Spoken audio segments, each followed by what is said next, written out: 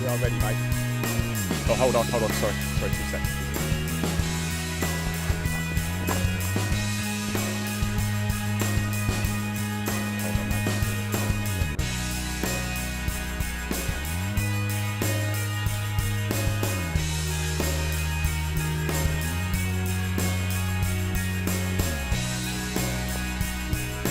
Okay.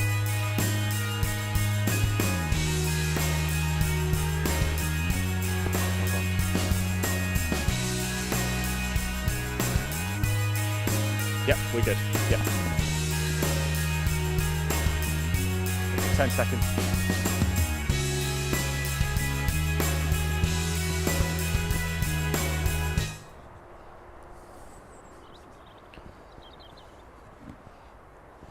Yes, good morning everybody and welcome to Dundonald Links. Today we crown our champion. Yes, it's the grand final of the 2024 Trilby Tour. It's going to be an exciting day as well because we've got the threat of rain. Who is going to emerge victorious? We're going to find out today and you are going to see it live. Yes, this is a Trilby Tour 2024 grand final.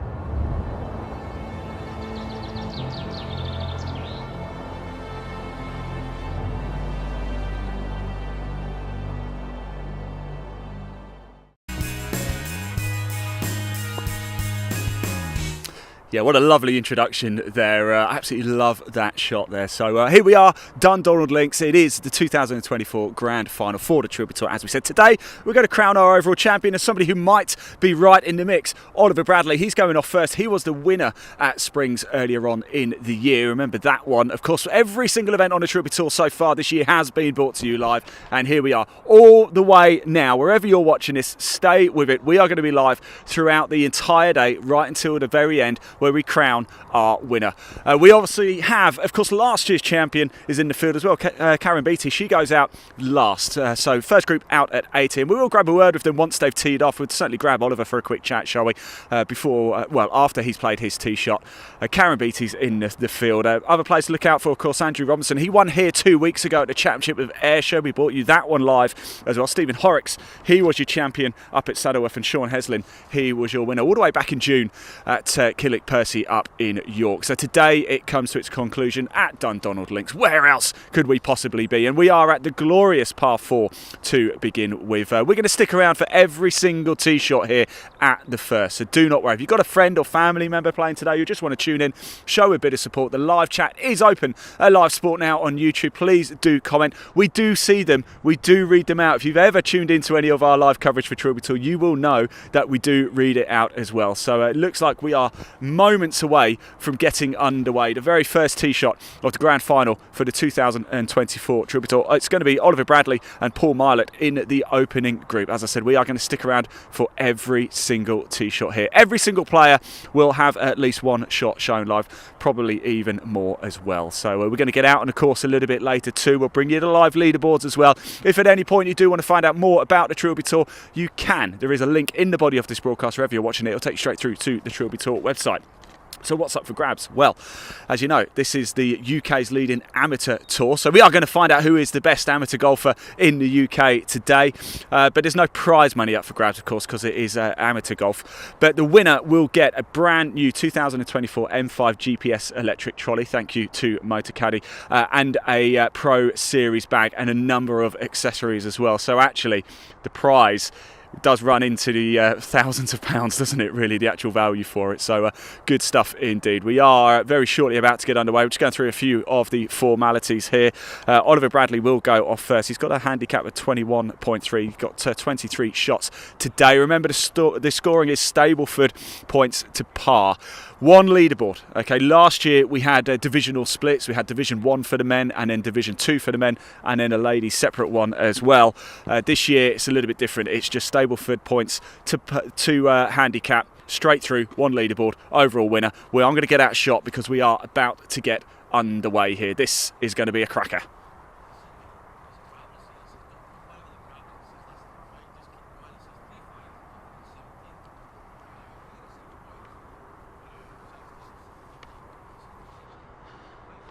So here we go.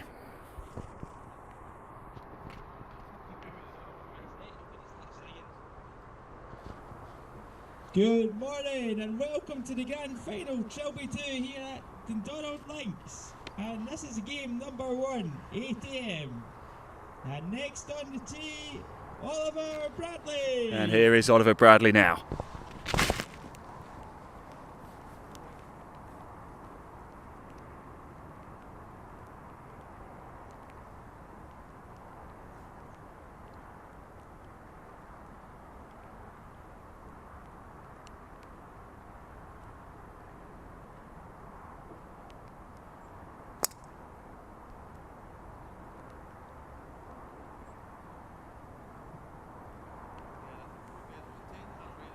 And next on the tee, Paul Milet.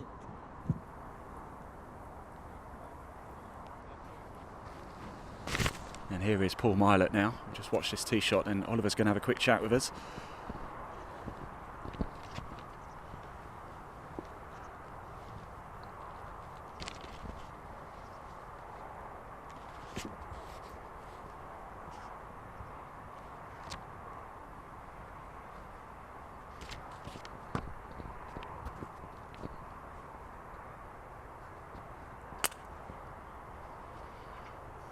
Doesn't look too bad, I don't think, there. So we've got Oliver Bradley here. Oliver, thank you for joining us. It's good to see you again, by the way, as well. And of course, it's already gone well for you this year on the Trilby Tour. Tell us about Springs. Yeah, so the Springs was a really good round. Thoroughly enjoyed myself. I think we got quite lucky with the weather. Yeah, just very happy to be up here as well. Yeah. Beautiful conditions, although there's going to be a bit of moisture in the air. Do you like playing in the rain? Oh yeah, it's my favourite thing. No, to be fair, I've got my wet weather gloves, so I think I'm quite well prepared. My caddy's got his towel, so I think we'll make the best of whatever comes our way. You know, it is an amateur event, but you want to win this, don't you? What would it mean if you can get over the line today to you?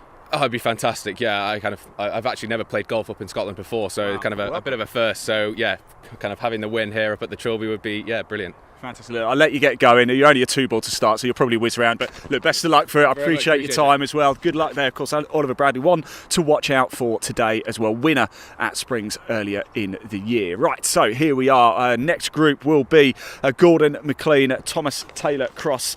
In fact, Thomas Taylor, he also plays out the Springs, but I'm certain he played here a couple of weeks ago too.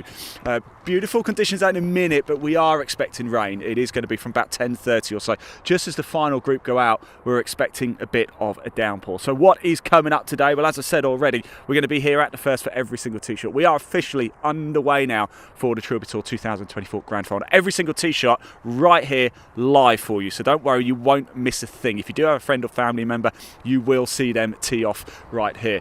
We've got a couple of players over here. I wonder if I could just grab them over. Boys, can I just get you over here for a second? Come on, lads, over you come. We're going to have a quick chat. You're just going to put his ball down. We'll grab you for a second. You got a bit of time, lads. Don't worry. Yeah. What's your name badge? Right. How are we feeling today? Rough. Why are you feeling rough? Tell me a story. Why? Because we're both ex-squaddies. Chris did 28 year. I did 24 year. Brilliant. Ex-army.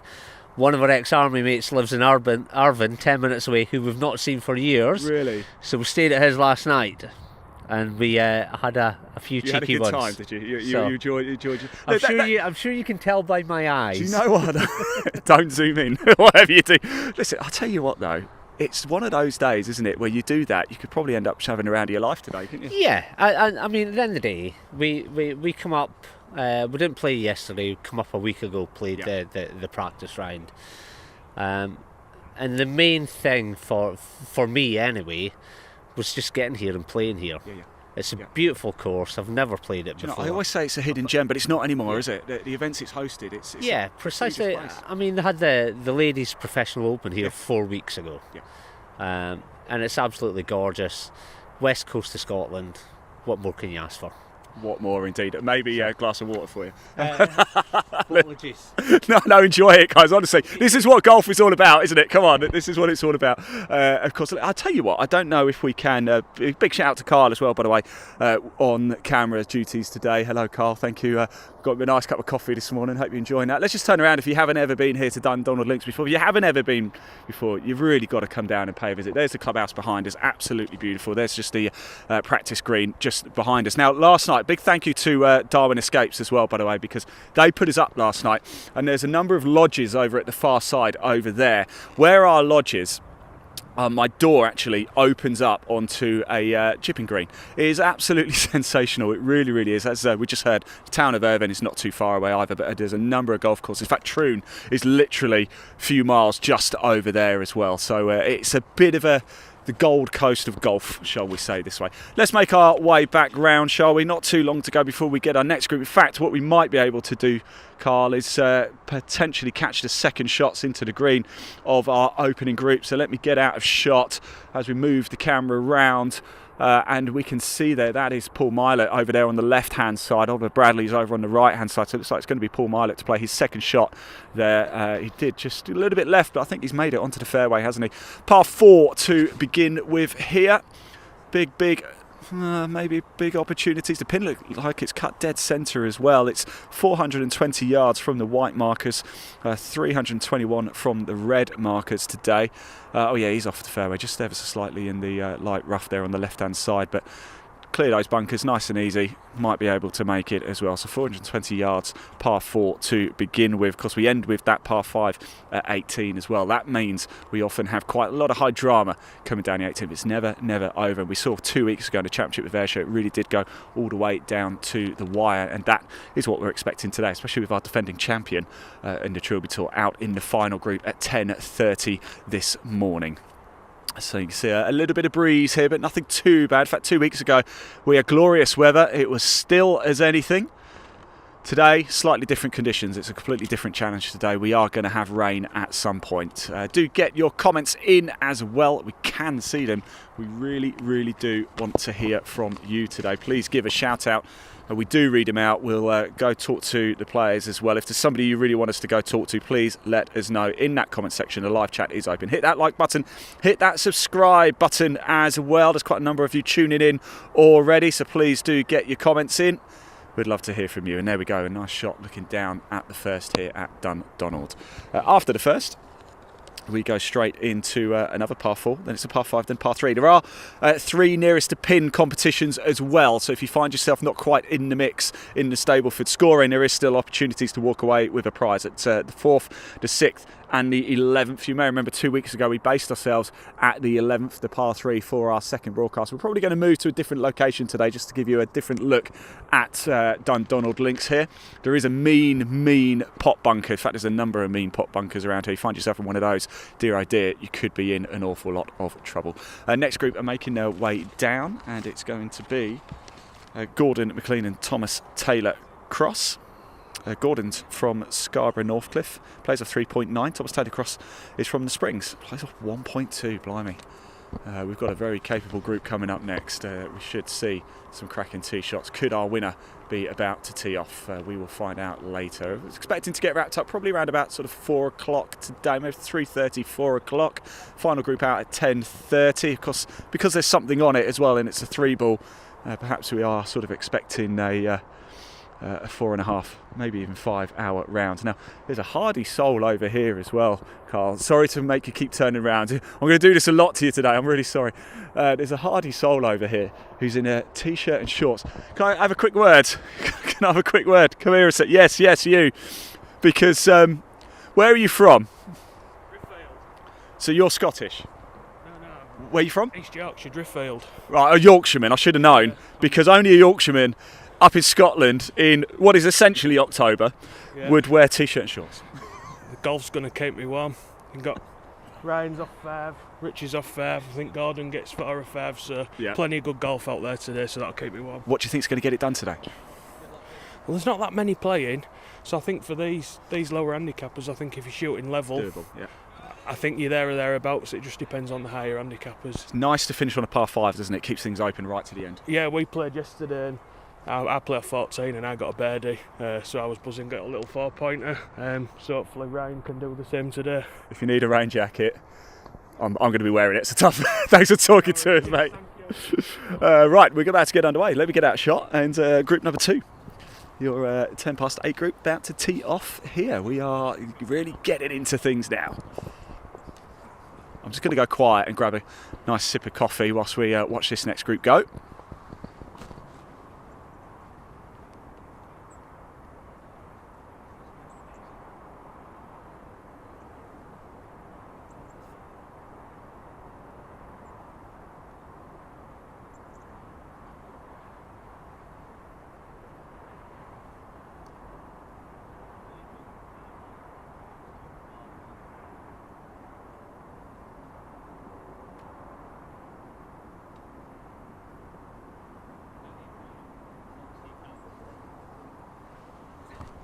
Well, I've just checked the YouTube cover. I haven't seen any comments yet, so if you are tuning in, hello, good morning. Yes, welcome to Dundonald Links. It is the grand final of the 2024 Trilby Tour. We're live throughout the course of the day. We will be crowning your champion live on air as well, so please do make sure you tune in for that one. A live on air, in air shirt as well. See what we did there.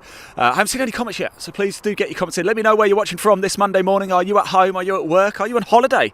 Are you in the UK? Are you overseas? I always like to do this and find out how many countries we are currently being watched in, so please do let us know. If you're in Scotland, let me know. If you're in Wales, if you're in England, if you're in Ireland, Northern Ireland, if you're on the continent, if you're in America, if you're in Australia, wherever you are, please just let us know in that comment section. We'll give your country a shout out. We'll give your golf club a shout out as well if you are tuning in, and as we always say, please do show a bit of support for the players as well. They do go back and watch it, and we will talk to them as well. Last time out 2 weeks ago, the Championship with Ayrshire here at Dundonald, a number of you asked us to go talk to certain players, and we did. So if you've got a message of support for a friend or family member teeing it up today, let me know. If you don't let me know, I might miss them. So we'll certainly catch the tee shots, but we might not pick them up for a chat. So please do let us know. I've just heard from a couple of players about to go off in this group as well, and we will be underway very, very shortly. So yeah, 10 past 8 tee time. Gordon McLean and Thomas Taylor Cross. We must say a big thank you to our partners as well. We're going to hear from those guys throughout the course of the day, and we are going to hear a little bit later as well from the course designer here at Dundonald Links. All of that still to come. Plenty to keep you entertained throughout the course of the day here live on YouTube. We're live on Facebook as well with the Trilby Tour and Live Sport Now. That's us. Please do hit that like button and that subscribe button if you're watching on YouTube. Bring you an awful lot of live sport, including golf, a lot of motorsport, football, you name it. If you just love sport, why not hit that subscribe button? Don't cost anything to do. So we are, it's almost 1:15 now, so we should be about to get underway.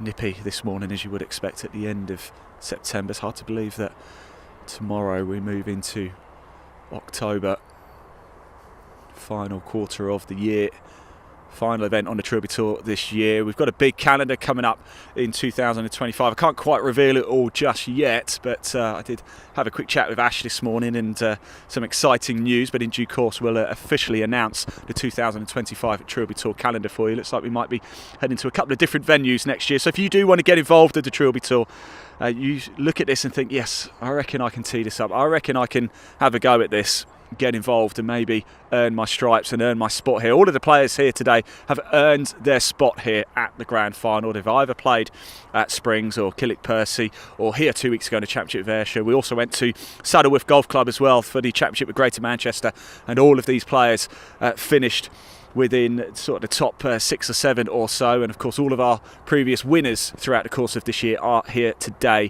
teeing it up. So we are expecting a very, very competitive field. Expect this one to go all the way down to the wire. I reckon sort of 3:30, 4 o'clock we will be crowning our champion this afternoon. We're going to stay live throughout the course of the day as well, so just keep this on wherever you are. We will have a couple of breaks throughout the course of the day when we will bring you the leaderboard, just so Carl and I can go get ourselves a nice cup of coffee. But as I say, we're going to stick around at the first tee for every single tee shot here live.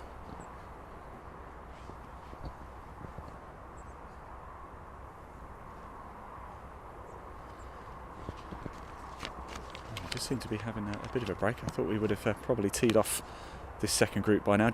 We're due to go out at 8:10, so it looks like we're starting to run a little bit behind already. The first group have already cleared the first green, so we probably could get things underway. We're doing our up. So there are your tee times on screen.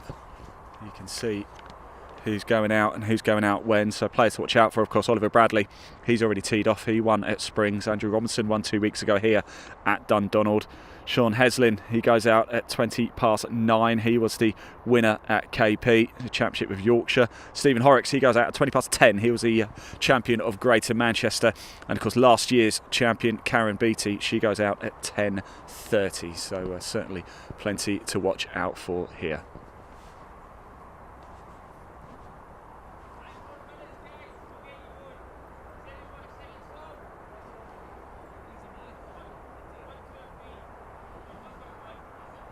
So I think I just had another 4 minutes or so. So I wonder if they're actually mixing the groups up. I'm just trying to see. We've got 3 caddies there. I wonder if they've put them together.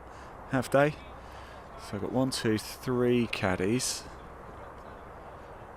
I've definitely got 1, 2, 3 golfers. So maybe actually they've combined 2 groups and are going out together. So that might be the reason why. They are just going through some of the formalities. There's our hardy Yorkshireman there in his t-shirt and shorts. I think he might be regretting that round about 10:30 when we are due quite a lot of rain. From about sort of 12 o'clock to 1 o'clock it was 90%. So we are going to get wet at some point today. That won't stop us bringing you the pictures live. So Group 1 well through already. Oliver Bradley and Paul Milett, they're currently on the second at the minute. So apologies for the slight pause here. In fact, whilst we do wait, talking of rain as well, we must say a big thank you to our partner Sunderland of Scotland. They've got a cracking autumn-winter range currently out now that you can get involved in, so do go check it out. In fact, why not have a quick look at it right here. If you do need some wet weather gear, Sunderland of Scotland are the place to go. Let's have a quick look at their autumn-winter range for 24-25. Roll VT.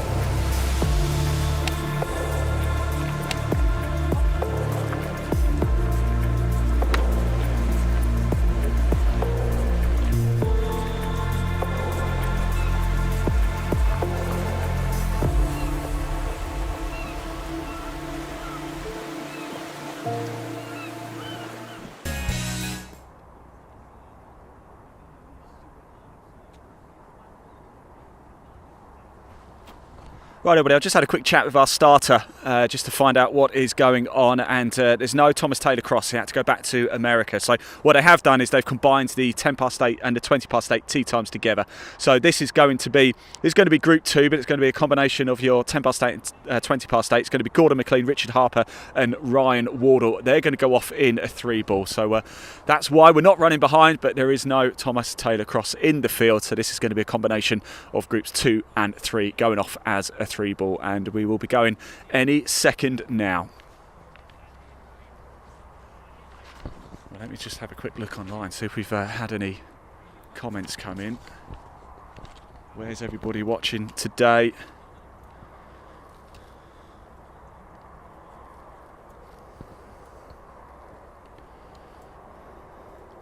Oh, I've just had a message from Ash as well. There we go. A couple of messages coming in. Andrew Haskins says, good luck to John Golder. Rob Barlow says, watching while driving down to Manchester from North East England, rooting for Gordon. Rob also goes, he has to add, his wife is driving. I did think that, Rob, but I'm glad to say your wife is driving.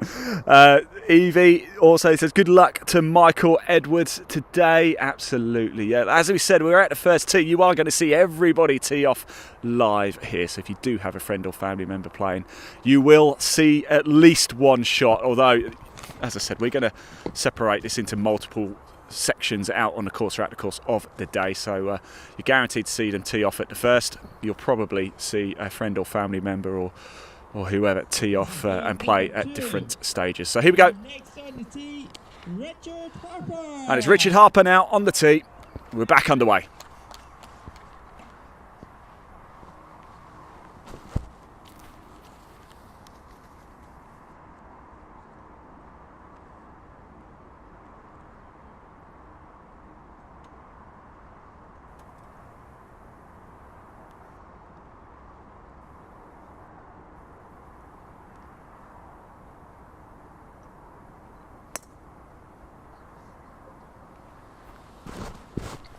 Just going around to the right, that'll be okay. Gordon McLean. And here's Gordon McLean. He's got a rousing reception. There's quite a few spectators starting to turn up.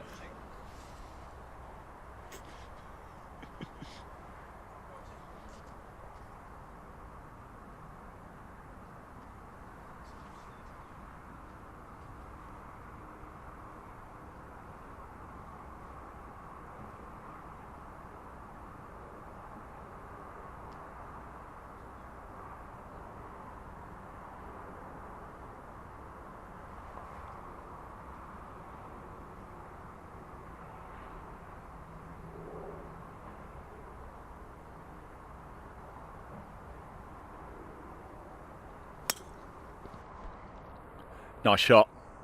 Straight down the middle, split the fairway, beautiful. Next on the tee, Ryan Wardle. And here's Ryan Wardle now. This is what we like, good bit of atmosphere, few people hanging around. This is what we like to see. If you are in the area, by the way, if you're in Ayrshire over Irving Way, want to come down, feel free, please do. There's some cracking food in the clubhouse as well, so do pop down.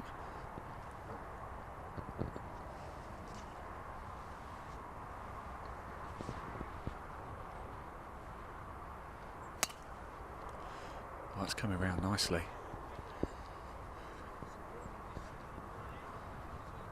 Off they go. There we go. So there we go. Group 2 are now out. How good is that? So next group are making their way down. It's going to be wall-to-wall tee shots very shortly. 10-minute gaps in between each one. So group 2 are out. Just a reminder, that is a joint group. The 10 past 8 and 20 past 8, they've merged together because there's no Thomas Taylor Cross. He's had to go back to the States. So this 3-ball, they're on their way out. Now, it's the grand final. Prizes up for grabs, and they have very kindly been donated by our partners at Motorcaddy. So let's take a quick look, shall we? That's a bit of their trolley range for 2024. Roll VT.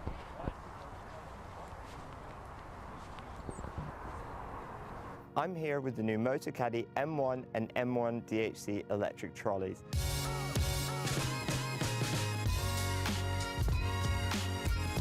The M1 is the perfect option for an easy-to-use trolley that folds really small for convenient storage and transportation. The latest model benefits from new automotive-inspired styling, including a sleek new frame, low-profile tyres and ergonomic handle. It features the revolutionary new MotoCaddy Click and Connect cable-free lithium battery, which automatically turns the trolley off when folded with a pop-up port to charge the battery without having to remove it. The first thing you notice is how quiet it is. Powered by a 230 watt motor and next generation 28 volt technology, it has plenty of power. It features an impressive LCD widescreen display which includes 9 speed settings to easily match your perfect walking pace, a speed indicator and a battery meter to show the remaining battery. I love the adjustable distance control feature, where I can choose between a selection of distances I want to send the trolley down the fairway, and I can just press a button and go help my friend look for his ball. There's a USB charging port for charging phones or GPS devices while you play. And if you're looking for even more performance, we also have the M1 DHC, which adds 3 extra features. Downhill control automatically regulates the trolley's speed while moving downhills, helping you stay in complete hands-free control, all-terrain tyres, and an electronic parking brake which holds the trolley in place uphill or downhill while you play your shot. All MotoCaddy trolleys feature Easy Lock, which quickly connects any MotoCaddy bag without a lower bag strap. Great to get you onto the course ready for your tee time. I hope you've enjoyed learning about the all-new M1 and M1 DHC models. Discover more about all of our products at motocaddy.com.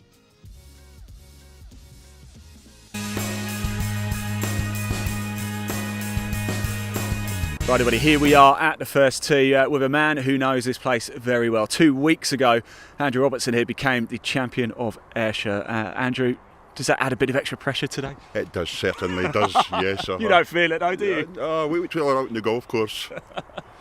What are you expecting today? Because it's going to be completely different conditions. We were just talking about it, weren't we? 2 weeks ago, we had sunshine. We didn't have a breath of wind. It was dry. It's going to be the opposite today. It definitely is. It's a breeze into the first year, so it's going to be quite a tough hole to start off with. Yeah. Downwind, okay, but all into the wind is going to be tough. Is it driver from the first few? Definitely. Yeah. Yeah. Where's the big opportunities around here? Is it quite nice to finish with a par 5 because that keeps things alive? It certainly did 2 weeks ago. It did, I guess, because I finished with 4 there. I finished with 5 there yesterday, but we'll see how things go.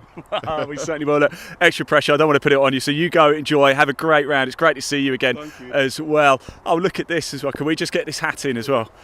Oh, thank you so much. Look at that. That is service. And look, give the club a shout out. Oh, love me Ben, Billy boys. Tom, man, there we go. There we go. Look at that. How nice is that drumstick as well? Carl, do you want it? There you go, mate. Here you go. I'm not a big sweet person, to be honest. I prefer my chocolates. But yes, there we go. How good is that? That was our champion, Andrew Robinson. He was our winner 2 weeks ago here. And he plays off 4.7. So Andrew Robinson is certainly a player to keep our eyes peeled on today. They did have a quick chat though actually during the ad break there, and he actually fancies Oliver Bradley to go well here. Now, if we do actually put the camera, you might have already done it actually, Carl, down at the halfway down the first fairway. Look how many people are down there. How good is that to see? Of course, Gordon McLean, Richard Harper and Ryan Wardle in that group down there, and I think a lot of that actually is for Gordon McLean. He got a rousing reception as he came up to the tee box. But this group here, it's going to be a 2-ball. It's going to be Adam Webb and Andrew Robinson, our champion of Ayrshire 2 weeks ago. We'll just have a couple of the formalities whilst we wait to get things underway. The group, of course, are still halfway down the fairway, so we'll just watch them play their second shots. Rain is coming. Rain is on its way. Don't forget to hit that like button, hit that subscribe button. And quite a few people actually, a bit of support for Adam Webb on social media as well. Aaron Lynch and Ella Champion both saying good luck to Adam Webb. Alan Summerfield's watching in New Zealand as well. Hello. What time is it over in New Zealand right now? You let us know. New Zealand is ahead, isn't it, of us in Scotland? Because we're on the west coast of Scotland. Ayrshire just outside the town of Irvine on the beautiful west coast. Dundonald Links is absolutely stunning. It feels almost like a second home, this place. It's my 4th visit in the last sort of 18 months or so. In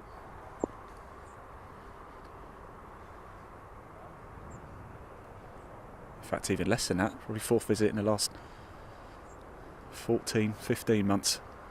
We had 2 trips here. We were here 2 weeks ago for the Championship with Ayrshire. Last year, actually, we had the first event, was the Championship with Ayrshire. That was, I believe that was sort of April, May time last year. And we came back for the grand final this year. We've almost had them back to back. Nice little 7-hour drive it was on a Sunday afternoon, but when you get here, boy oh boy, is it worth it. And when I did arrive last night, you get a little twinge of emotion as you pull into Dundonald Links.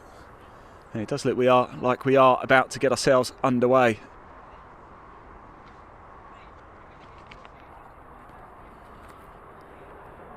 It is Adam Webb, plays off 7.3, has 8 shots. How does the Centurion?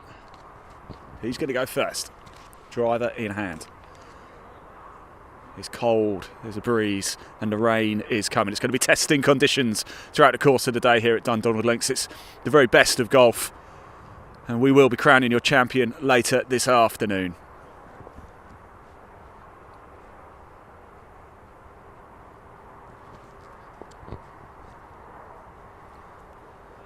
So every single tee shot live here. Final group go out at 10:30 this morning. You'll be able to see that. This is game number 3, and next on the tee, Adam Webb. And here is Adam Webb.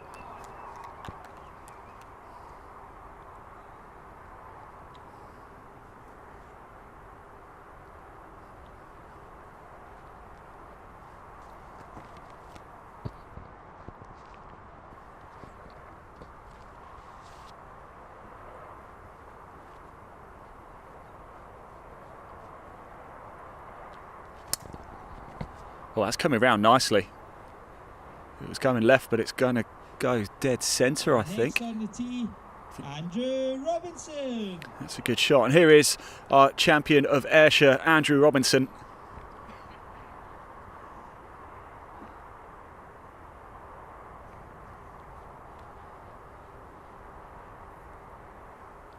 Scintillating performance 2 weeks ago in the late summer sun.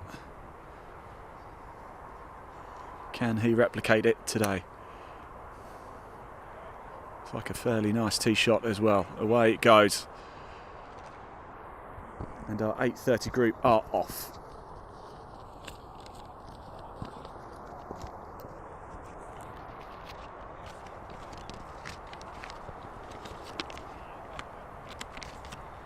So our next group will be Joseph Blanche and Chris Burnett. Just wait for them to come down at the minute.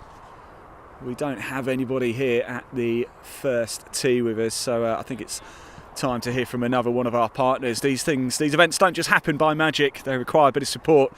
And of course, we've got some wonderful partners in Sunderland, Scotland Motor Caddy, and of course, Glen Muir as well. And you certainly need a nice knitted mid layer, don't you, around this time of year. So let's take a quick look at Glen Muir's autumn winter range for 2024. Roll VT.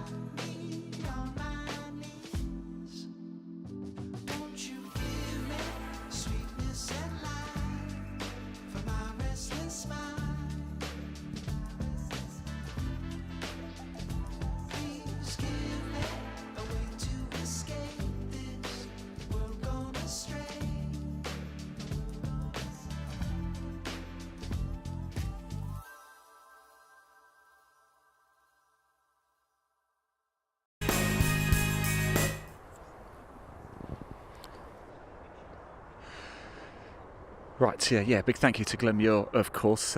Some nice clothes there, isn't there? And Glenmuir provided all of the polo shirts for the players as they're wearing them today. You can see the lovely sort of almost aqua colour. They look fantastic, don't they? A quick look at the leaderboard as well. At very early stages, don't forget. In fact, the second group is still actually on the green, so at the first. So we do have Oliver Bradley and Paul Milet. They went out at 8 o'clock this morning, and they're both currently 1 under Stableford points to par, 3 points in total as they went through the first. So they're putting points on the board nice and early. What score do you think is going to get it done today? What is going to be the winning score for the 2024 Grand Final on the Trilby Tour? Let us know. We will put the camera down and we'll watch the second shot, shall we, from our third group. Of course, Adam Webb and Andrew Robinson in this particular group. We'll just see who's going to go for. I think it's going to be Adam Webb is that on the left-hand side who's going to play first. They're just going to clear the green from the group before that as well. So very short to be able to see a little bit more action. We've got no players down here with us either, so nobody to talk to at the minute. But let's watch a little bit of golf action show from Adam Webb and Andrew Robinson. Do keep your comments coming in as well. I did see the comment actually saying it's about 8:38 in New Zealand, so in the evening. So 12 hours ahead, blimey. I have been to New Zealand as well, I've got to say. I spent 2 weeks travelling around both the South and North Islands. Beautiful country, absolutely stunning. I didn't want to leave, but my visa said otherwise.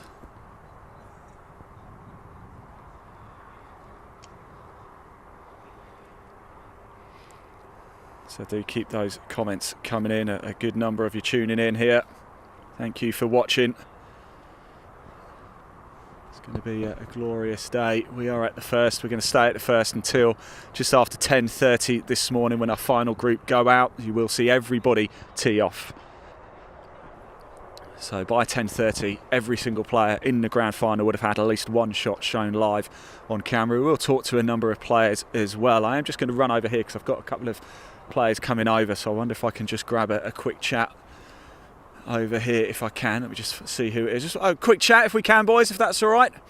Who have I got? I've got Joseph over here as well. Let's come on. Let's have a quick chat, shall we? Both of you, come over, lads. Come on. Let's anywhere. We'll come over here. Let's be professional and do it in front of the advertising board, and shall we, guys? Yeah. Right, Joseph. How important is your caddy going to be today? It's going to be crucial today. We had a good practice round yesterday. Yeah. We had good conversations with everything, all the shots, and it went pretty well yesterday. But we need to improve today to be up there, really. But we just want to have fun and enjoy it. That's what it's all about, isn't it? But what do you think could go close today and get it done? Well, if we avoid the sand today and we can keep it on the dance floor, you know, we're going to be happy with that. And if we can just sort of, you know, drill a few putts, we're going to be even more happy with that. The greens are great. I never like to talk negatively when you're about to tee off, but there's some wicked pot bunkers out there. Oh, seriously, we had to stand in one yesterday and have a picture, you know, it's like a well, and then we watched a woman go in it behind us, so I think she's still in there now, actually.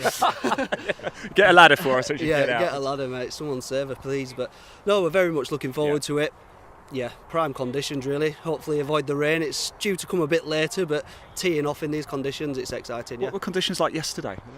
They were a little bit benign like today, not very much wind, 10 degrees or 10 miles per hour, and we that was helpful conditions. Yeah. Similar today, but as I say, in the last hour or so, we might just get a bit of the damp stuff. So. It's coming. You can't come to Scotland without getting a bit of damp, can you? We had it too nice 2 weeks ago. Yeah. Right, guys, look, thank you so much. Best of luck. Really appreciate you coming over to talk to us. Yeah. And of course, we'll be keeping an eye on you around as well. Thank you, guys. Joseph. Have you not? Speak to the starter. He'll sort you out, mate. Yeah. So there we go. Joseph Blanche there. Always good to hear from players. Everybody's smiling and happy. It's what we like to see. We really, really do.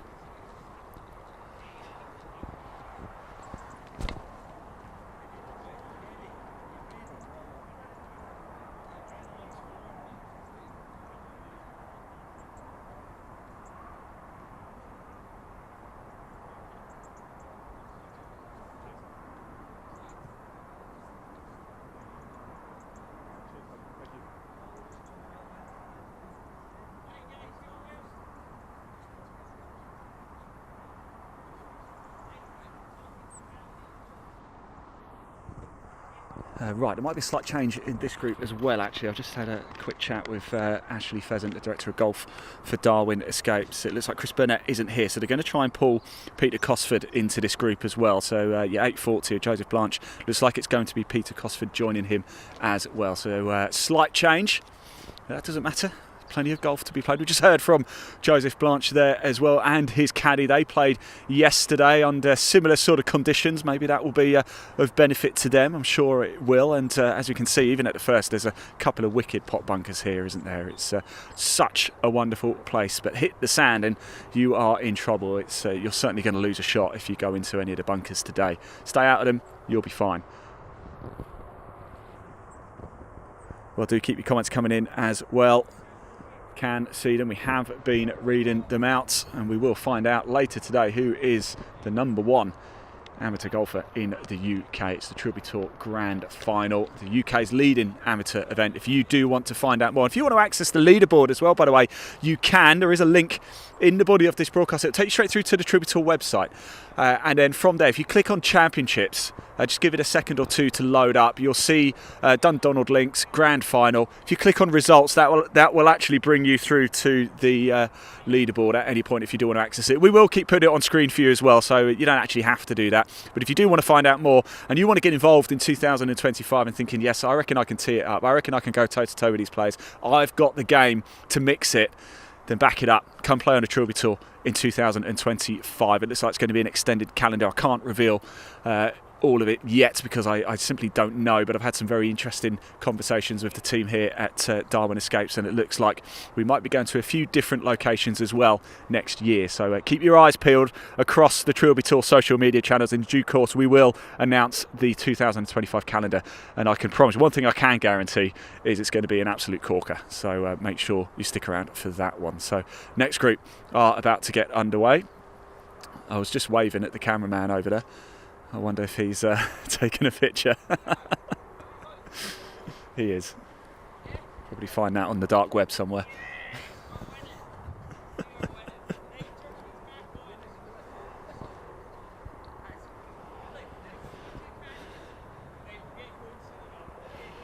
There you go. Thank you very much, Jack. By the way, big shout out to Jack as well. He's our director today. He's pressing all the buttons and making the adverts come on and leaderboards and tee times, etc. He was just telling me about the bunker shot down there, which I can't see because I'm stood away from the camera at the minute. So I'm stood behind the tee box, just off to the left of it, with the microphone in hand, trying to see as much as I can. But of course, I don't have the benefit of the zoom on the camera. So thank you very much. A cracking shot out there of the bunker. It seems like didn't see it. But hopefully you guys did, watching at home or at work or wherever you are. Remember, let us know where you're watching from today as well. We do like to see how many of you are watching from all over the world. If you are in the UK, whereabouts in the UK are you? If you're not in the UK and you're in a different country, please do let us know. I believe that's Peter Cosford you're looking at now in the blue. So it looks like he is going to join this group. And here we go. And next on the tee, Joseph Blanche. And here is Joseph Blanche. We just heard from him and his caddy. He's about to get his round underway.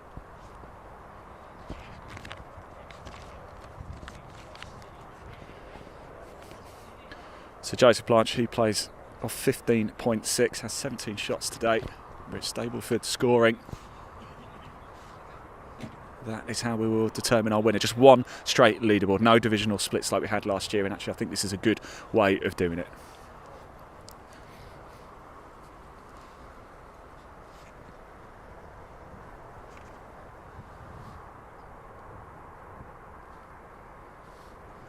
So left-hander, Joseph. Looks like he's opting for a long iron here.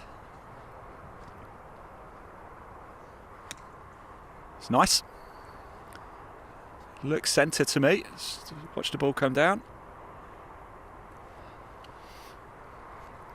Next on the tee, Peter Cosford. And here is Peter Cosford now.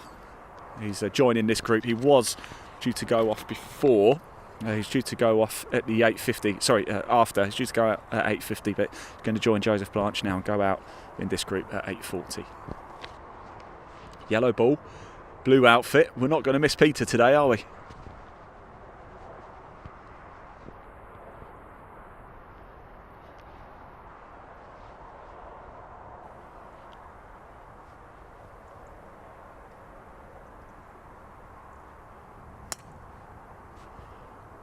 Nice shot. A little bit right on the fairway, but nice place to be. Just bouncing off to the right. It's going to be okay. And it's a nice shot. Right, I've got a couple of players over here. I'm just going to see if I can grab somebody else for a quick chat, shall we? Because we are waiting for our next group.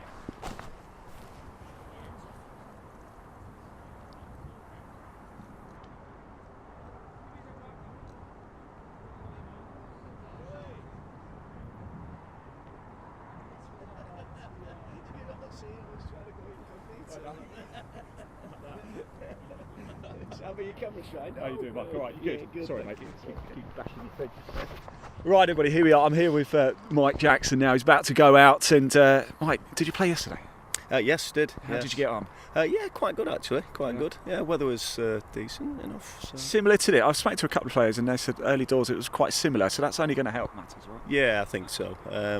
Yeah, I think we forecast a little bit of rain today, unfortunately. So you've got the wet weathers on. Yeah, I hope my caddy's got those sorted. Tell us about your experience overall of playing on the Trilby Tour. Oh, it's been great. It's been great. I qualified at my home course, which obviously slight advantage there. Yeah. But doesn't matter. Yeah, this place. Wow, it's golf, isn't it? You know. It's something special, is it? Is this your first visit here? It is, yes. Yeah. You'll be back? Absolutely, yeah. What do you think's going to get it done today? They're never usually as high as you think, are they? So and difficult. It's going to be tougher. We were here 2 weeks ago, dry conditions, no wind. Today's the complete opposite. Yes, yeah. So are they likely to trim the greens today as well? I think. I've heard they're running pretty nice. pure today. Right, so okay. You're right. Well, maybe. I'll show you how good I am not. Okay, well, we'll find out later. Okay, Best of luck. you. Thanks for talking to us. Really appreciate it. Driver in hand as well. That's what we like to see there. Right, we are going to get, sorry, was that? Yeah, Mike Jackson there. He plays off 8.9. He's got 10 shots today. He will be going out. He'll be going out in the next group actually with Michael Edwards. Of course, he was due to be playing with Peter Cosford as well. Peter Cosford has gone out, so it's going to be Michael Edwards and Mike Jackson. They are out in our next group. Wind feels like it's picking up actually here. My hands are getting colder and colder and colder. In fact, Carl, I'm just going to move you around a little bit to the right just to give you an extra view of what else we've got going on just whilst we wait for the next group. Just through the gap here, you can see the driving range there. So a number of the players just getting themselves warmed up, hitting a few long balls down there. We've got the putting green just behind us, as we've already seen. But I believe you can see that factory just behind us. Now, I believe, I've asked this question before, I believe it's a paper mill. If I'm wrong and somebody knows better than me, please do put it in that comment section in the live chat, Live Sport Now on YouTube or Golf by Darwin Escapes, just to correct me if I am wrong. But that's, I believe that's a paper mill, but it's really quite a signature view, isn't it, when you come here. That's looking inland, of course, from our tee box position. Over to the left is where you will find the sea, and there is a train track that runs across the left-hand side of the course as we're looking at it from here, right, if you're facing the other way. And you may remember last time we were at the par 3 11th hole, and we saw a number of trains coming through and gave a nice shot. We'll just slowly bring the camera back round, and we might get a chance to see Joseph Blanche and Peter Cosford's second shots at the first par 4 to begin with here at Dundonald Links. So we're going to watch their second shots. Peter, that was quite a hit, wasn't it? He's well off onto the right. He's got a nice approach shot there, whereas a little bit more work for Joseph to do, but he'll comfortably clear those bunkers there right in front of him. Although we do have a buggy going down, I wonder if everything's okay. I thought it was quite a good tee shot. I didn't realise he was that far off to the left. I thought it came down more centre, but unfortunately, as soon as the white ball goes above the tree line there, sort of lose sight of it pretty quick.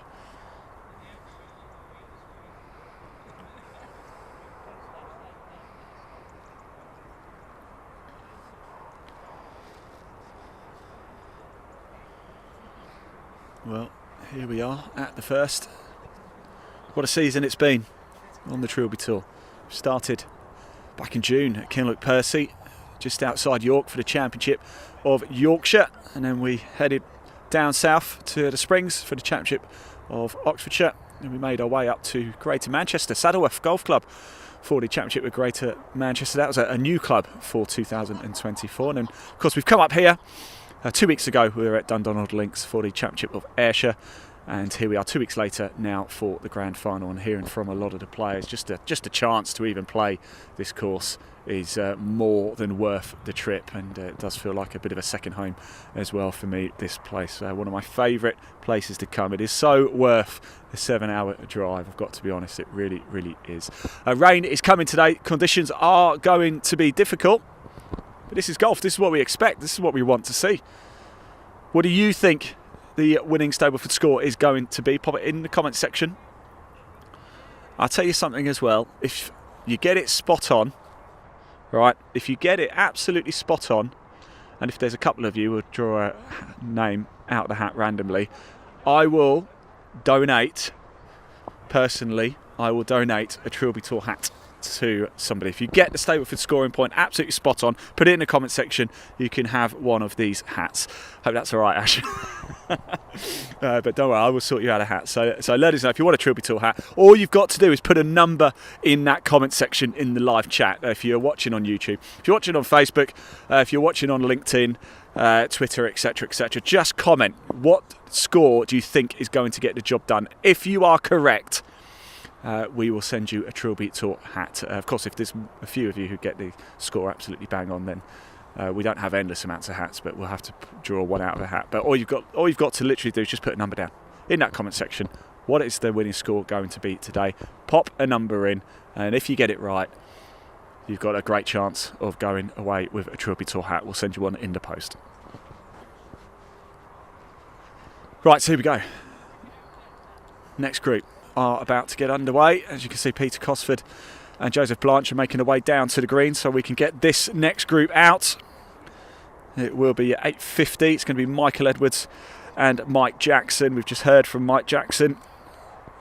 He came out yesterday for his first ever round here at Dundonald Links, qualified for the grand final after going well at his home course. I think it's actually Saddleworth, his home course.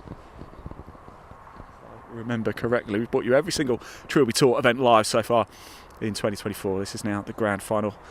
Fingers crossed, it looks like we'll be back for next year as well. But it is cold. In fact, I think if anything, I don't know about you, Kyle, but I think the temperature's dropping out here a bit, isn't it? Of course, Kyle, our cameraman, is a sturdy Glaswegian, so this is probably warm for him. Surprised he's not in shorts, actually. Whereas me, I'm a bit of a softy southerner from Berkshire.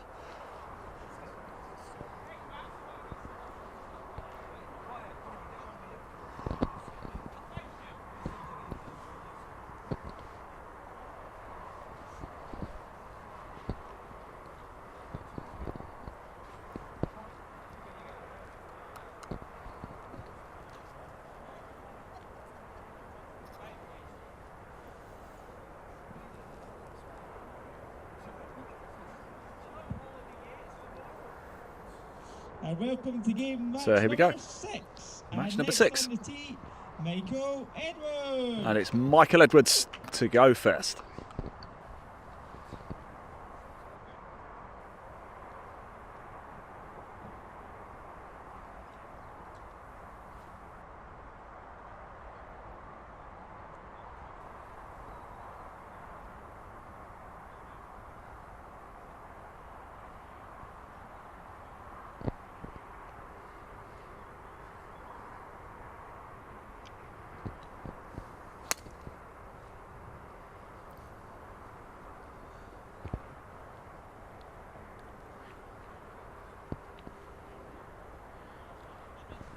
And next on the tee, Mike Jackson. And here is Mike Jackson. We just heard from him.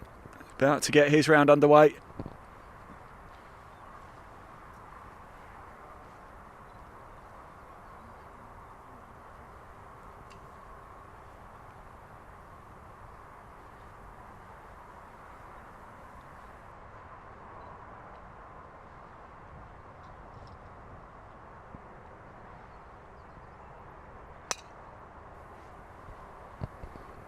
It's going to come round off to the right, but it's going to be safe there. It's going to be good. A couple of comments have come in as well. Mike Lewis is watching. He says, say good luck to my brother Tony Lewis, who tees off at 9:30 this morning. And Mike is watching all the way from the Sunshine Coast in Australia. Mike, very, very jealous. In fact, I'm not jealous actually. I'll be jealous tomorrow when I'm making my way down the M6, but right now, I think as much as I'd love to be on the Sunshine Coast in Australia, I think I'd actually rather be here, to be honest. So we're just going to have a little pause in play whilst we wait for our next group to come through. So I think it's about time we heard from a couple of our partners once again. Let's take a quick look, shall we? Big thank you. Motor Caddy are the ones handing out the prizes. So big thank you to Motor Caddy for the prizes that they're giving up today, and of course your overall winner gets a new 2024 M5 GPS electric trolley and a Pro Series bag with a host of accessories as well. So I think it's only right and fair that we take a quick look at some of the Motor Caddy range. Roll VT. I'm here with the new Motor Caddy M1 and M1 DHC electric trolleys.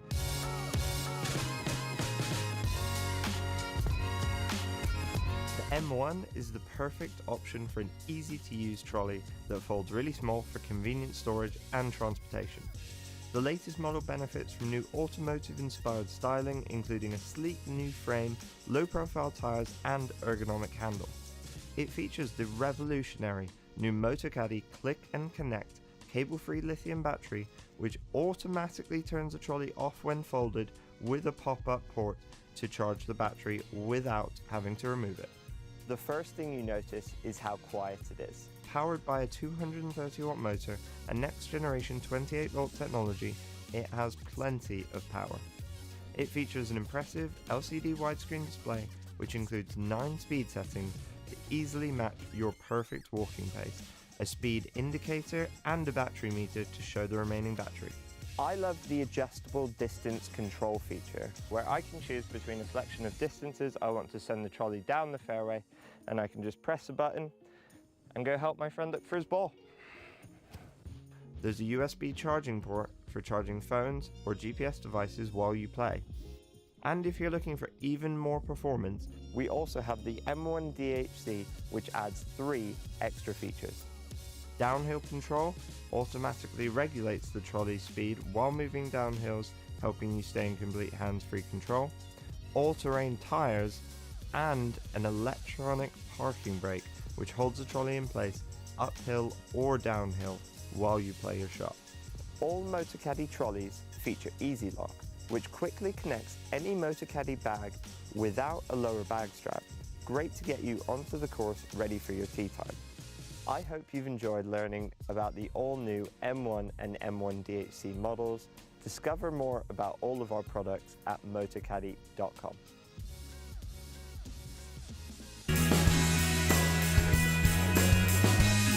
Sometimes I got quite a lot of them, but some of them you just lose it, especially if it's like they pin it way right.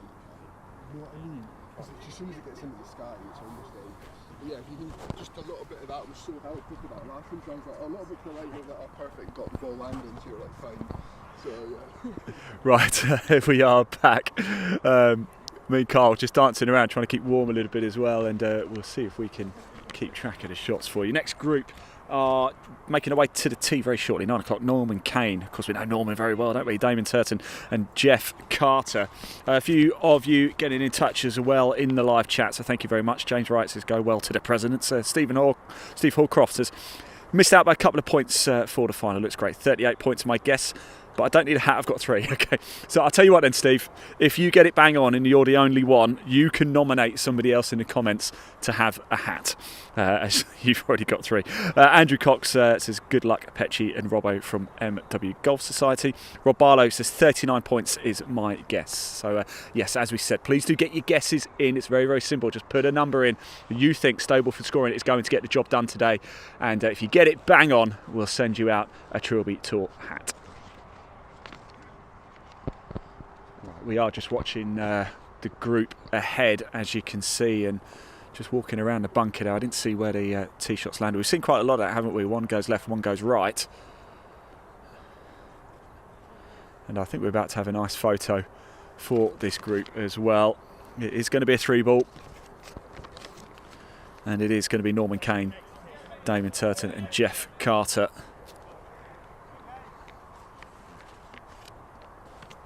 can see Lucy Robinson behind us as well. We'll grab a word with her. She's out in the next group. But how nice is this to see? This is what golf's all about. It's competitive. Everybody wants to win. But why not play with some nice people too? And everybody has been very much looking forward to this one. We're just going to let them crack on because we might be able to get this group go. Oh, there we go. A little thumbs up to the camera. That's what we like to see. Driver in hand. And that's what we like to see as well. Going to go for it. It's 1 round. Remember that. 1 round for the grand final, as it is for every tournament on the Trilby Tour. No second chances. You've got to bring your A game on the day. You don't get to come back tomorrow and have another go. And it just adds that extra element of jeopardy, doesn't it?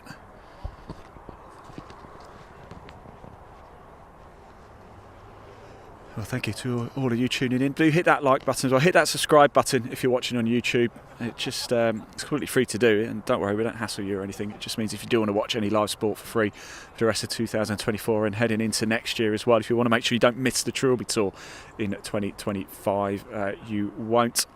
Don't worry, you don't get bombarded with anything. It helps us as well bring you these live pictures completely free for you to tune in and watch.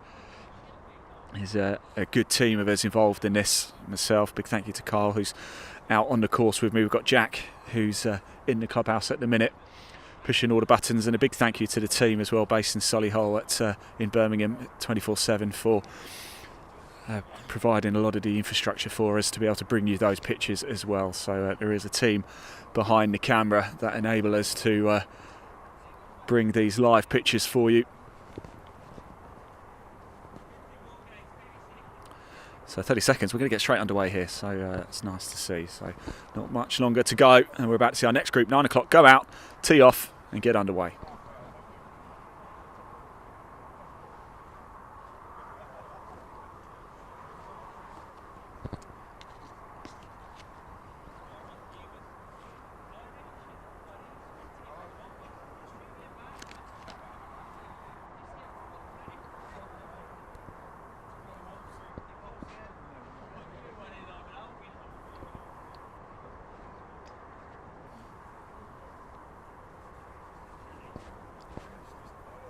Oh.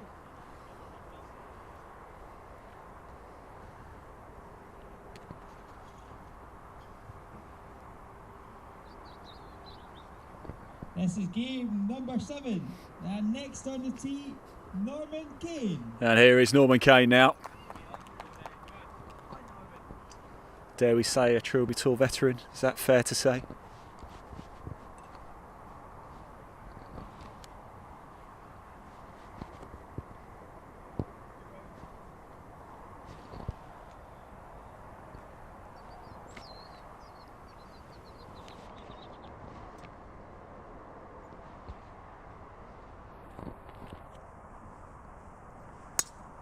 That's gone right. It's gone well right as well. That could be in trouble for Norman Kane. Next on the tee, Damon Turton. And here's Damon Turton now.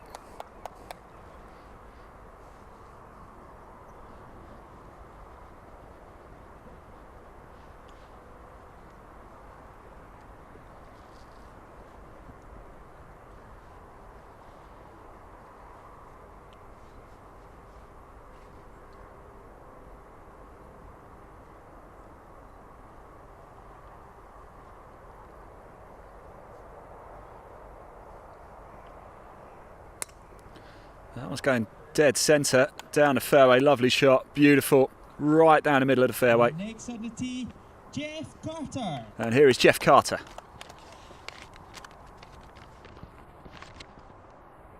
Jeff out of Cottingham Parks Golf and Leisure Club, plays off 8.9. Damien is off out of Thiel Golf Club, and Norman off Westmoreland.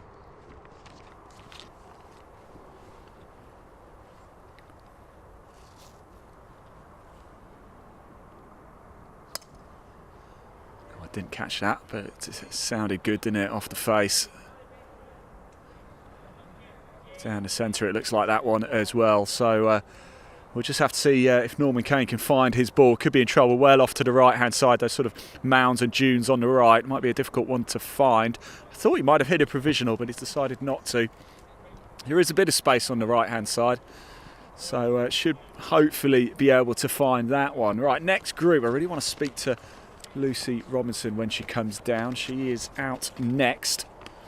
Not her first rodeo, but the 9-10 group will be Stephen Munter, Lucy Robinson and Simon Battensby. In fact, Simon, there has been a comment actually on social media for Simon, so I will see if I can find him and read it out. Unfortunately, I think it was his son's watching, but he's not allowed to watch it because he's got to go to school. So that's a shame. I'm really sorry about that. Yes, so Alice Battensby says, "Good luck, Dad. Can't watch you. Sadly, I'm in school and they won't let me." It's from Harry. There we go. So that's a shame, but we will grab Simon as soon as we can find him. Let me just see. I'm going to move under the camera. We'll follow the players down. Sorry about that, Carl. Nobody wants to see my head today, but.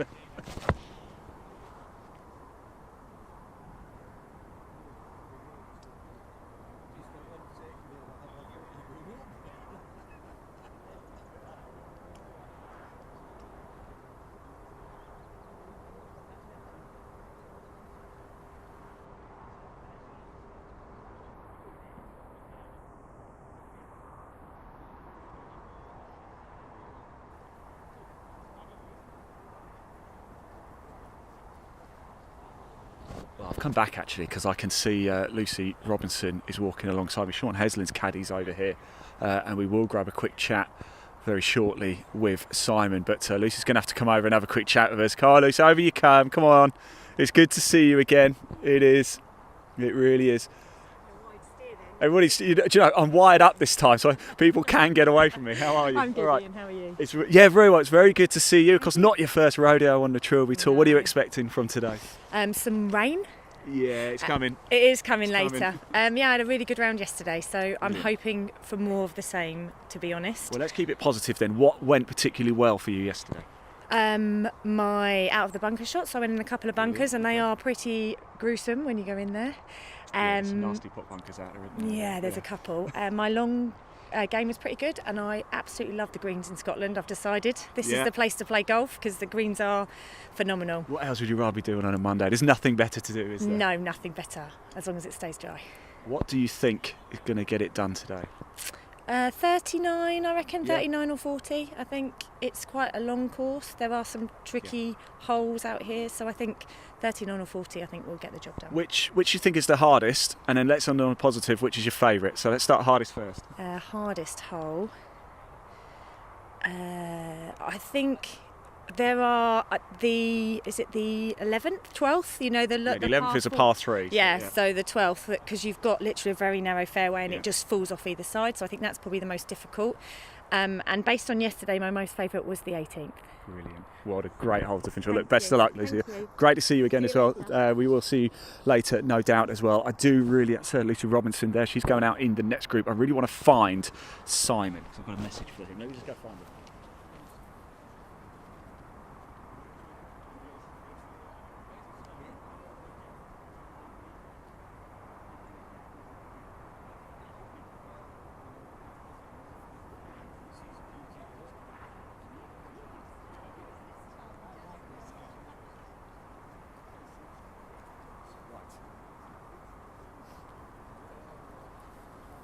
Simon, I also want to talk to everybody as possible. I wanted to come talk to you for a particular reason as well, because there's been a message on social media for you. Okay, it says it's from Alice.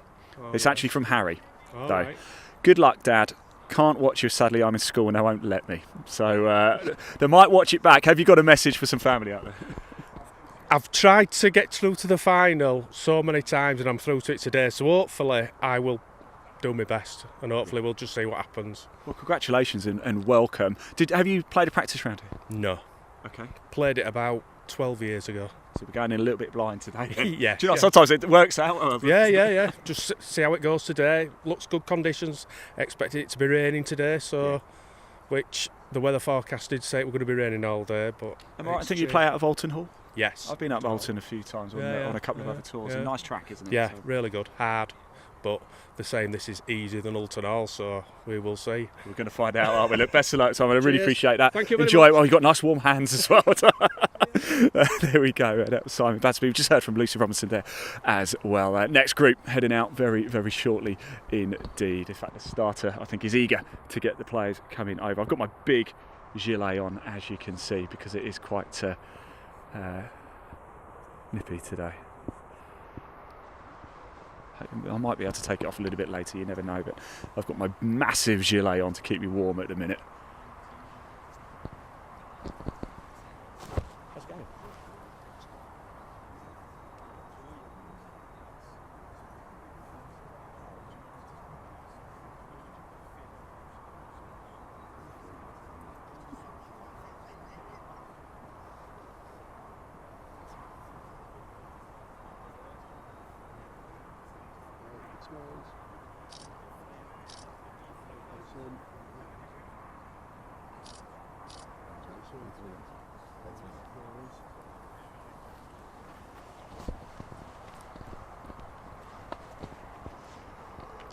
So there we go, next group about to head on out. We've just heard from Simon and Lucy there.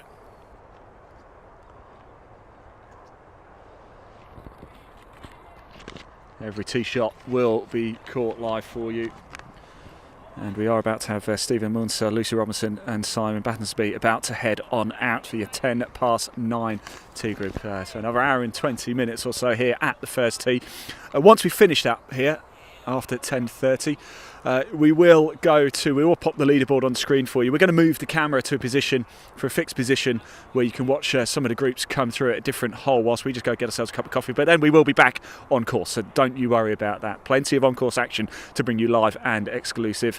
We're just at the first tee now, so we capture every single player having a shot. But we'll follow the stories as they happen at the 2024 Trilby Tour Grand Final.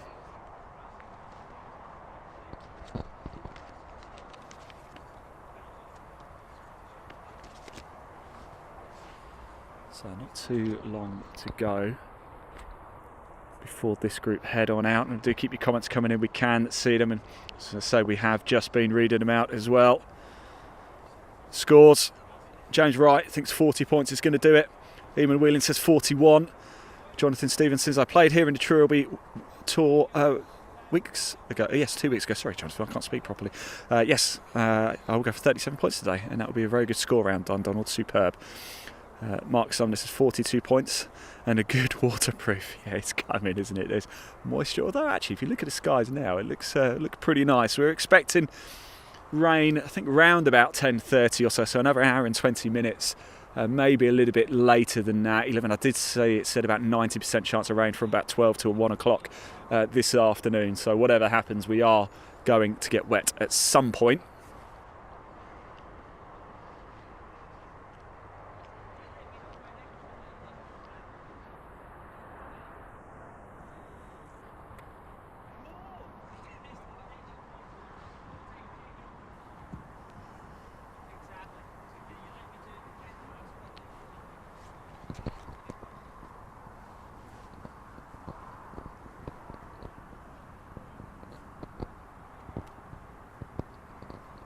This is match number 7. So here we go. And next on the tee, Stephen Munster. And here's Stephen Munster. Plays off 9.7. Has 11 shots around here today.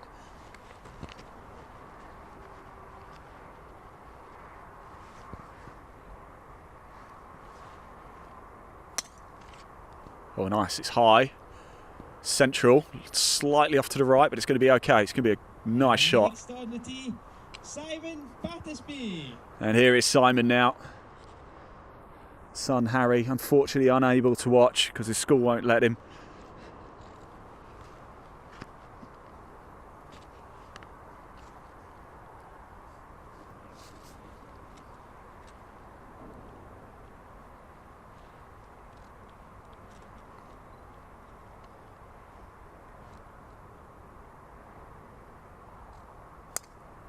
Nice, dead centre.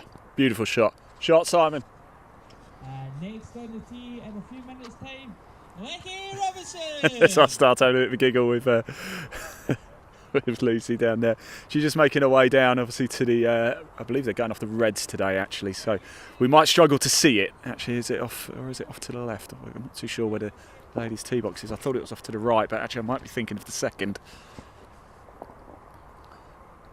We'll call it. We can't move the camera down there, unfortunately, so I'll call it as I see it come off the club face, so do stick around with us for a little bit longer. I've just got Leslie over there. We'll have a chat with him in a minute.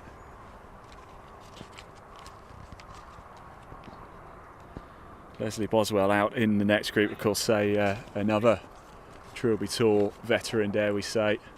Believe a winner as well, if I remember correctly. Ash, if you're listening, can you just confirm that for me? Of course, I remember seeing a lot of Leslie last year as well on the Trilby Tour up here in Scotland.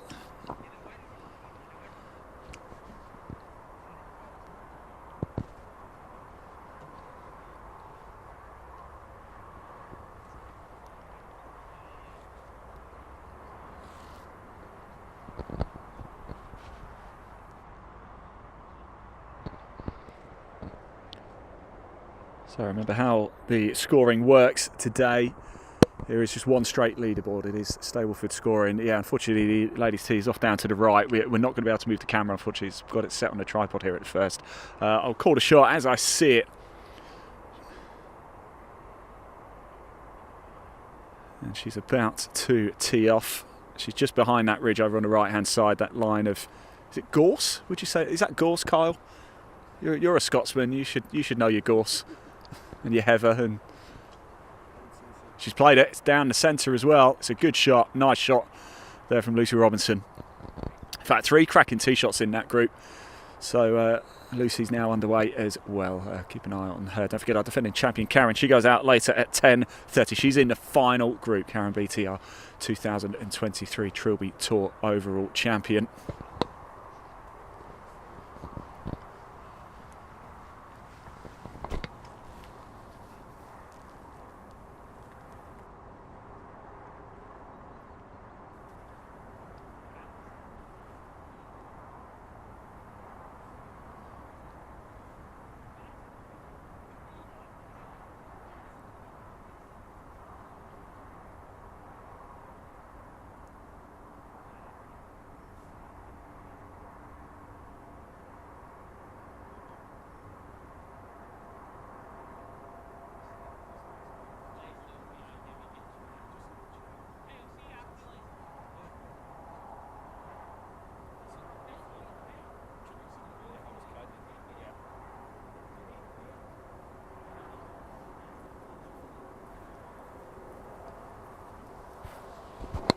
Well, I've caught up with somebody who I know very well on the Trilby Tour. Leslie Boswell's here. Leslie, of course, you were just mentioned, actually, you were here a couple of weeks ago caddying. Yeah, I was caddying. How was it 2 weeks ago? Lovely. Yeah. The weather was nice and warm. It wasn't too bad at all. Today's going to be okay, but a bit chilly. It's cold. It is going to be wet as well. What are the big challenges out there? But I think it's later on, so the early ones might get their benefit. So we'll see. They might do. Well, you know this place very, very well. Where's the big opportunities here to put a score in? There isn't any one place. Yeah. You just got to keep consistent. Yeah. Just don't go in the rough, because that's suicide. We've seen that a couple of times actually at the first time, where people going off to the right. It does cause all sorts of problems. And those pot bunkers, they can be brutal, can't they? Are you okay out the sandal? You're not going to go in today, so it doesn't matter, does it? Try not to go in today. That's avoid them. But surest thing is you get in there, and then all of a sudden they're 8 feet high. It's a different story. You can't tell from here, can you? But the confidence goes when you're down there and up against the face, and it's 8 feet straight up. No, they're fun. It's not your first rodeo on the Trilby Tour. What makes you keep coming back? It's a great event. It's well organised. We've got all these little things that the kids back home can watch me on YouTube and stuff. Oh, there's Dad. So no, it's good. It's good. I'll let you go get prepared up. It's great to see you again. Yeah, lovely. There you go, Leslie Boswell. In fact, in this group as well, I just had a photo with Sean Heslin. We had a nice little selfie together, me and Sean. So that's nice to see. We'll catch up with Sean at some point as well, because he was our winner at KP earlier on in the year. Plays out at Castle Dargan. He's in this group as well, so it's going to be Nigel Petch, Leslie Boswell, we just heard from Sean Heslin, a winner this season on the Trilby Tour in the next group about to go out. So a very, very good group indeed. There they are. There is Leslie now with his caddy. Just off to the right is Sean Heslin as well. There you go in the white Trilby Tour cap. That group about to head on out very, very soon indeed.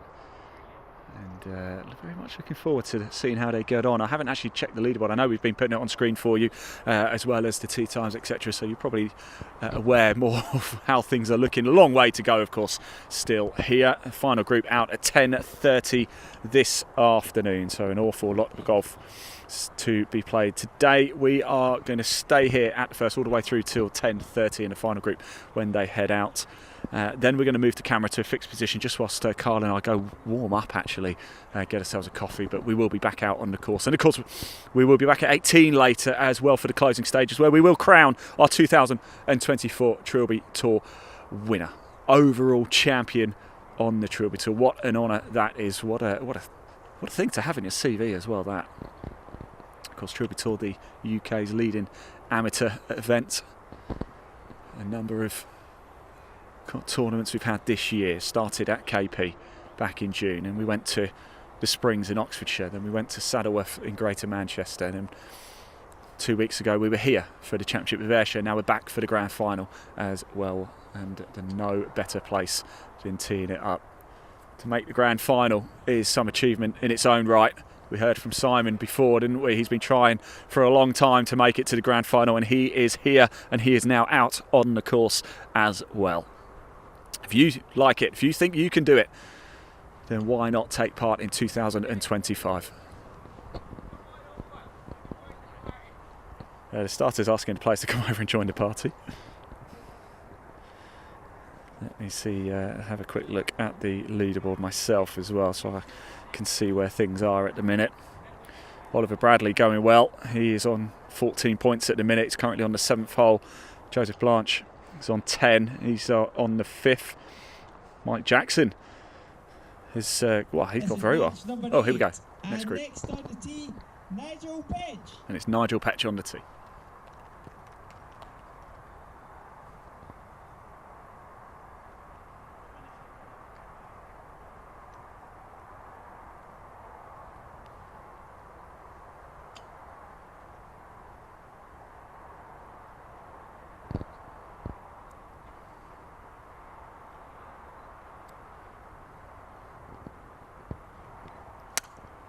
Low, it's a stinger, it's gone to the right.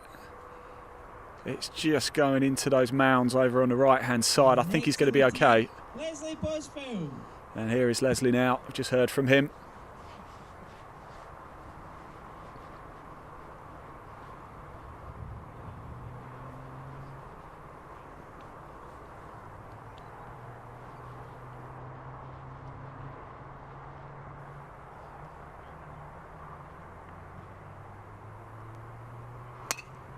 Oh, lovely. Down the middle. And next on the tee, Sean Heslin. And here is your champion of Yorkshire from June this year, Sean Heslin.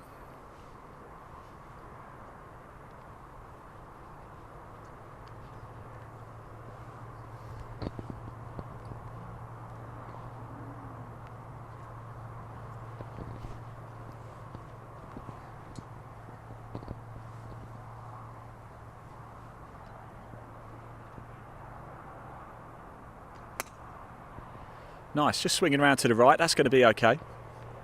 Just keeping an eye on it. It's bouncing off, it's actually gone a bit further off to it. Might just been a light rough on the right hand side, but he's going to be okay there. So this group make their way off now. We are going to have next group coming through, a little bit of a gap for this one. So whilst we do hang around and wait for the next group to come through and just warm up our hands a little bit, Dundonald Links, what a stunning place it is to be. There's plenty of lodges. You can stay here as well. I stayed last night and I've got to say, my word, there are places to visit and stay, and then there are places to visit and stay, and this one is 10 out of 10.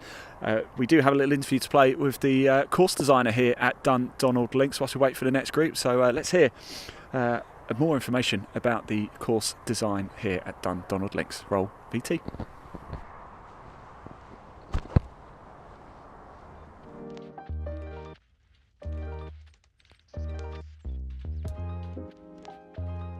It's amazing, really, when you see this all come together and things that we've talked about, for quite some time, and to see them all realized, to see the style of architecture, how it all slides together into the landscape. Really, it's turned out great. Congratulations. Well, this was always a links golf course. In fact, historically, there was links golf played on this ground, on a part of the ground, and then during the Second World War, that all went away. So we had an opportunity to recover some of that once was golf into a brand new golf course and then expanded onto some new ground, but all very much designed and played as an authentic links course. The ones that really stand out for me, the first hole that comes to mind is the par 5 fifth hole. I love the way that approach comes into the green and the way the green's tucked up around the corner, and a fun one strategically to be able to reach into. And I think probably most people, at least what I hear from players, is they really enjoy the 11th, standing on the tee, short little par 3, always have the wind moving some direction into your face normally, and a short but yet really fun, challenging hole. And then of course the turn 15, 16, 17, 18, that's just a great finish. Different wind directions to play. I think the 15th par 3 is arguably the most difficult par 3 on the course. And then 18, what a great risk-reward shot coming in.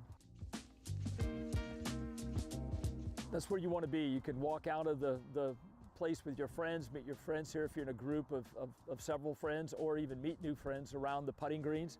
There's 3 different kind of complexes of the lodging. Each have a different putting green in front of it. There's barbecue areas, there's areas just to sit out and enjoy the evening, even take a stroll near the golf course. And so it's just a great time, whether you're coming just in a 4-ball or you've got a group of 16. There's 2-bedroom, 4-bedroom, 6-bedroom lodges.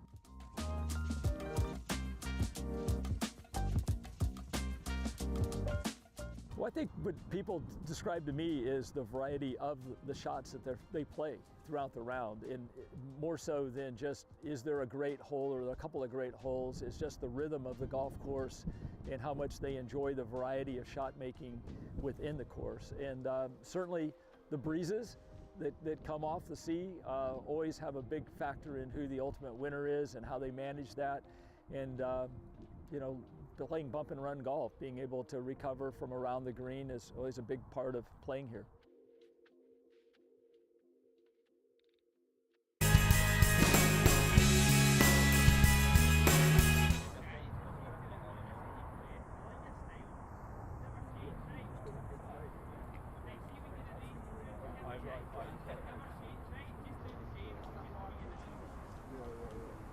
Yeah, it's always quite good.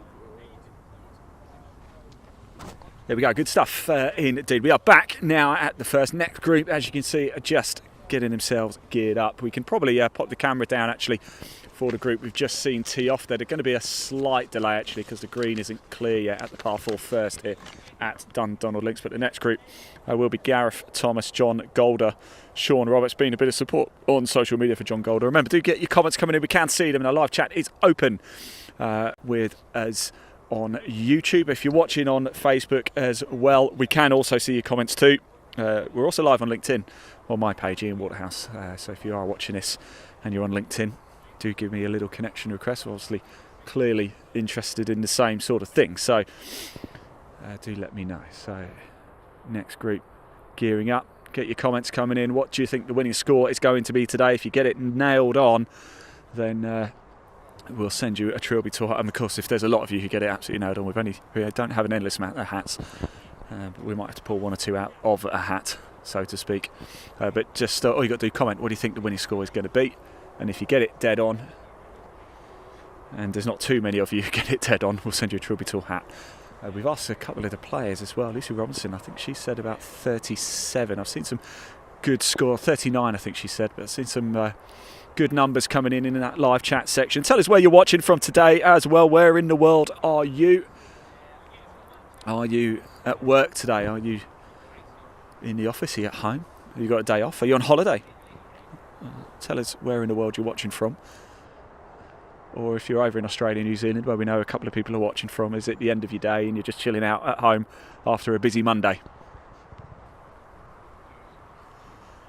Now there is drops of rain starting to land on us a little bit. Nothing heavy, nothing that's really going to cause too many issues, and everybody's very wary of the weather forecast, and they're saying it's going to happen a little bit later. I think a few people might get caught out here. I think it's going to be around about sort of 11 o'clock to midday, and from about 1 o'clock we've got about 90% chance of rain. So the early groups might sort of get away with it. Certainly the very first group, they are absolutely motoring through. In fact, they've almost finished the front 9 already. That is quick, isn't it? An hour and a half in. Oliver Bradley and Paul Myler, I think last time I looked they'd gone through 7, so they were on the 8th, but that was a good 10 minutes or so ago, so they might be teeing it up on the 9th now. Just a 2 ball for the first group. We're going to let this group get underway, and it's going to be another 3 ball here. It is going to be Gareth Thomas, John Golder, Sean Roberts, your 9:30 tee group. Another hour of tee times to go. We're going to stay here, we're going to stick with it, so don't go anywhere. A lot of you tuning in this morning on a Monday morning. Thank you. We do appreciate it, your support, and the players appreciate it too. So if you do have a friend or family member playing today, give them a shout out. We've read a few out to the players already. It does make their day, it really, really does.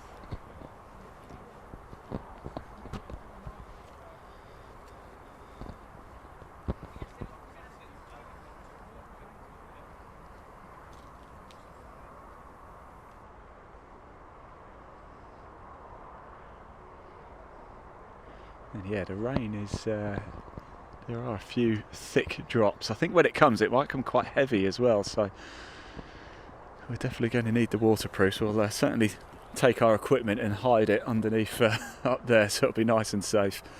Oh yeah, I just got a big drop go down the back of my neck there, Kyle.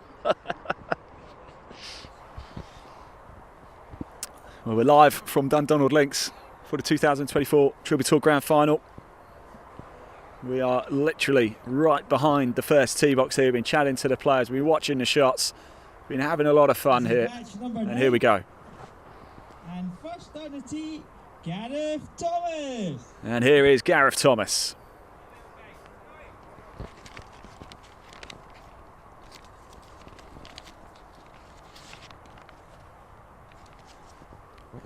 Yellow ball should help us spot it. Gareth Thomas out of Cambridge Meridian, plays off 10.8, long iron in hand.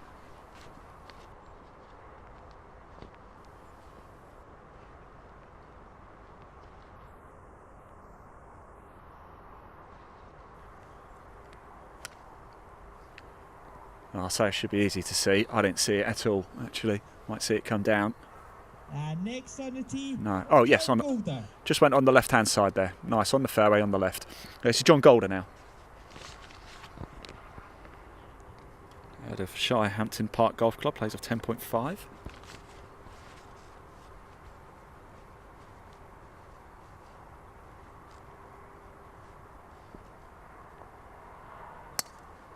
Nice. Going swinging around to the right a little bit. It's going to be safe. Nice shot. Nice approach shot into the green. Sean Roberts. And here is Sean Roberts.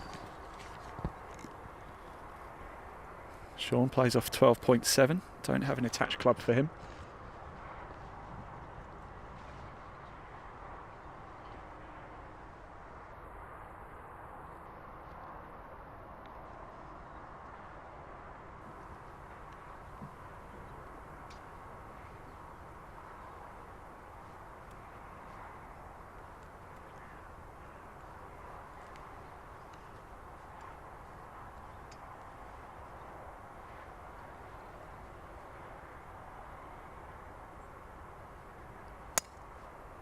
Nice, right down the middle, beautiful.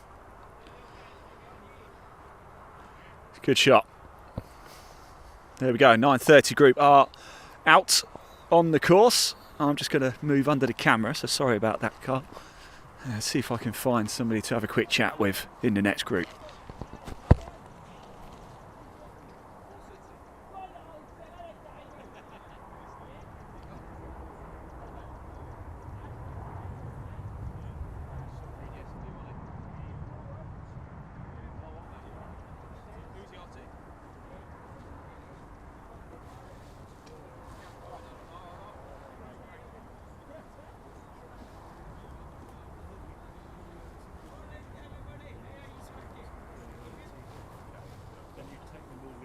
time I came in. 5.5 hours. Right, I'm here with Neil Scott, who I owe a big apology to actually, because you just mentioned it there, Neil. We took the cameras away just as you were about to tee off at Springs, and of course we didn't catch you at all, so we're going to make sure we definitely stick around for this one today. How are you feeling? Did you play yesterday? Yeah, I had a lot of bunker practice. A lot of bunker practice. Yeah, that's good though, because sometimes you get it out of the system, don't you? I hope so. And how did you do? How did you fare in those bunkers? Not very well. Right. They can be brutal, can't they? Yeah. Look, what's your favourite hole yesterday? Where did you go around and think, yeah, I can really attack this one? I First? didn't. I hit the ball dreadfully yesterday, so I hope I play a bit better today. Well, yeah, there you go. You've got the bad round out the way now. You know what it's like. You have a bad one and you have a good one. Tell us about your experience so far this year playing on the Trilby Tour course down at Springs. No, it was good fun, apart from 5.5 hours in the rain. Yeah, it was brutal, Yeah. actually, wasn't it? Well, it's going to rain today, I'm afraid. So actually, it's going to set you in good stead, isn't it? I sort of feel, Neil, every time we talk, it's a little bit cursed, isn't it? But never mind. I tell you what, if you win today, then it's down to me. Okay. Yeah. Thanks All very right, much. cheers, Neil. Cheers. Thanks for talking to us. There we go, Neil Scott there. He's out in the next group. Yeah, we missed him actually at Springs, so I really wanted to make sure we caught him this time. Yeah, just remembering back to Springs, actually, we did have that torrential rain. It was absolutely horrendous at one point. We're going to have rain today. It's not going to be quite as bad as that, I don't think, as we had down at Springs. But there we go, Neil Scott. And this is, again, another reason why we are going to make sure we stick around at the first for every single tee shot. That was Neil Scott. We can probably watch the group ahead, actually. They're on the middle of the fairway, so we can catch up with their second shots at the par 4 first here at Dundonald Links to get things underway.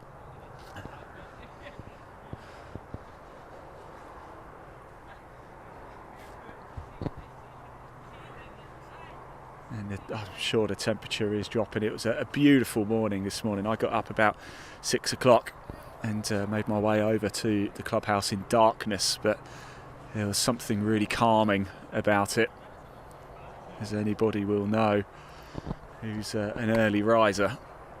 I was in the clubhouse about 6:30 this morning, having a nice cup of coffee, just making sure everything was ready for today. And it was a calm before the storm, shall we say, but we're well into the day now, well over halfway. This will be the 9:40 group. The final group go out in under an hour now. Your defending champion, Karen Beattie, she's in that final group. And then, as I said before, we're going to stay live throughout the course of the day, so just keep this on wherever you are. We don't necessarily expect you to tune in for the full solid six hours or so that we're going to be live, but please do stick around.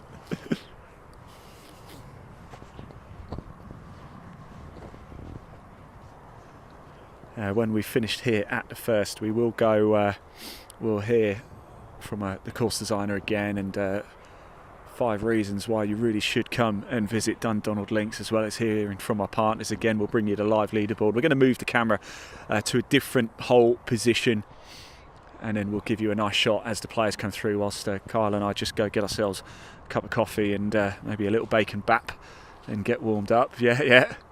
Kyle is salivating at the mouth now at the mention of that. And then, of course, we will bring you on-course action. There'll be about 3 on-course action segments today. The second one will be just deciding where to go. We went to the par 3 11th last time, which was a cracking hole to be at. We've never ever caught a hole in one live, but we might move a bit further in. I think the 15th actually is a par 3, so we might go there. And then we'll bring you the action at the 18th. Of course, the first group are absolutely motoring through. They might well have even finished their front 9 by now, but there'll be a bit of a gap between them and group 2. So we'll sort of let the first group go and see how they get on. Of course, Oliver Bradley in that group. He was a winner earlier this year. Certainly a player to watch out for. In fact, I've spoken to a number of players and they fancy Oliver Bradley to win it outright. And at the minute, he is going well at the sharp end of the leaderboard. Remember, you can access that leaderboard. We will keep putting it on screen for you. But if you want to see it all for yourself, you can head over to the Trilby Tour website. There's a link in the body of this broadcast. Just give it a click. It'll take you straight through to the Trilby Tour website. Then if you click on Championships, just give it a second or two to load up. And then you'll see Dundonald Links Grand Final. Just hit results and that'll take you straight through to the leaderboard.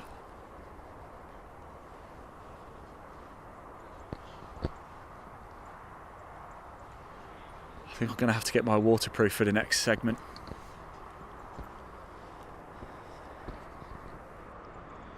A lot of you tuning in. We do really appreciate it, everybody, by the way. Thank you. Please hit that subscribe button as well if you're watching it live sport now.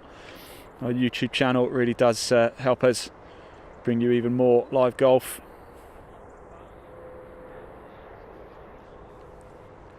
It's been a pleasure this year. I've been on a number of different golf courses up and down the country. In fact, I have been to... Where have I been? The clubs I've visited this year. And in the comment section, you could tell me where you've played or where you visited this year. I'd love to know. I've obviously been to the Springs, KP, Saddleworth Golf Club here, Dundonald's second visit here this year. I've also been to Haverfordwest. I was out at Cherry Creek in Detroit as well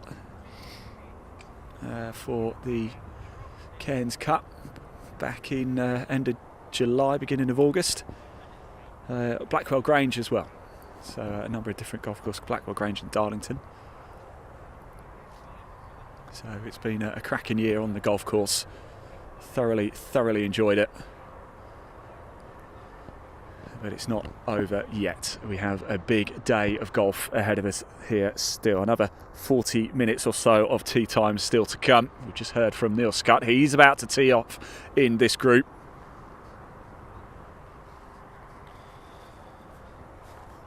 Let me just look. I've noticed a few comments as well have come in that I haven't read out, so let's just have a quick look at those.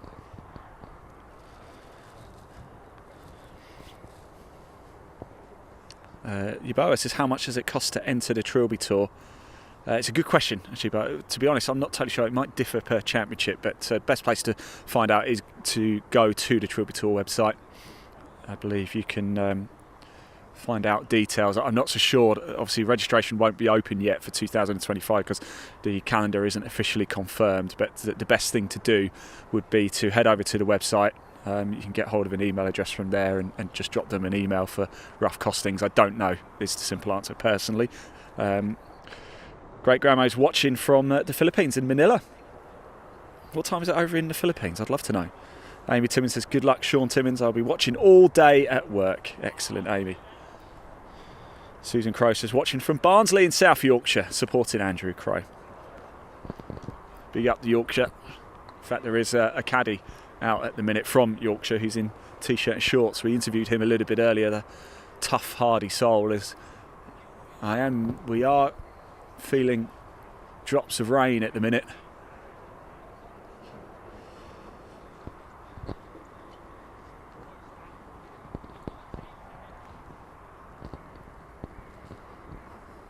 And we wait for this group to head on out. Thank you everybody for tuning in. Thank you for commenting as well. And we're about to see some more tee shots. And next on the tee, Robert Merrill. And here is Robert Metherell from Stanmore Golf Club, plays off 11.5.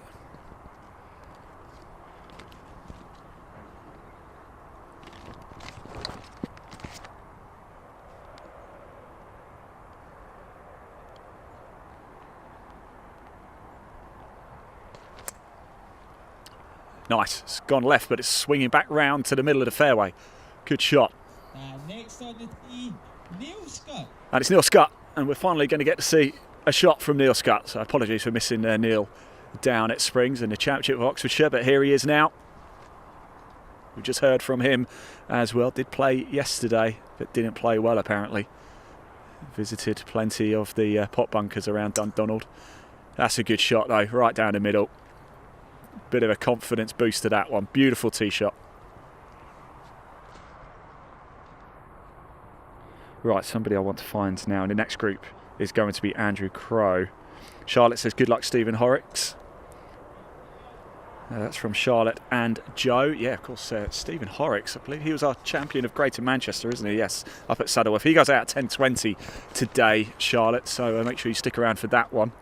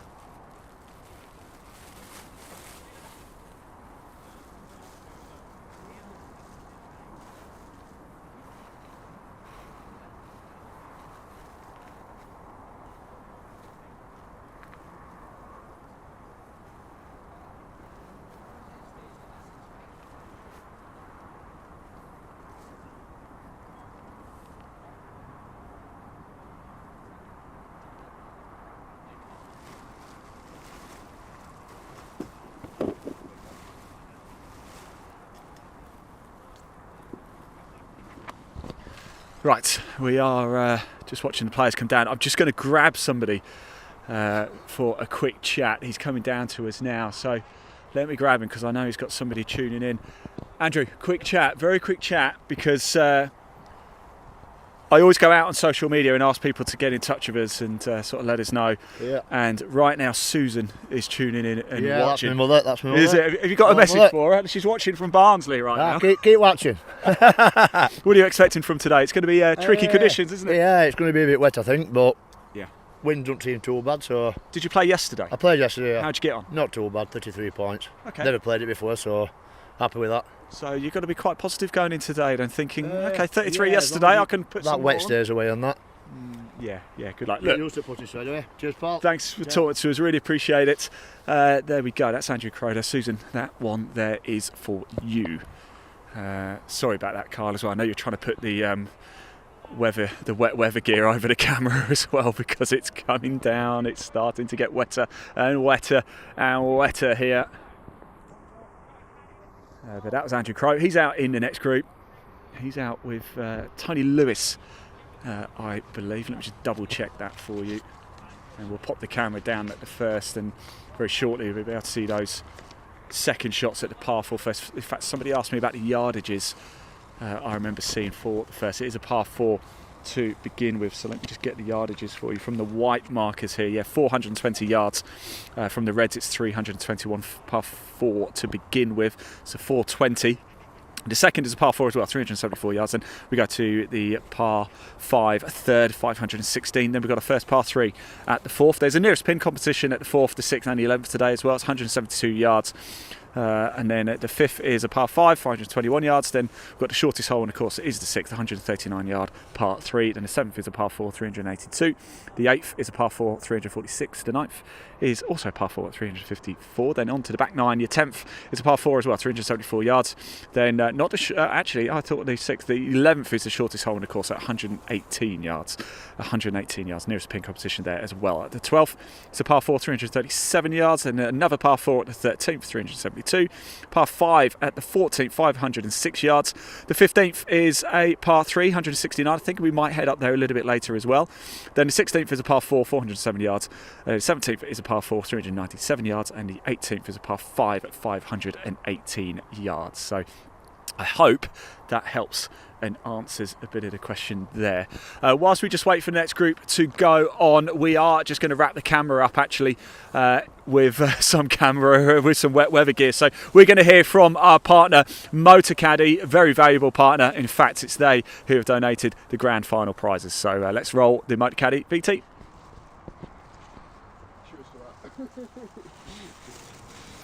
I'm here with the new Motor Caddy M1 and M1 DHC electric trolleys.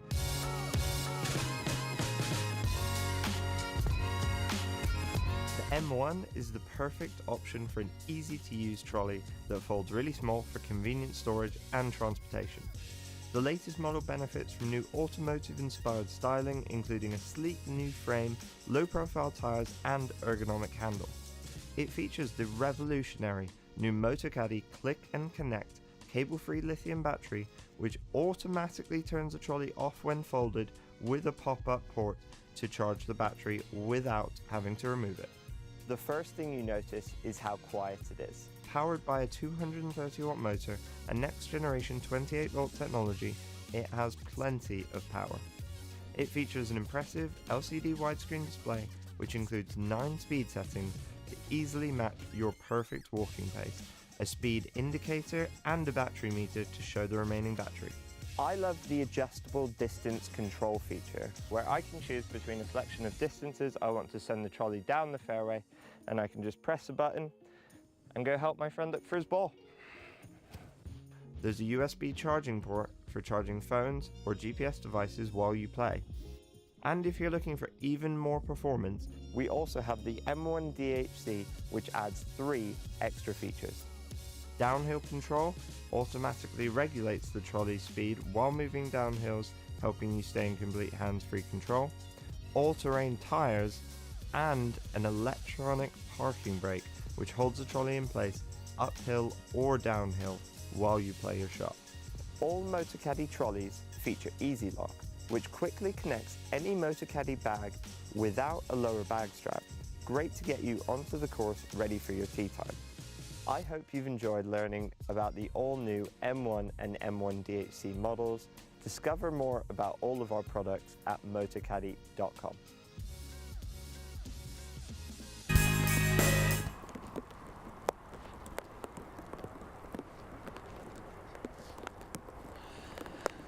Yes, and we are back, everybody.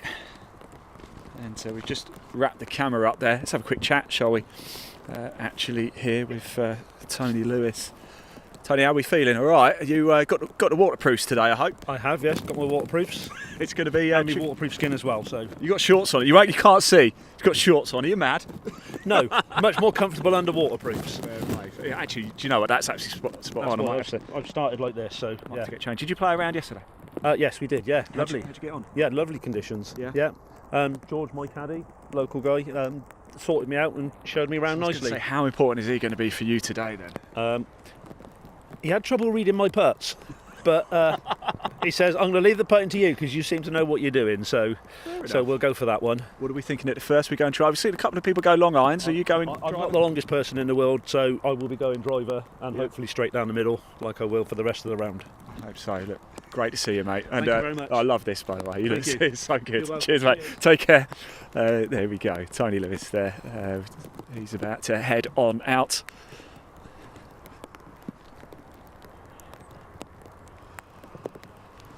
This is our next group. Remember, final group go out in 40 minutes now. The rain has arrived, and it's arrived perhaps a little bit earlier than most people were expecting. It's not particularly heavy though, as of yet, but if it continues, it's just going to dampen those greens down. It won't have any impact just yet, but it is reported to just get heavier as the day goes on, and I think we might be expecting rain for the rest of the day now. Music to Kyle's ears is that. And I've got my gilet on actually, which isn't waterproof, so I might have to run to the car soon and get my actual waterproof jacket out. In fact, I might do that in the next gap.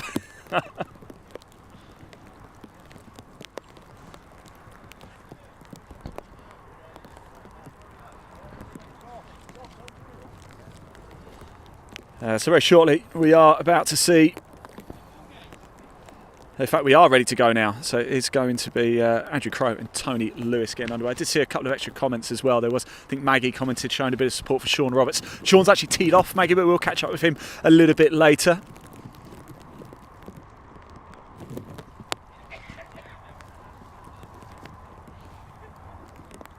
Yeah, Maggie Roberts here. Kirill Bates has 39 points. Yavoa says to Tony Lewis, someone tell him he's got some cotton balls stuck on his chin. It's a cracking goatee, isn't it? It really is. It looks brilliant.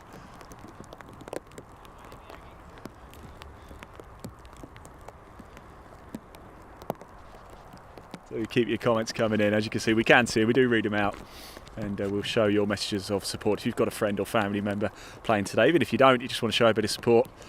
The rain is coming down now. It has begun as we were expecting it to. And pleased to say there's a good crowd turning up today as well. We've got a number of people just making their way just behind us. They're about to make their way to the first tee. Watch some of the action here.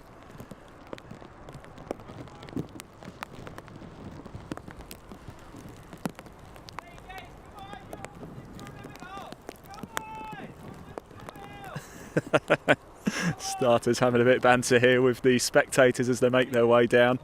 This is good to see. It's what we want. If you are in the area, please do come down to Dundonald. I know it's raining, but you won't regret it. And there's a nice warm clubhouse with some lovely food and drink in there as well. Welcome to match number 11. And next on the tee, Andrew Crowe. And it is Andrew Crowe.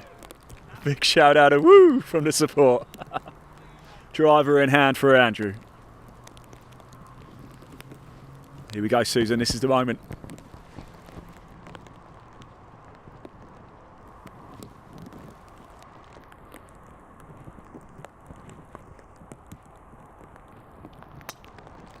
Nice shot, right down the middle. Yes, Andrew. And next on the tee, Tony Lewis. And here is Tony Lewis.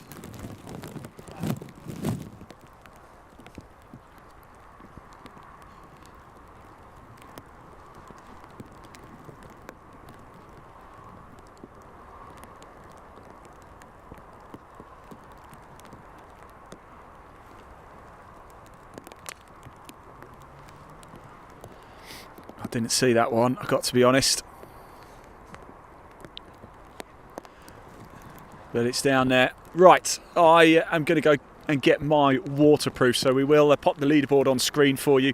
Before we do that, we are just going to hear from our partners before the next group go out. Glenmuir, Motor Caddy and Sunderland of Scotland. Then we'll bring you the leaderboard and I will be back in a few minutes.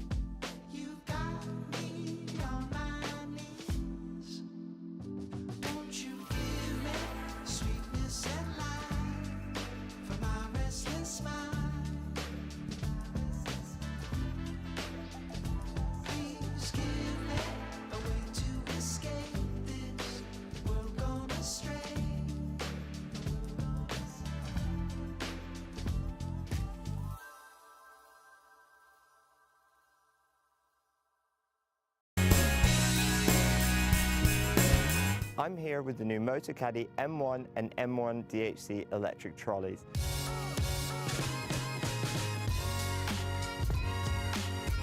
The M1 is the perfect option for an easy-to-use trolley that folds really small for convenient storage and transportation.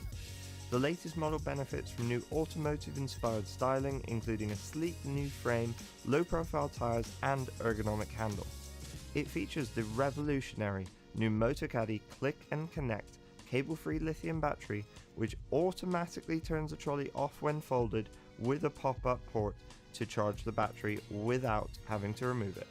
The first thing you notice is how quiet it is. Powered by a 230 watt motor and next generation 28 volt technology, it has plenty of power. It features an impressive LCD widescreen display which includes 9 speed settings to easily match your perfect walking pace, a speed indicator and a battery meter to show the remaining battery. I love the adjustable distance control feature, where I can choose between a selection of distances I want to send the trolley down the fairway, and I can just press a button and go help my friend look for his ball. There's a USB charging port for charging phones or GPS devices while you play. And if you're looking for even more performance, we also have the M1 DHC, which adds 3 extra features. Downhill control automatically regulates the trolley's speed while moving down hills, helping you stay in complete hands-free control. All-terrain tyres and an electronic parking brake, which holds the trolley in place uphill or downhill while you play your shot. All Motor Caddy trolleys feature Easy Lock, which quickly connects any Motor Caddy bag without a lower bag strap. Great to get you onto the course ready for your tee time. I hope you've enjoyed learning about the all-new M1 and M1 DHC models. Discover more about all of our products at motorcaddy.com.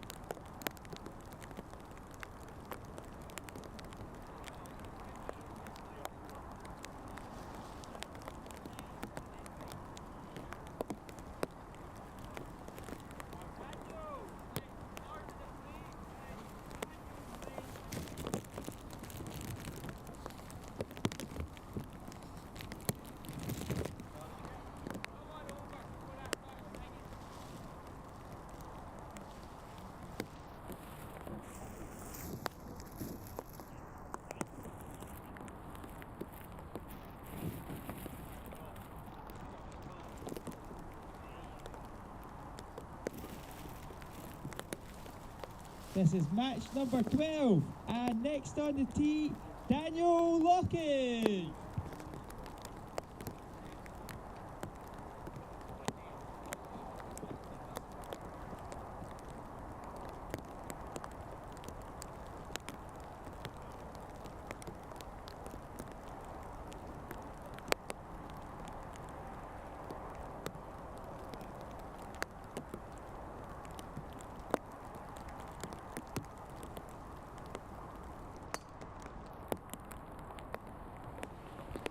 Right, everybody on back. Here's Daniel Lockie on the tee.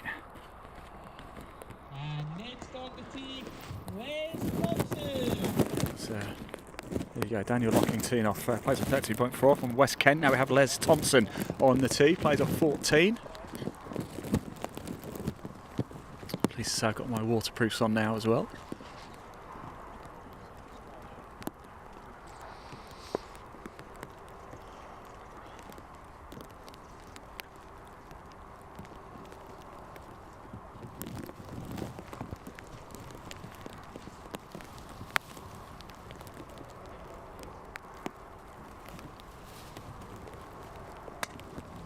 It's a low drive. Go on, get the run out. Get the run out. It has. It's gone left. Just made it through. It's into the tee, Mike Harding. It's just in the light rough on the left-hand side. Just made it through. And here is Mike Harding now. Plays a 14.5.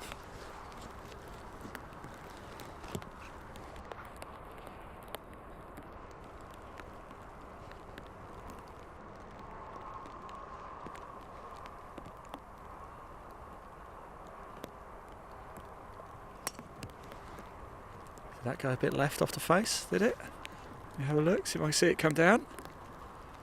Not too sure where that one went, but there we go. That group goes through, and we're starting to get towards the end of the opening groups teeing off. That was Daniel Locking, Les Thompson and Mike Carden. There's only 3 more groups left to go. It could be Stuart Little, Dave Wilby and Sean Timmins. I know there's been a bit of support on social media for Sean as well. Let's go see if we can find somebody for a quick chat.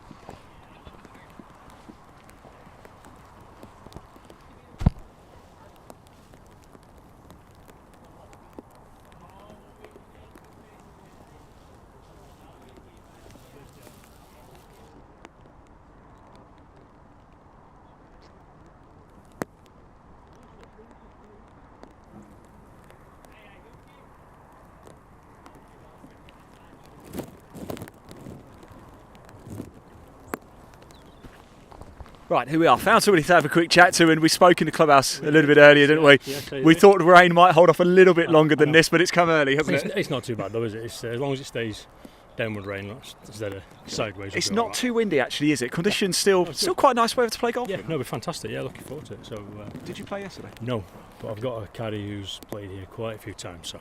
How invaluable is a caddy on It's going to be unbelievable. Yeah, reading putts. He's even told me to hang the gloves up on the brolly so they don't get wet. Towels there and everything. So yeah, we're good. We're good. Yeah, we're good. What do you think is going to get it done today?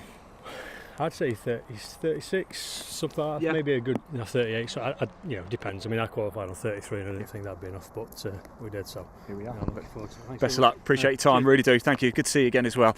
There you go. Qualified on 33 points. I think 36, 37 might get it done. What do you think at home watching or at work or wherever you are? As I said before, do let us know in that comment section. And if you get it bang on, if just as long as there's not too many of you, we will send you a Trilby Tour hat like I have on here. So what do you think is going to get the job done? We have got 3 groups left to go.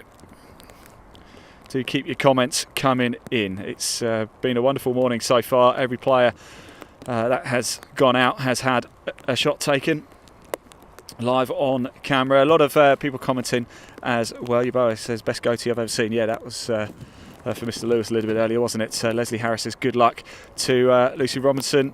Paige Hutchinson says good luck. Oliver Bradley. Oliver's out there right now, actually. He is top of the table. He's ripping up the leaderboard at the minute. Certainly one to watch out for. James Manley says yes, boy. Danielle Smith says go, Dad. Mike Harding rooting from this hospital. Oh, you're in hospital, Daniel. I hope you're okay. And of course, Mike is about to. Did he just go off, or is he in this group? I'll just double check. Yeah, he's just teed off actually, hasn't he? He was the third player to tee off in the group ahead. In fact, I'll tell you what, Danielle, we'll put the camera on that group ahead down as they make their way down the first fairway here, par 4 to begin with, and catch his second shot there. Hesse says good luck to Dave Wilby, teeing off at 10 past 10. He is about to go out actually, Dave Wilby. From everyone at BCC Golf Society, enjoy the experience. Thank you very much everybody for getting those comments coming in. We really do appreciate it. Quite a lot of you tuning in as well for the Trilby Tour 2024 Grand Final. Yes, the season ends today. There will be a winner. No more second chances. It's one round. There's plenty of jeopardy on it, and the rain has decided to come early. We knew it was coming. We knew it was coming, and it's here early doors, but still good conditions to go out. I think that might be why actually Oliver Bradley is in the opening group. He teed off at 8 o'clock this morning with Paul Milet. They've kind of been racing around, haven't they? They've certainly had the best of the conditions, has Oliver Bradley and Paul Milet. They went out at 8 o'clock this morning. Final go out at 10:30. The defending champion, the 2023 Trilby Tour champion, Karen Beattie, is in that final group. We will grab a word with her before she heads out in sort of 15-20 minutes or so. Once we've finished here at the first, as I said before, don't disappear. We're going to keep the stream live. We are going to move the camera though to a different position so you can watch some of the groups come through as Kyle and I just go get ourselves into the clubhouse. I'm sure hopefully everybody will forgive us for nipping into the clubhouse and a little bacon bap and a coffee before we get back out on the course. There will be plenty of on-course action for you. The second bit will be out, bringing you more action, and then of course we'll bring you to fight to the finish at 18, where we'll crown our champion. Could it be Oliver Bradley? Well, he's certainly in pole position at the minute and looking good. If you do want to access the leaderboard, you can for yourself. We will keep showing it on screen, of course, but if you want to see the full leaderboard, just head over to the Trilby Tour website. There's a link in the body of this broadcast. Give it a click, it will take you straight there. When you get there, when you get to the home page, which is where that link will take you, just click the championship tab. Give it a second or two just to load up, and then you'll see Dundonald Links Grand Final. Click the results section, and that will bring you straight through to the full live leaderboard for you. We will keep putting it on screen for you, and after we finished here at the first, we will keep it going for you so you can keep up to speed on this stream. You won't miss the action. You will know exactly what is going on the course throughout the day, so do stick around. And quite a lot of people coming out here today in Irvine as well.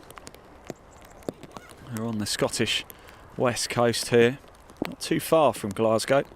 That's the way I came in actually, up the M6 all the way to the M77 I believe, and then an A road into Irvine. Is that right? Irvine? Kyle, Irvine? Irvine or Irvine? Irvine.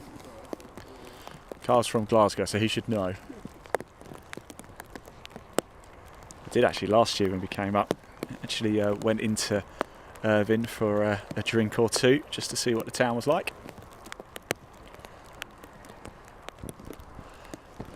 And the rain is thumping down quite hard. This group almost about to go out. The group ahead have just looks like they've played their second shots. One's been left a little bit short there, so that will be a third shot onto the green.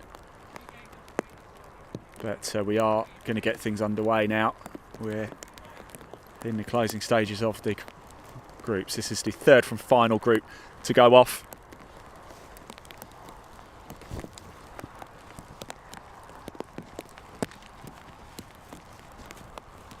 Including this group, we have just 9 players left to go. This is Stuart Little, Dave Wilby and Sean Timmins.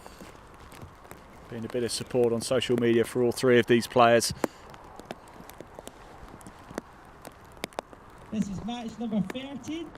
And next on the tee, Stuart Little.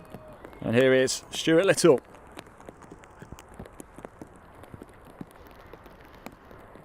We've just heard from Stuart.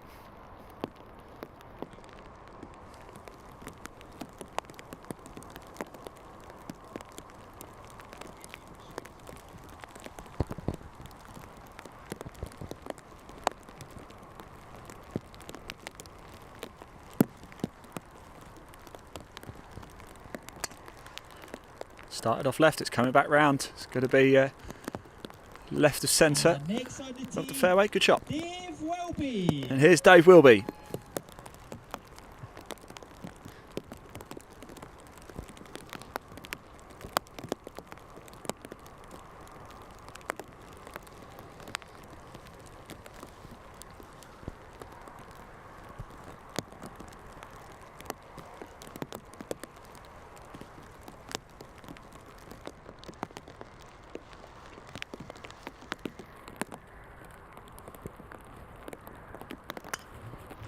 That's going right. I think it's going to be okay. I've got eyes on it. Oh, it's gone quite a bit right. Sean Timmins coming onto the tee, but that one hooked round to the right. It's probably just going to be in the long stuff. Should be quite easy to find that though. Sean Timmins on the tee.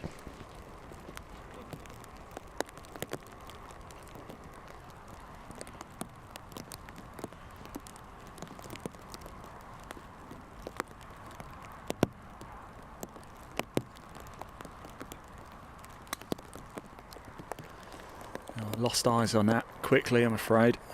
I think it's gone right again. Didn't see that one come down. But that group underway now. So Stuart Little in there, Sean Timmins and Dave Wilby underway. Just 2 groups left to go. It's going to be Stephen Horrocks in the next group. He's our champion of Greater Manchester, John Stott and Mark Sumner as well. Let's see if I can find Stephen for a quick chat.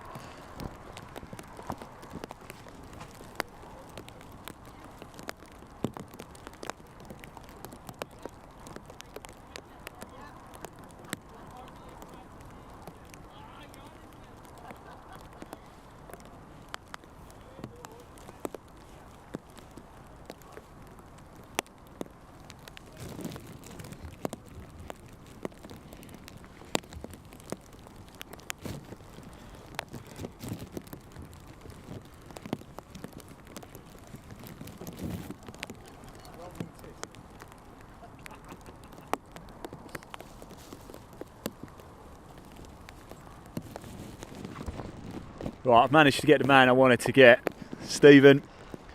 Right, champion already this year down at Saddleworth, but it's a slightly different challenge today, isn't it? Very different today. Yeah, I played yesterday, completely different course. You've got to be straight down the middle. Yeah.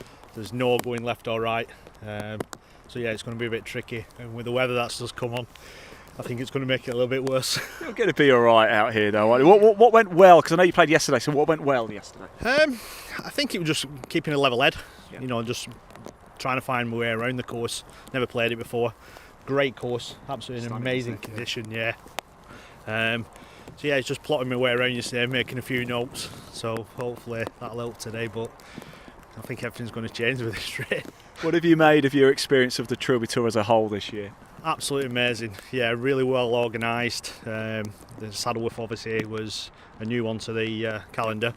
Lovely club, by the way. It was a lovely club. Yeah, it's my first time I played it, and it was really good. I really enjoyed it. First time playing it, goes and wins. First time. My God. Yeah, I qualified the year before at KP. I finished third, but I couldn't make the final. So I'm here now, and I'm looking forward to it. There we go. Vengeance. Yeah, that's the one. Stephen, thanks very much. Mate. Really appreciate it. Take care. Best of luck out there. Stephen Horrocks there. He's your champion of Greater Manchester. That's how he qualified for the 2024 Trilby Tour Grand Final. Like I said, a very capable golfer. Did qualify 2 years ago as well, but couldn't make it. So here he goes. Is this his chance for Trilby Tour redemption in the Grand Final? Right, so if we just bring the camera back round to the first, you can see, I think they might have found the ball that went well off to the right, or are they still looking for it? We'll stick around and watch the second shots. See if they can make, the green actually isn't clear from the group ahead either yet, so penultimate group.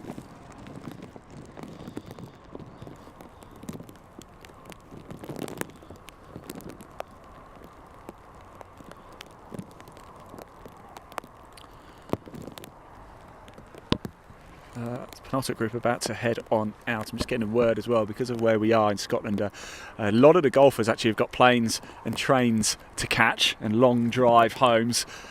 So the presentation, we will bring you the winner probably at the 18th at some point. I don't know if we're actually going to be able to show the trophy. I have just seen, actually, I was just coming back through the clubhouse when I went to get my waterproofs. As we mentioned before, the winner of the grand final, the overall winner, I think top 3 get a rangefinder, but the overall winner also gets a new 2024 M5 GPS electric trolley and a Pro Series bag with a number of other accessories. But of course, the perhaps now coveted Trilby Tour sort of glass trophy, and there are some tumblers there as well. I'm not sure if they're whiskey glasses, but I've just had a look at it when I went to get my waterproofs, and I tell you something, it is absolutely lovely. It would look very nice on anybody's mantelpiece, really would. We're just watching the group ahead. As you can see, they had that tee shot off to the right. I think they've found the ball now, so we're going to see the second shots very shortly. Rain coming down here at Dundonald. We've got golfers from all over the country as well, from Guernsey and Cornwall and Ireland, and of course up here in Scotland, and a Yorkshire contingent as well out on the course. Let us know where you're watching from as well. We know we've got people watching in Guernsey, we've got people watching in the Philippines, in Australia, in New Zealand, in Barnsley. Tell us, where are you tuning in and watching from? The live chat is open. We want to hear from you. Hit that like button, please, and that subscribe button. It really does make a big difference to get these golfers shown to as many people as we possibly can. We're here live on the course in the rain at a glorious Dundonald Links on the west coast of Scotland for the grand final. The green is clear as well for the group we're just looking at now. Dave Wilby in there, Sean Timmins.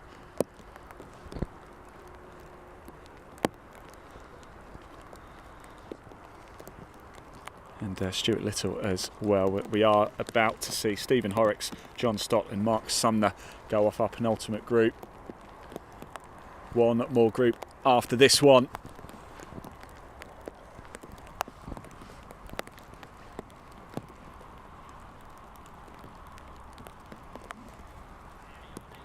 Conditions are getting harder and harder.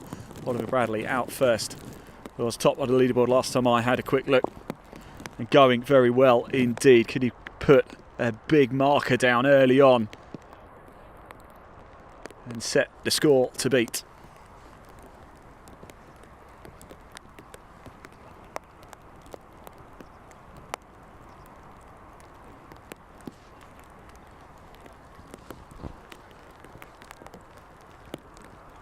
Well, everybody's huddled together over here on that right hand side, just trying to keep themselves as warm as possible and as dry as possible.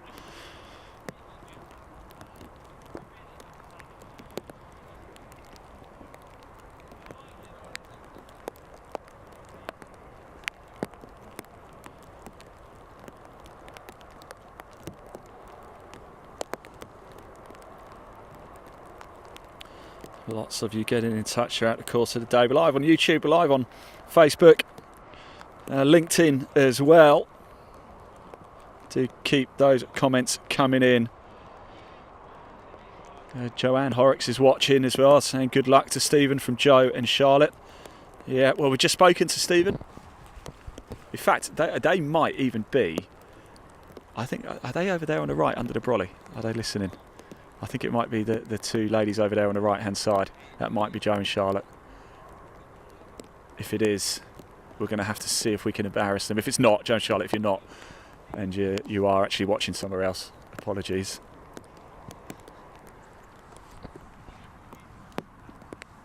I got a feeling it might be. I'm going to shout.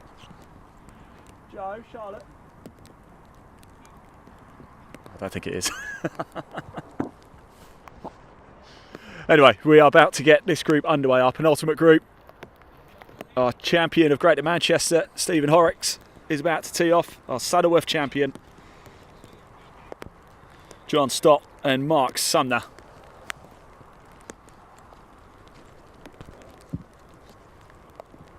And here we go.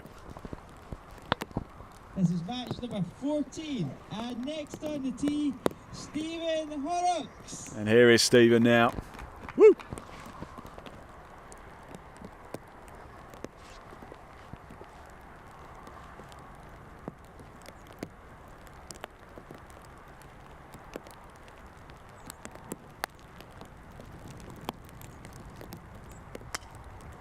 Oh, it's going well right, that. hooking well off to the right. And next on the tee, John Stott. And here's John Stott.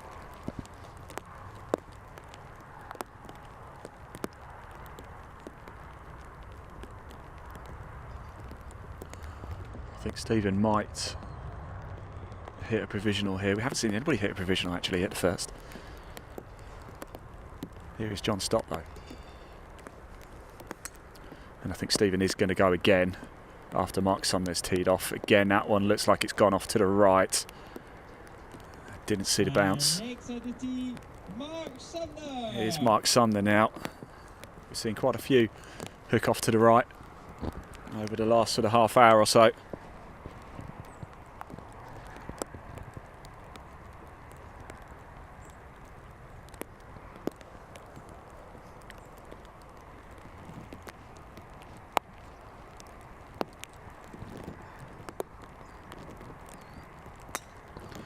Nice, steady, right down the middle. Nice, that'll do you. Just going a little bit off to the left, but on the fairway. And Stephen Horrocks is going to hit a provisional here.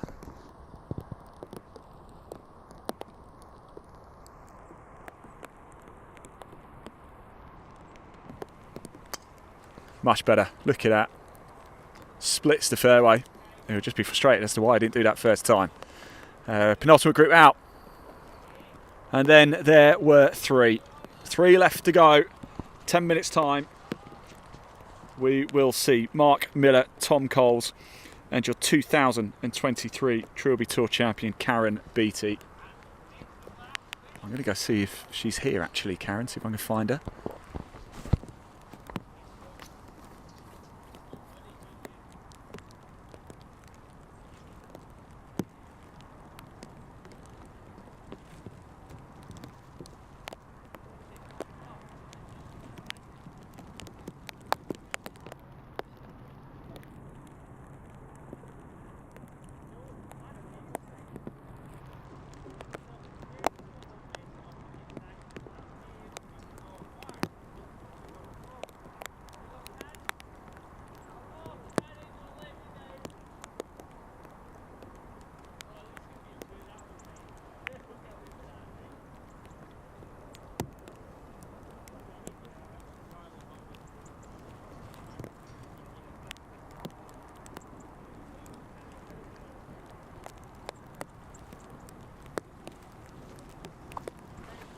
So Karen's not here yet. I can see her. She's actually just making her way. She's coming off the range. She's going the other way. I think she might quickly nip to the clubhouse before coming on over. But we'll see if we can grab a quick word of her before she gets off. So what's going to happen after this? Once this group have teed off, Kyle and I will pick up the camera. We will move it to a different location. We'll give you a static shot of the action.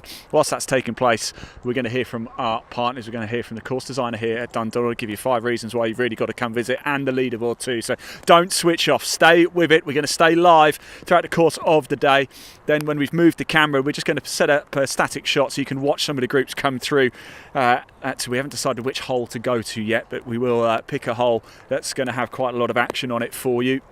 And then, of course, what we will do is we will get back out on a course and bring you more on course. How many times can you say course in a sentence? On course action. We'll probably put the camera actually up at the 9th for you so you can see that one as the players come through and finish up their front nines, start to move on to the back nines. Plenty of action, of course, going on.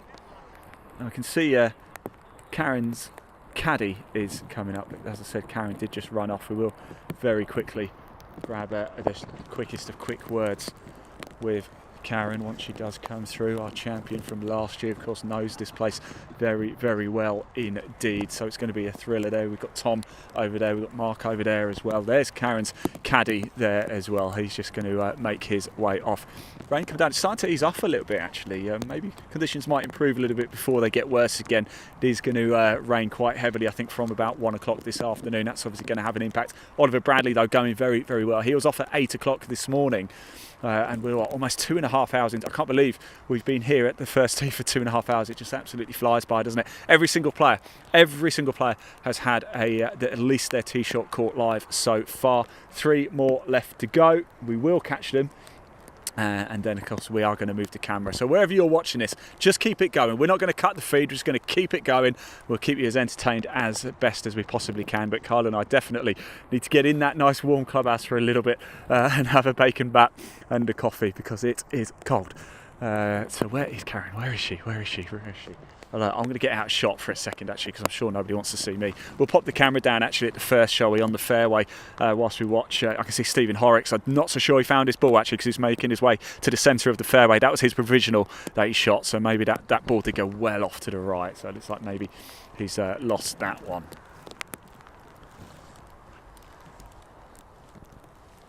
We'll watch the next shots. As a good fact, they won't be able to go on yet because the group ahead are still on the first green. What's this say? 420 yards, par 4 to begin with here at Dundonald. A cracking hole. Really ask you to open up and go for it. Looks wider. There is quite a bit of space actually on that right hand side, but not too much. I've seen quite a few shots go right. We've only had one provisional hit all morning. Karen's on her way down now, so we'll very, very quickly, I know they'll want to get on, so we'll grab the quickest of quick chats with Karen as she walks down. Of course, fond memories of this place from last year. Can she defend the title? We will find out in about 4.5 hours or so. Here she comes. She's probably knows I want to talk to her, so we'll probably want to try and run away, but there you go. I got a little wave, got away from her. Let's get her over, shall we? Really pushing this wire as far as it can go. Karen, very quickly, over you come. No, I know you want to get underway, but tough. The camera calls. Karen, it's great to see you again. Of course, fond memories from last year. Come on, bring it in. Hello. To see you. And how are you feeling today? Good. You're not feeling extra pressure? No, because I don't need to. So I want my friend to win. So yeah. Who's your Becky. Oh, brilliant. Yeah. Well, we saw her go out a little bit earlier. Yeah. So I'm just looking forward to playing the course. It's lovely. So that might actually work in your favour. You don't feel any pressure. Just go out, enjoy it. Who cares? It might go low. I just don't want. You'll be great. Go on, I'll let you crack on. It's great to see you. Best of luck, Karen. There you go. Best way to play, isn't it? No pressure at all there. Actually, she wants Lecky. It is Lecky, isn't it? I keep calling her Lucy, but I thought it was Lucy. Lecky. Then she wants Lecky to win. We saw her go out a little bit earlier, didn't we? So there is Karen. Anyway, she's your champion from last year. In fact, she was quite surprised when she won. I don't think she quite realised she was even in the mix when she came off 18 last year. And we are very shortly about to see our final group head on out.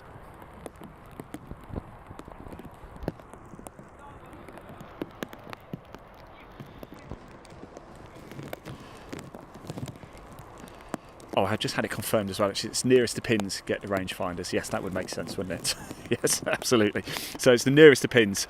There's 3 out there today, 3 opportunities. They get rangefinders, and it's only the winner gets a trophy, and of course the goodies from Motor Caddy and a host of accessories as well. So, well, a cracking prize.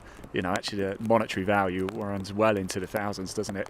A big thank you to Motor Caddy, of course, a very, very important partner, as are Sunderland of Scotland and Glenmuir as well. These events don't just happen by magic. We need support, and here at the Trilby Tour we certainly get it, and we do really, really appreciate the support of Glenmuir, Motor Caddy and Sunderland of Scotland.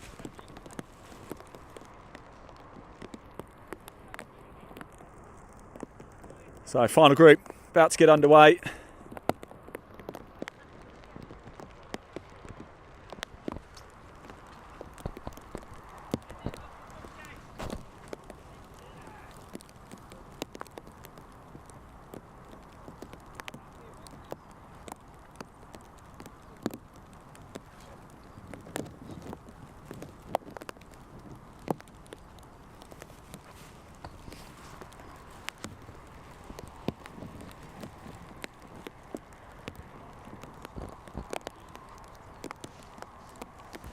So after this, we're going to go and move the camera to the 9th. We'll have a nice shot of the 9th green for you, so you can see the players coming through. It will just be a static wide shot for you before we get back out on the course later. And here we go, match number 15. It's Mark Miller.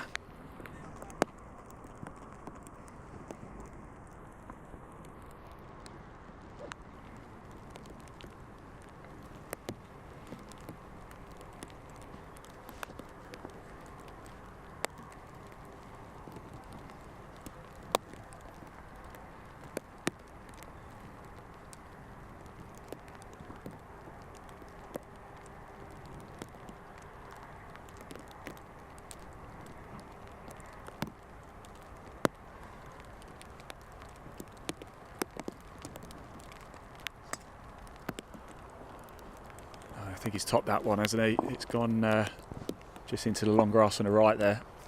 Next on the tee, Tom Coles. And here's Tom Coles.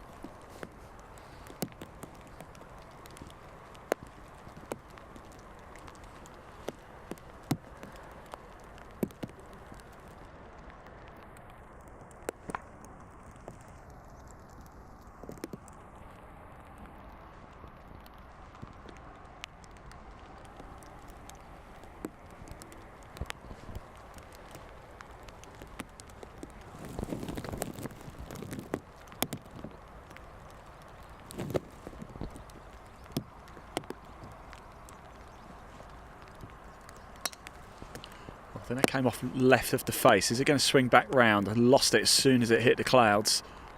And next on the tee in 2 minutes time, Karen Beattie! And here's Karen Beattie, defending champion. As we know, the ladies' tee is actually just tucked to the right behind that gorse. So we won't actually see a swing, but I will call it as we see it come off the face. So stick around, don't go anywhere. The camera's wrapped up nicely in all of our wet weather gear, so please forgive us. We're not going to be able to pull it round. We will catch up with Karen a little bit later. This is the final group, 10:30. Everybody has gone bar Karen Beattie, now the final player to get underway here at Dundonald Links for the 2024 Trilby Tour Grand Final. It has been a thrilling morning of action. We've spoken to a number of the players. We've seen some great shots. We've seen some not so great ones as well. But that is the beauty of this sport, isn't it? So we are going to stay live for the rest of the day as well. As I said before, we are going to move the camera very shortly, so we will go to we're going to hear from our partners. We're going to hear from the course designer here at Dundonald Links. We're going to hear why, top 5 reasons to come and visit this course.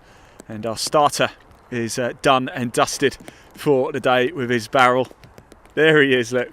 Great job as always, super job. Thanks for having us.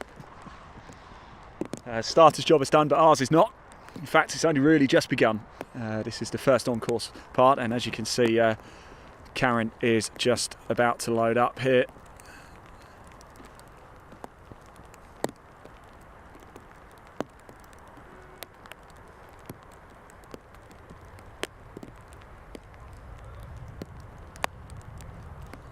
In fact, did she go? Because I can see 2 balls dead centre of the fairway, actually. Well, one's dead centre, one's slightly off to the right, a bit further forward.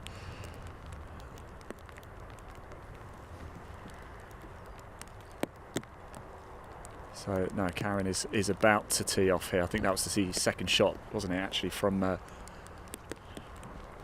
first player who went off. Was it Mark Miller? Also out of Westmoreland as well, actually. As is Norman Kane. He went out a bit earlier today.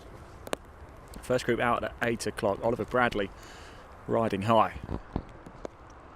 Could he set a marker that might not be beaten? You never know. A lot of golf to be played today. And we are underway. So, there we go. Every player has gone. We're underway, the Trilby Tour 2024. That's our first on-course bit of action done and dusted. As I said before, don't go anywhere. The stream is going to stay live, so you don't need to worry about refinding it. Just keep it on your screen. I'm going to disappear for a little bit, but as I said, we're going to hear from some of our partners. We're going to hear from the course designer here at Dundonald. We're going to bring you the leaderboard, and then we're going to pop the camera up looking down at the 9th green so you can watch some of the groups come through. Won't be too long though before we get back out on the course for more on-course action. The 2024 Trilby Tour Grand Final. It's well underway. It is going to be an absolute corker. I will be back very soon. Don't go anywhere. Keep this going, and thank you to you as well, everybody, for getting your comments in. Please do keep them coming in. We can see them. We've been doing exactly what you've been asking, chatting to the players, finding out great information about the course, about their rounds, about them as well. So please don't go far. We will be back on the course soon. See you in a bit.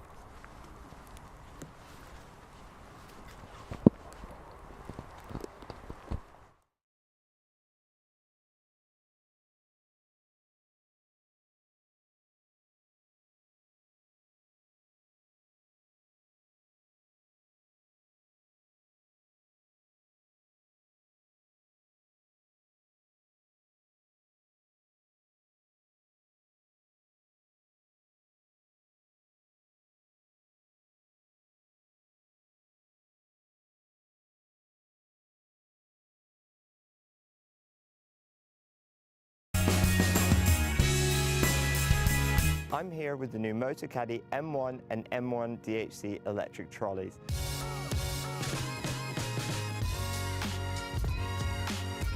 The M1 is the perfect option for an easy-to-use trolley that folds really small for convenient storage and transportation.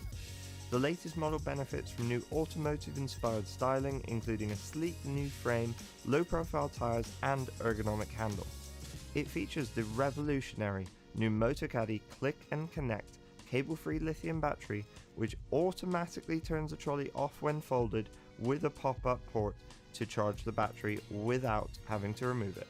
The first thing you notice is how quiet it is. Powered by a 230 watt motor and next generation 28 volt technology, it has plenty of power. It features an impressive LCD widescreen display which includes 9 speed settings to easily match your perfect walking pace, a speed indicator and a battery meter to show the remaining battery. I love the adjustable distance control feature, where I can choose between a selection of distances I want to send the trolley down the fairway, and I can just press a button and go help my friend look for his ball. There's a USB charging port for charging phones or GPS devices while you play.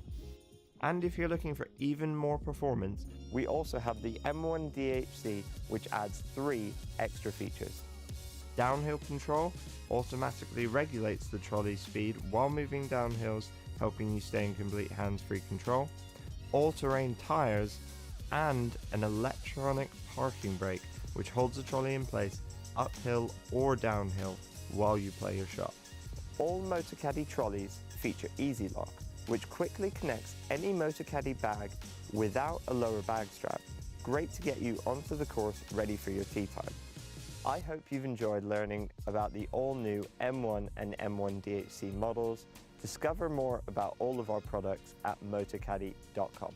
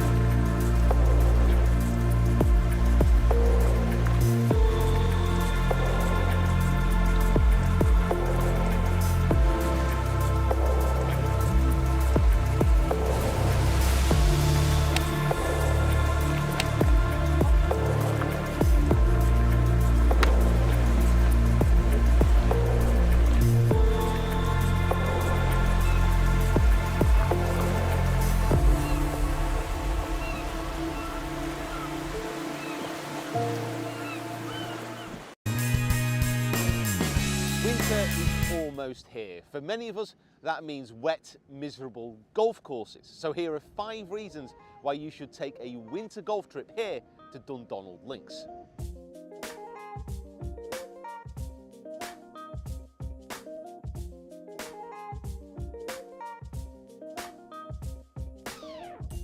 The course is amazing.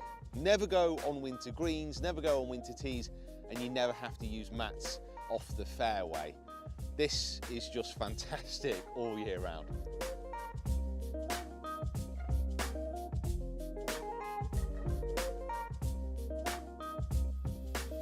Feeling a bit chilly during your round, head into the Boffey for some of their famous pies and of course a wee dram.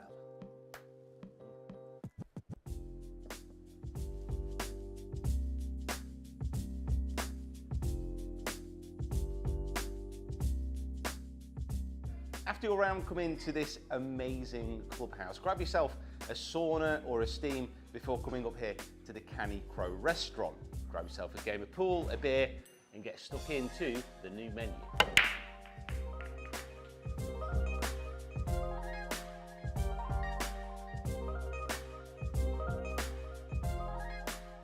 And you can stay here at Dundonald Links in the luxury accommodation, either the lodges or the hotel rooms, which can be split into a twin or kept as a king. It is the perfect base to explore the Ayrshire Gulf Coast.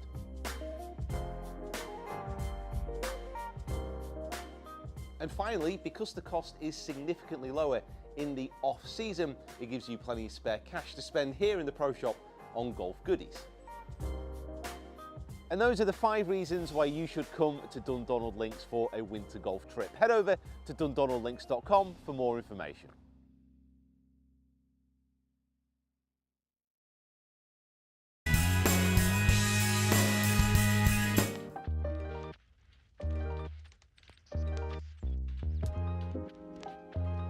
It's amazing, really, when you see this all come together and things that we've talked about, for quite some time, and to see them all realized, to see the style of architecture, how it all slides together into the landscape. Really, it's turned out great. Congratulations. Well, this was always a links golf course. In fact, historically, there was links golf played on this ground, on a part of the ground, and then during the Second World War, that all went away. So we had an opportunity to recover some of that once was golf into a brand new golf course and then expanded onto some new ground, but all very much designed and played as an authentic links course.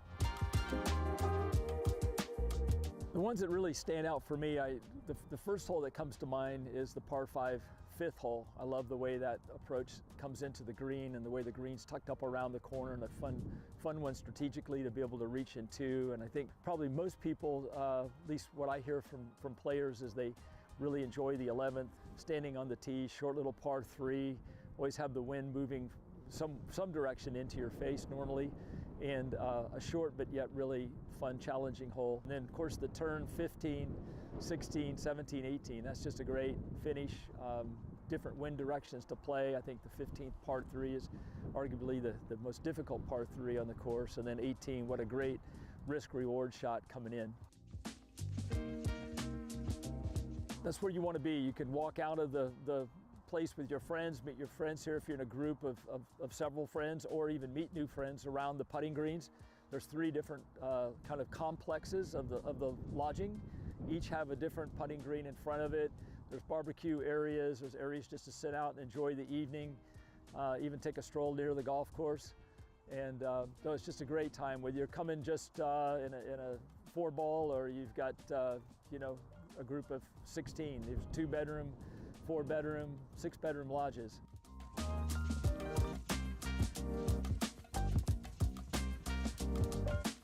Well, I think what people describe to me is the variety of the shots that they play throughout the round, and more so than just is there a great hole or a couple of great holes. It's just the rhythm of the golf course and how much they enjoy the variety of shot making within the course. And certainly the breezes that come off the sea always have a big factor in who the ultimate winner is and how they manage that.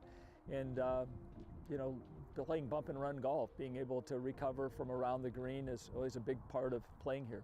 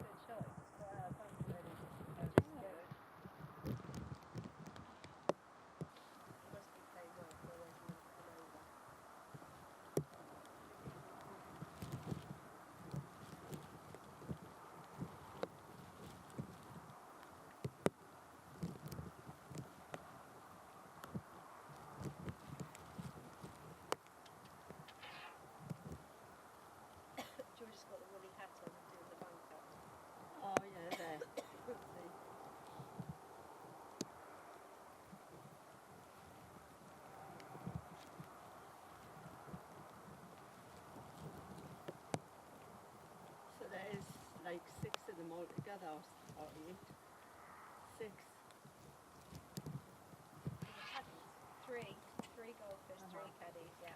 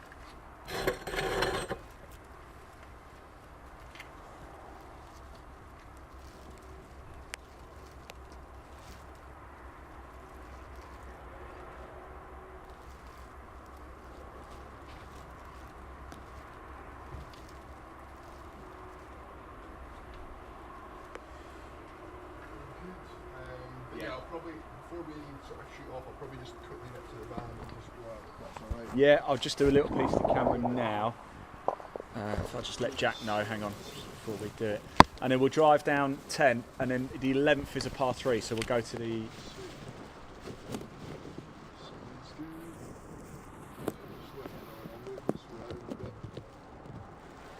I think if you're alright to probably, yeah. Shall I go like here? 'Cause that's quite a nice view, isn't it? See a bit of the course and a bit of you as well.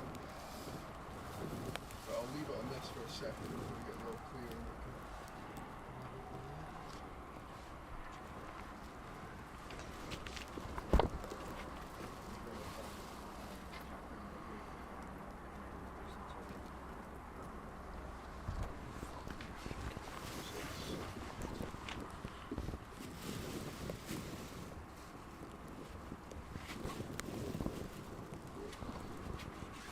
Well, hello everybody, yes, welcome back. I think we might have given away our plans actually there anyway. I think you might have heard us on the ambient for the camera. So yes, we are going to go down the 10th, just down there towards the 11th, a nice little par 3. So we're going to bring you some on-course action very shortly. We've got one camera. All the pictures we're bringing you are done off one camera. So we're going to pick it up now. We're going to move it. We're going to get back out on the course and watch some action right by the green and chat to the players again as things really start to heat up. Oliver Bradley was running away with things, wasn't he? But he's dropped back a little bit. It is going to go right down to the wire here on the Trilby Tour 2024 Grand Final. Give us sort of 10-15 minutes. We'll get back out on the course for you. Do not go anywhere. And very soon you'll be seeing the players up close once again at the 11th. See you in a minute.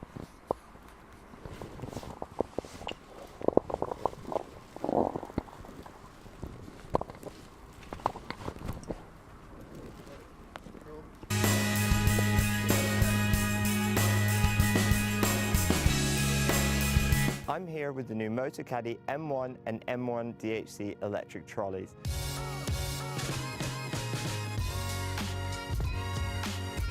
The M1 is the perfect option for an easy-to-use trolley that folds really small for convenient storage and transportation.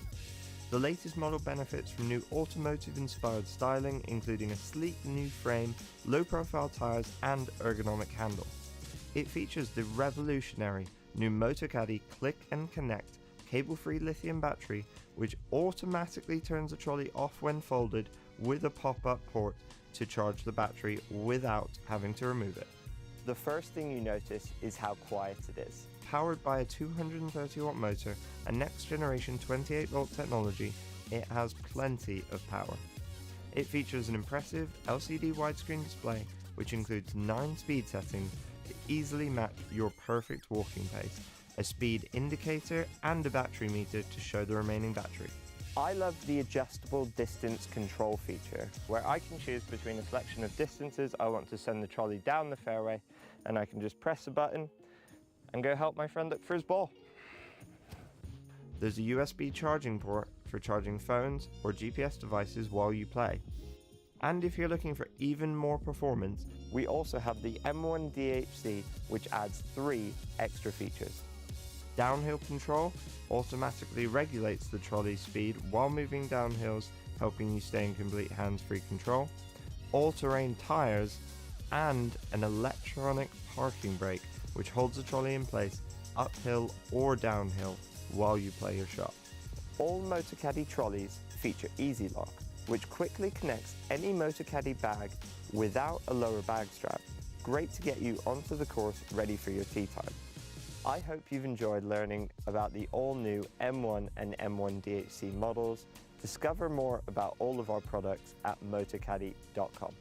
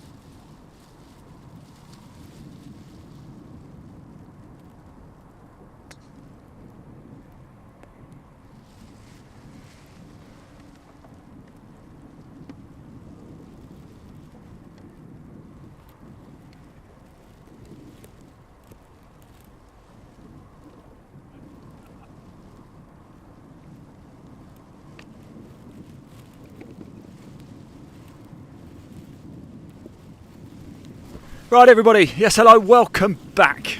Sorry about that, everybody. We're just trying to get the pictures through. As you can see, we have come to one of the most beautiful places you could possibly come to. It's the par 3 11th, 120 yards, and it is treacherous.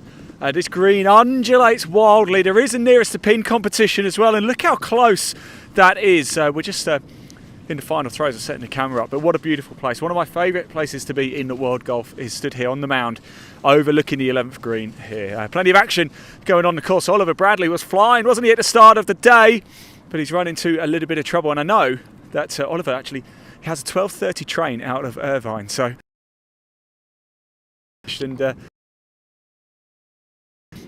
there might actually be just a little bit of a gap, but the good news is that we have had a group. Damon Turton has just teed off behind us on the 12th, the par 4 12, so we'll bring you a little bit of that very, very shortly as well once we just finalise everything with the camera. But what a day it's been so far. We're here at the par 3 11th watching the action as it comes through, and then after this we will make our way. We'll go straight down to 18, no more big pauses or anything like that. It was just so we could get a little bit of something to eat just whilst the players sort of really got into their rounds.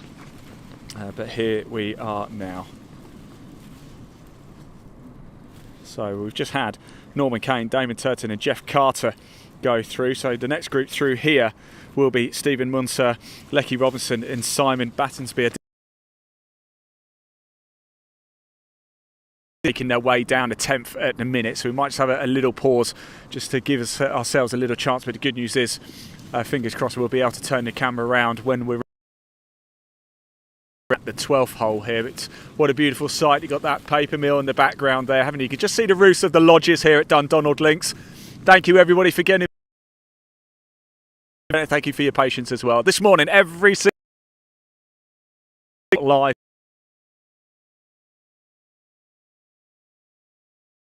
of the action. You might be able to see in the background the sprinklers are on too.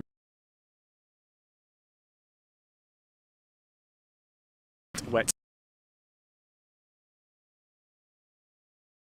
the minute. I'm just going to wipe the camera there, so apologies about that. There you go. Look, this is real live out in the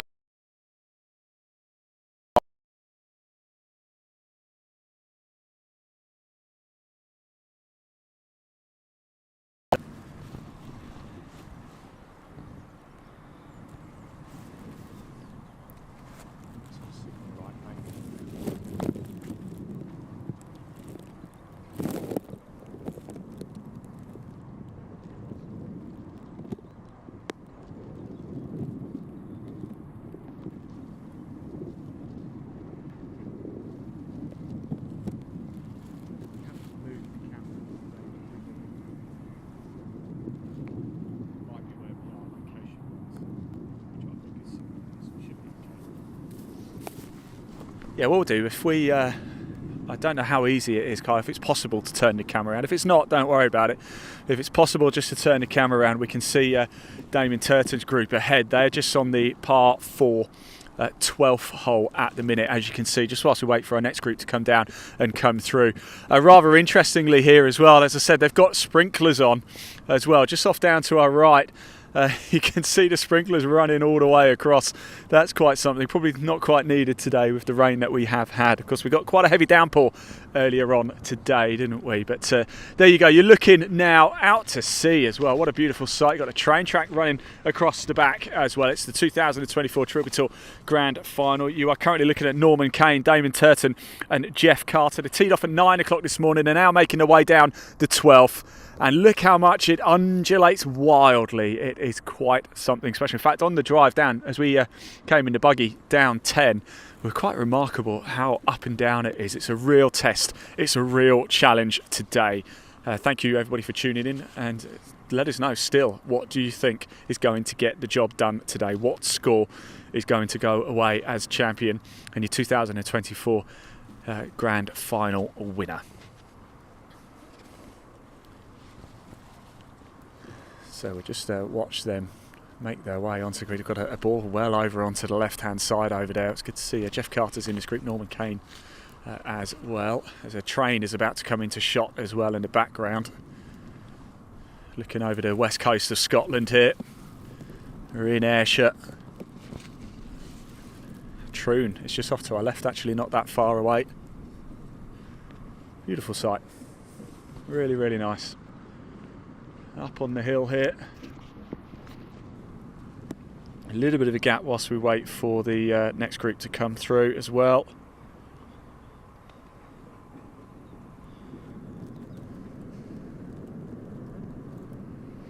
So do bear with us. Keep your comments coming in as well. Just let us know who you are supporting today. We're watching a bit of on-course action right now. And of course we are going to go to the 18th after this to bring you the finale all the way to the finish, live and exclusive right here, right now.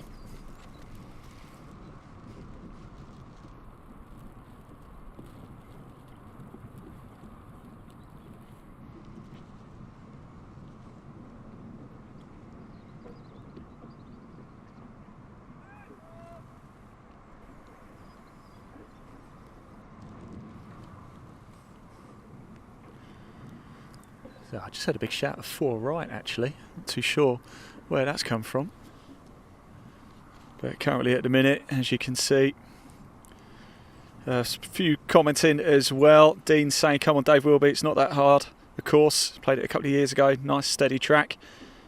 Terry House, it's a shame that there wasn't more coverage of this event to make spectators feel more connected with the event and the players taking part. Maybe something we can look at next year, Terry. Jamie Sylvester says, I'm glad of that because we put live pictures coming back. Took a day off to watch this, lost £20 pay. Well, Jamie, we're back. We are back.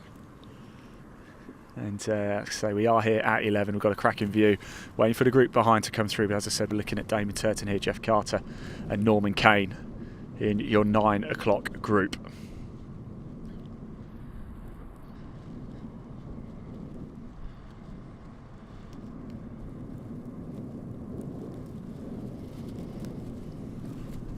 Part 4, 12th we're currently looking at right now, just behind us. I just want to actually, I'll tell you what I'm going to do. When they leave the green, we've got the infamous pot bunker here at 11, and it just goes to highlight the trouble. If you go short here at 11, you're in big trouble because you hit a bunker. If you go long, you're in trouble because you hit the biggest, steepest, deepest bunker you're ever likely to see. We're keeping the camera on the players at the minute. I can tell you the group behind are just making their way to the 10th green now, so not long to go until we see the tee shots here at 11. We've never ever caught a hole in one live ever. Could today be about to change that? That would be nice. There is a nearest to pin competition as well, and somebody has gone very close indeed. I'll have a look at that very, very shortly.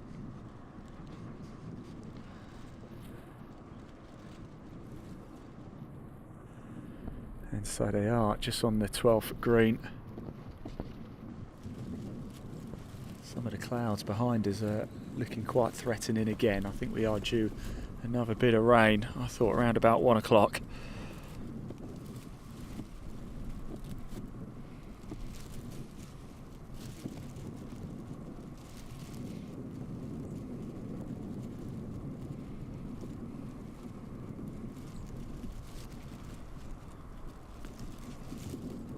So the 12th hole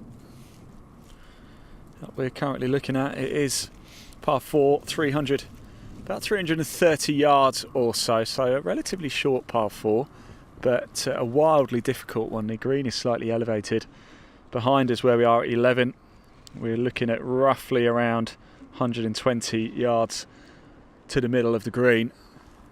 One of the shorter holes on the course, but a good opportunity. Where the pin is cut as well, it's quite generous. You'll see that shortly at 11, but we're currently sticking with the camera on at 12.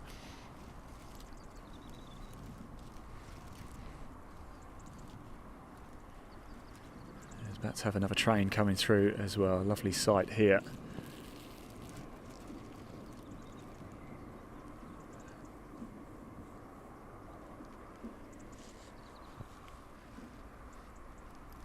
So Jeff Carter, Norman Kane on the green down there, about to finish up as a train steams past through your picture now. We are sort of middle stage of the day so far, aren't we? In about sort of 2.5, 3 hours, we'll know who our champion is going to be. Could it be Oliver Bradley? He was flying at one point, but he sort of dropped back a little bit. He is in a mission actually to get out of here. He's got a train at 12:30 to catch. So, in fact, that's in like 25 minutes. So, good luck to him.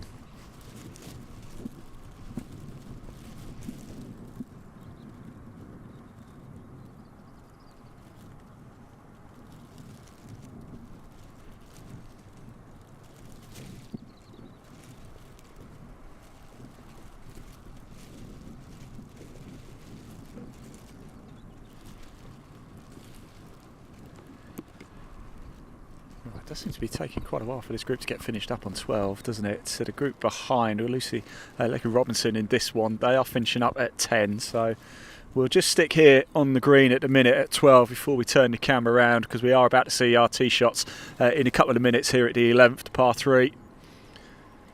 Without doubt a signature hole here, and I will show you how deep and steep. If you ever played Dundonald, you will know all about the 11th. There are 2 or 3 pot bunkers right at the front of the green. At the back, you actually need, no word of a lie, there are steps to get in and out of the bunker. It is that steep.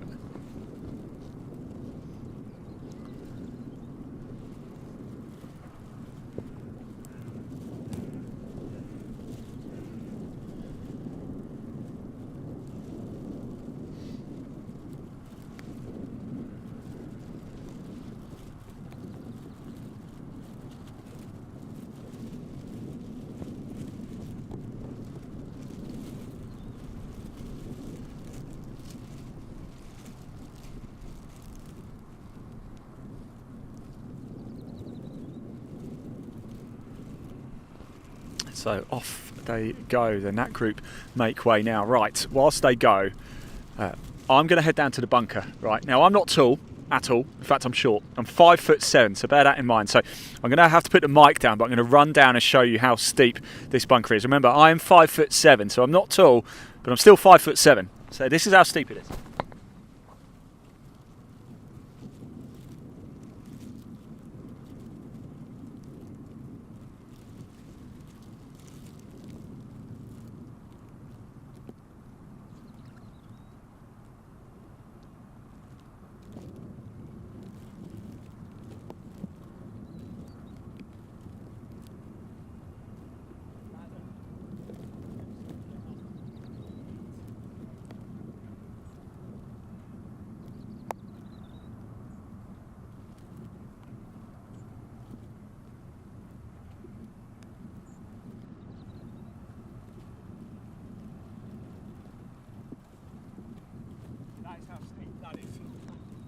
Turn the camera around.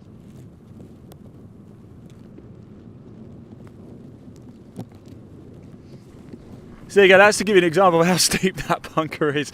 Like I say, I'm 5'7". There's another one. In fact, there's two right at the front of this green as well. You can't see them from this angle, but you can see sort of the humps at the front edge of the green. It is nasty. You go in one of those, it is pretty much game over at this hole. And very shortly indeed, we're about to see some of the action. Here they come now. Our next group through here at 11. We're about to see our first shots taken from the tee box on to the 120-yard par 3, 11th hole here at Dundonald Links. And we do have Stephen Munser, Lecky Robinson and Simon Battensby.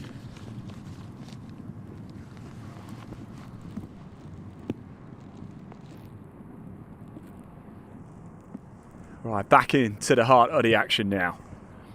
Live from Dundonald Links, the 2024 Trilby Tour Grand Final.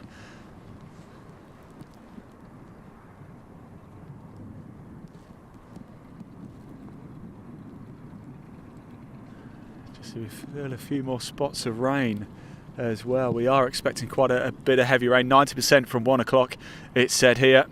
We had a downpour this morning and we've had a sort of an hour's dry spell. Just when we decided to go in the clubhouse, it's decided to go dry.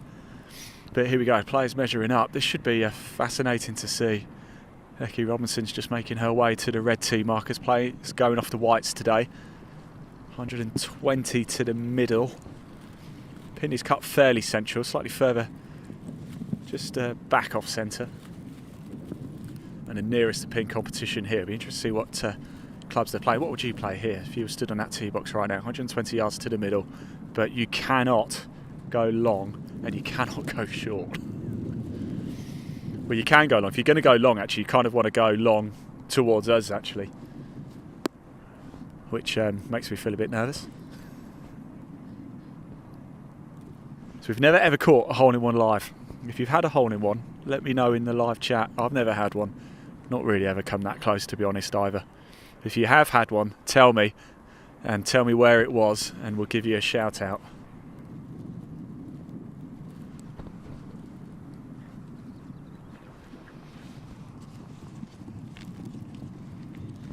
But right now, here we go. Stephen Munser, Lecky Robinson and Simon Battensby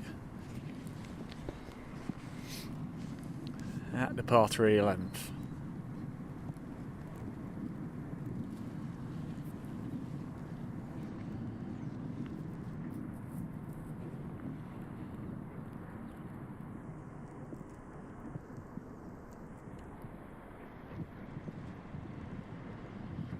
Okay, the ball's up. It doesn't look too bad, I don't think. Don't be short. It's a great shot as well. Look at that, onto the green. Brilliant shot. Really good. He'll be delighted with that one. Great first shot for us to witness here at the 11th today. Of course, a number of groups have already gone through. This group teed off at 9:10 this morning. First group went out at 8 a.m. So we're picking up sort of the middle pack here.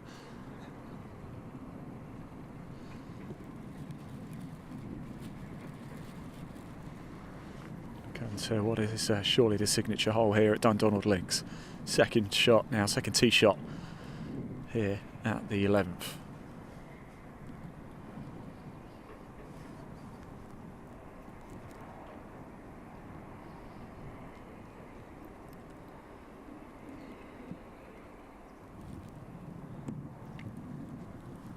Ball's up, it's up high. It's not too much wind here, and it's a good shot. Onto the dance floor, that's 2 for 2. Lecky Robinson just makes her way now to her tee markers. What can she do? Can we make it 3 for 3 on the dance floor here? Can she get even closer? But we can have 2 putts for outright birdie here. That's good to see.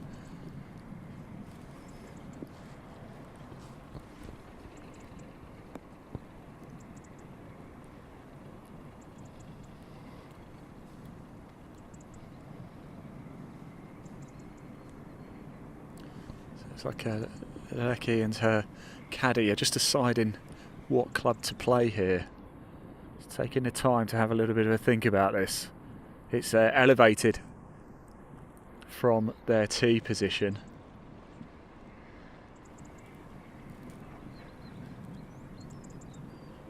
Wonder how many balls are in that sort of heather and gorse and long grass in front. That's coming up. I've got good eyes. It's going to be long. It's going to be long. Come back, come back. Oh, it's in the bunker. It's in our pot bunker. It's gone into that bunker there, just where I was a moment ago. And Lecky Robinson, for the camera, is going to have one hell of a shot out of there. How good are you with the wedges? We're about to find out. So players make their way down now. Wind just starts to pick up a little bit up here. You can see the smoke billowing in the background of the paper mill here in Ayrshire. And this group making their way towards us. As I said, we're picking up sort of the middle pack here.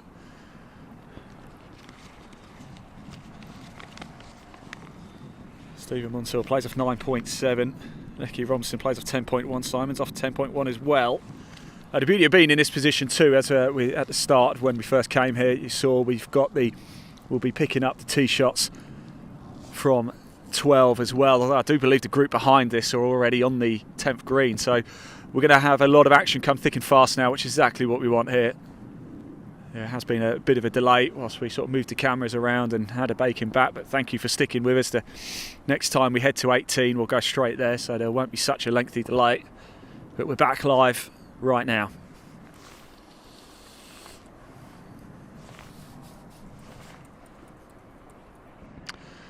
And I'm just hearing, actually, thank you, Jack, our director, is telling me that Sean Heslin is a man on fire at the minute as well.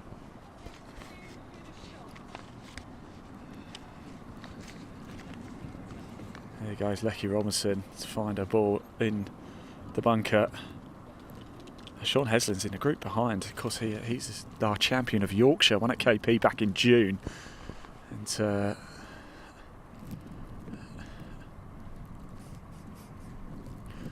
Sean Heslin, it could be a perfect year for him, picking up the win at Yorkshire. Could he go on to be our grand final champion? Only time will tell. And that, again, just goes to prove how deep it is in that bunker. Look, he's roughly almost the same height as me, actually. We're not too far off, so that just goes to show how difficult this shot is.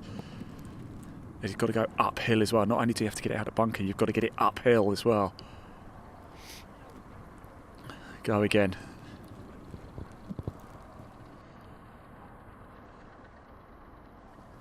Oh, good shot. Oh, great shot.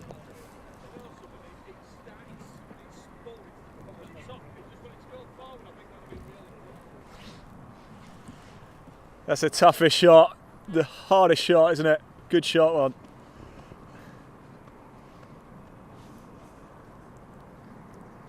That will be the toughest shot she probably plays all day, that one. Out of that bunker. I think I went in there last year and it took me to about January to get out.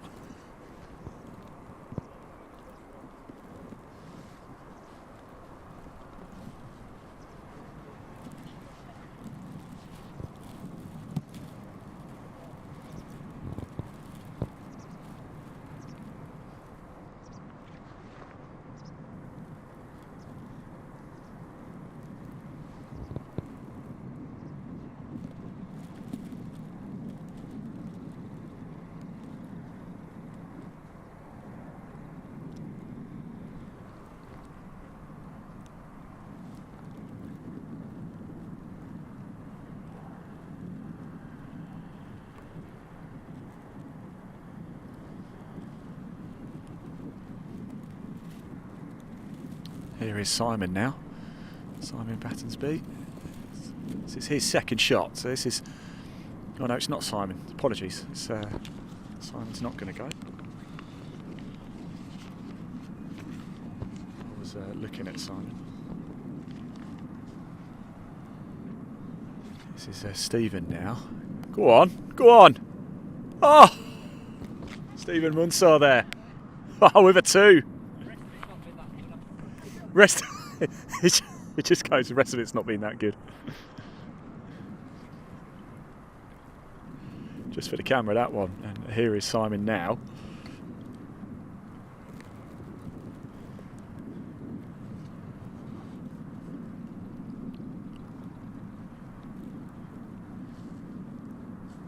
grouper waiting on the tee box as well behind, so plenty of action coming up.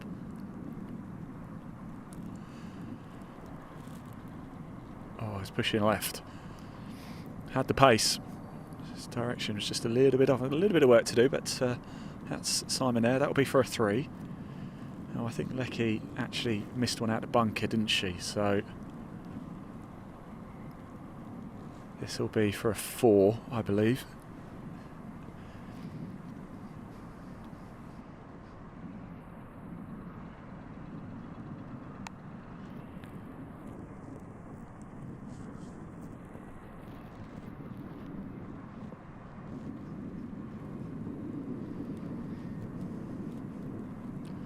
Go on, go on, yes!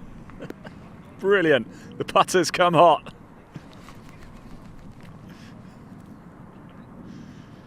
Great way to finish. A 4 off there after going in that bunker, brilliant stuff. In fact, had she not missed the first one out the bunker, that would have been a beautiful up and down, brilliant stuff.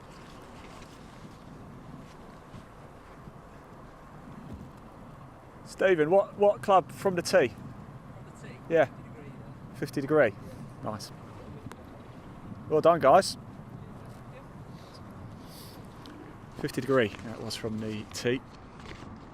Right, next group now, come straight through. How good is this? Action, action, action. And it's going to be Nigel Petch, Leslie Boswell and Sean Heslin, our current leader. Sean Heslin is flying. Yeah, I think this is Leslie, actually. No, it's not. No, it could be. We'll find out in a minute. Spoke to Leslie this morning. In fact, I don't think that is Leslie. That's a nice shot, though. Look at that, spinning back onto the green. Just get it on the dance floor, and you'll be in a good position. This is Leslie now, about to tee off.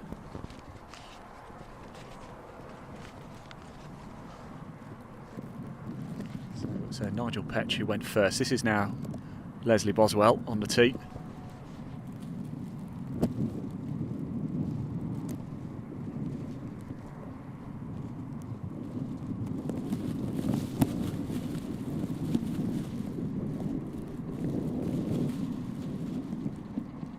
The wind really picks up now. It's behind the ball as well, so they'll get a little bit of extra push from the wind. Good shot. Oh, good shot from Leslie Boswell. It's just going to roll back a little bit there. It's actually on a downslope there as it trickles away. Oh, stop. It's picking up momentum. It's going to go all the way down. It is on a ridge there, and it landed at the top and just rolled back a little bit and kept on going. It was a shame because if it had fallen the other side, it would have rolled towards the hole. And this is Sean Heslin, our champion of Yorkshire back in June.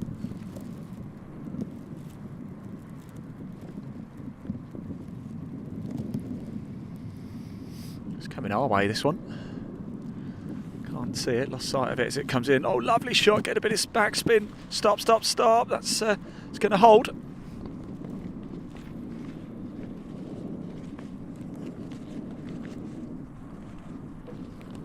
Right, we will, as they make their way down, we'll turn the camera around actually, and we'll be able to catch the tee shots at 12.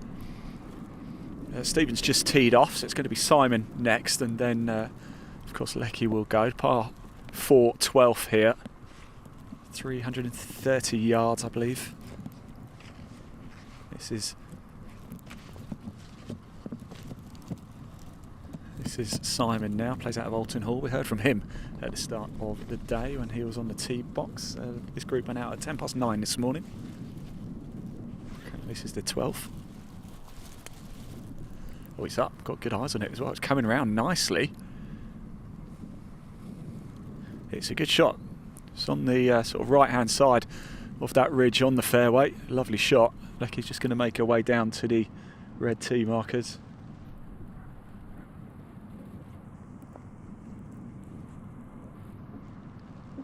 Just thinking of Leslie Boswell's tee shot there, which has fallen close to hers. If that had landed a couple of inches just to the right, it would have rolled towards the hole and actually probably would have been nearest to pin. So we'll stay here because we're about to see Lecky Robinson tee off.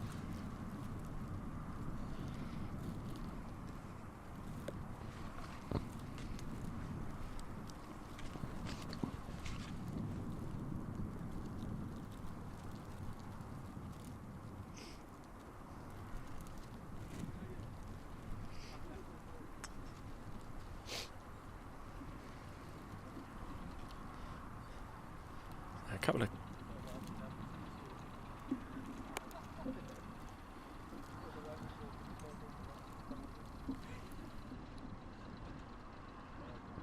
And there you go, Lecky Robinson, good stuff. She tees off. We're going to bring the camera back round because our group are here now. Leslie, if that had dropped a couple of inches further to the right, you'd have been nearest the pin. Just a wind, yeah.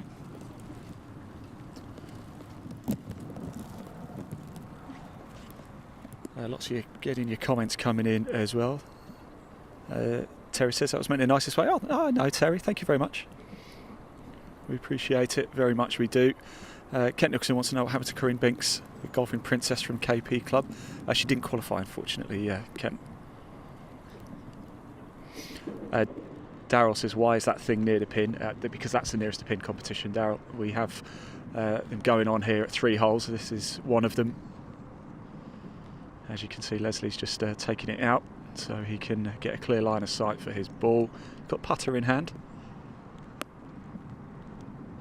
Thank you for your comments, everybody. Please do keep them coming in as well. We are here at the par 3 11th. A lot of you tuning in. We really do appreciate it. Thank you very much. We're going to stay at the 11th for a bit of time here before heading to 18. It's a cracking hole, isn't it?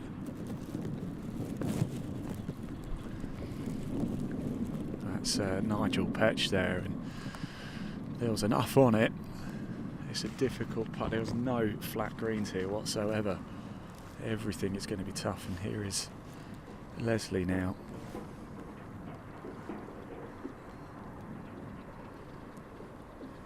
Got to be brave enough to get it up the hill, but too much on it. It's got to go uphill then downhill. What a difficult putt. Go on, catch it. It's going to catch it. Very, very tricky putt. He'll have that for a 3 at the par 3. And this is Sean Heslin now for a 2.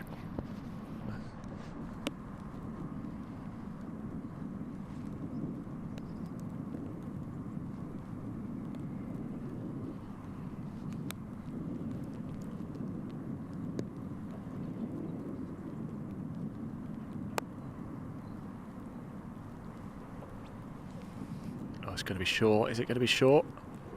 Oh, the line was bang on. He just needed half a Weetabix more for breakfast to put that one away. In it goes though. It's a 3 for Sean Heslin though. Some more points on the board, and it's going well for the champion of Yorkshire. Will we be talking to him at 18 in a couple of hours' time?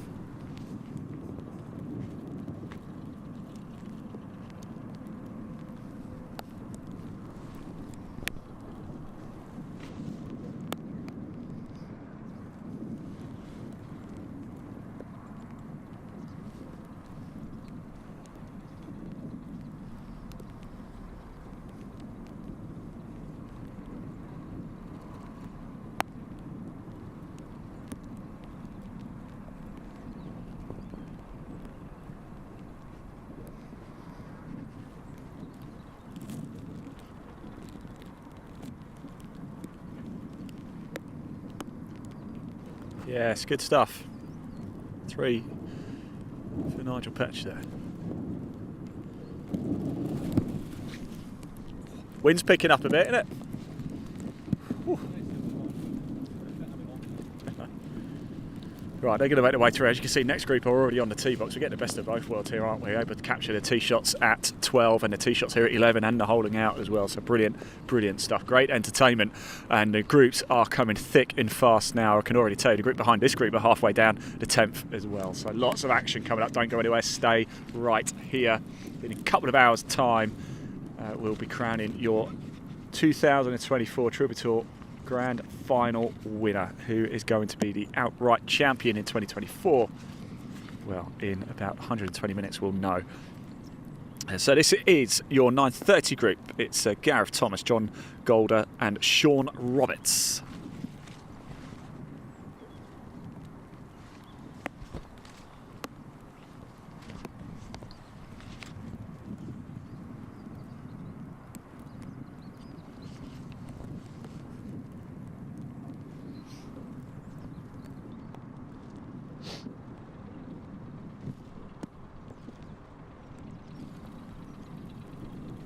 a lot of you tuning in now. Thank you very much on YouTube at Live Sport Now, also live on Facebook as well and LinkedIn. My name's Ian Waterhouse, that's where we are on LinkedIn at, so if you are watching this and want to connect, feel free. If you're on LinkedIn, we've clearly got similar sort of interests, so feel free. Make sure you head over to my X account as well, at Ian Waterhouse1.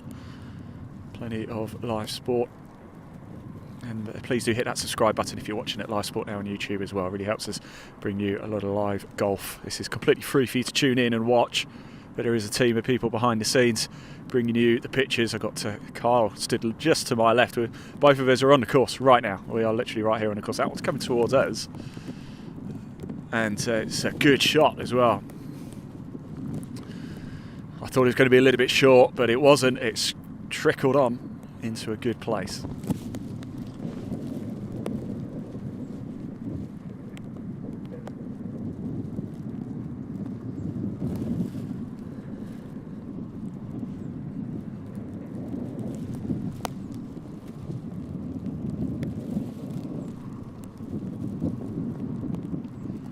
That one's coming our way again as well.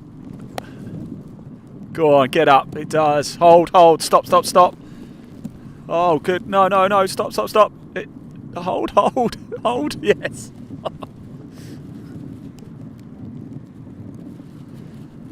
Not bad places to be there. Faced with slightly uphill putts there. It's going to go. You're going to have to aim off to the right for it to break left towards the hole.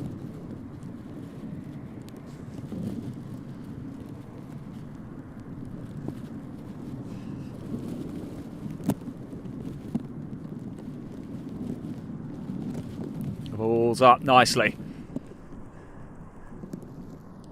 It's gone long. Stop, stop. That might. Oh, can it hold? Can it hold? We saw this happen to Lecky Robinson. It's picking up momentum. It's still picking up momentum. I'm just going to run down and see where it's ended. Oh, you just saw that. Did you see that? It just trickled in. It just went into the bunker. What a shame. And actually, that's going to be right at the front edge, I think. That is going to be so difficult. At least Lecky Robinson had her ball sort of well into the bunker, back from the wall. I think that one, it just trickled right to the front edge. And that is going to be an absolutely treacherous shot. We're just going to wipe the lens, everybody. So don't worry if you see we're not being attacked by a cloth-shaped monster. We are literally just wiping the lens. It is starting to spit quite a bit up here as well. We are on top of a mound with the wind billowing right towards us in our camera position here. If you've ever been to Dundonald, you'll probably know where we're stood on the mound at the back of the 11th green. Just behind us, of course, we've got the 12th tee box. The group in front have already teed off, so Leslie Boswell has gone, and Sean Heslin and Nigel Petch.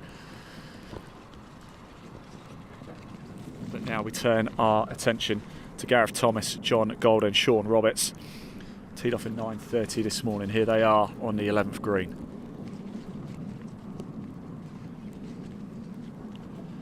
Well, everybody, do keep us entertained. Again, let us know where you're watching from. I know we've got people. We've got Leon's watching from Spain. Hello, Leon. I hope you're well. Enjoying the Spanish sun. We've got people watching from all over the world, so please let us know where you're watching from. If you're in the UK, tell us whereabouts in the UK.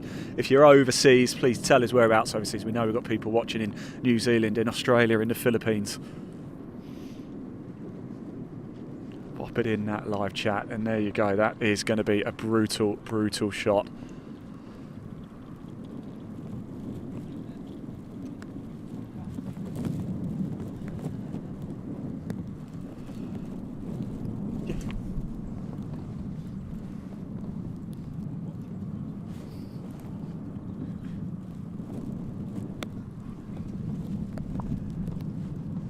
How deep that is, my word.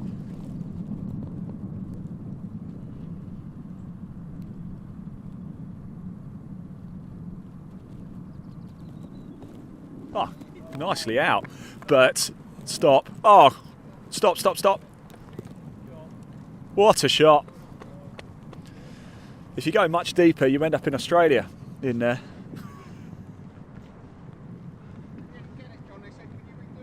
Yeah.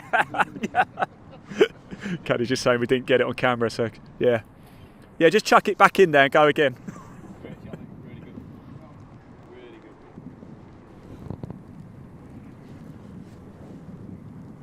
Look at this group behind on the tee box already. Lots of action. We've come up here at a great time, haven't we?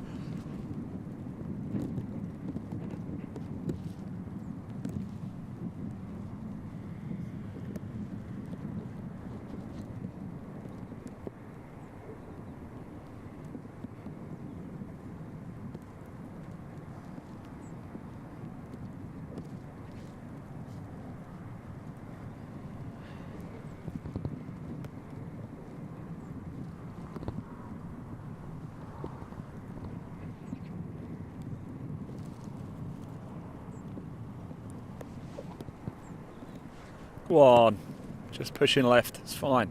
Great effort. That for a 3.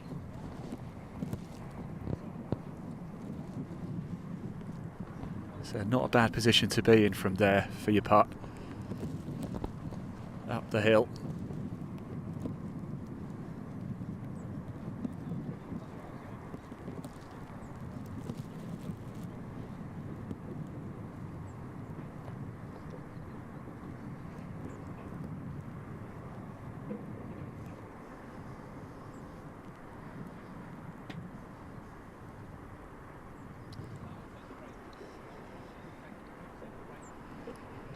This is for a 3. This is for one of the greatest up and downs you'll ever see. If he can make it. Go on, we all want it to go in. Oh. I've got to say, that nearest the pin marker is rather frustratingly in the way of the hole a bit for us, isn't it? I just noticed that.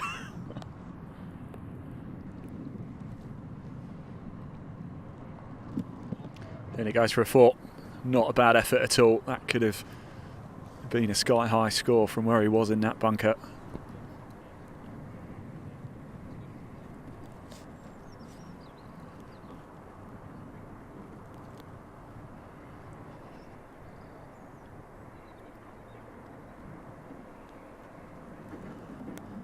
Short.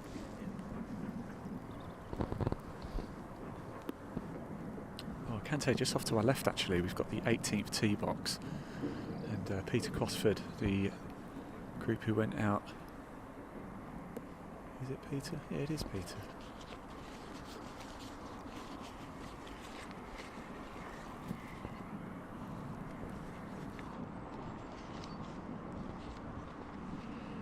Agonising there.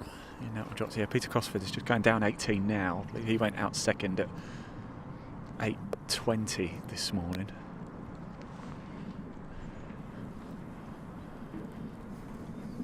In it drops. Good stuff. Well done, guys. Good scores there. Great bunker shot, that. Yeah. Yeah, be careful on those steps, eh? All right, next group. We're about to tee off here at 11. Straight into the action, and this time we have got Robert Motherwell, Neil Scutt. Just a 2-ball actually, Robert Motherwell, Neil Scutt, that's it. We spoke to Neil a little bit earlier. Of course, we missed him at Oxfordshire, so we're really making up for it today. Has that one got the legs? It's going to make... Oh, it's just kicked off. Kicked off on the left-hand side as we're looking at it, but to right side as he hit it from the tee. So it's unfortunately, it should be okay. There is a pot bunker down there. I think it missed it though.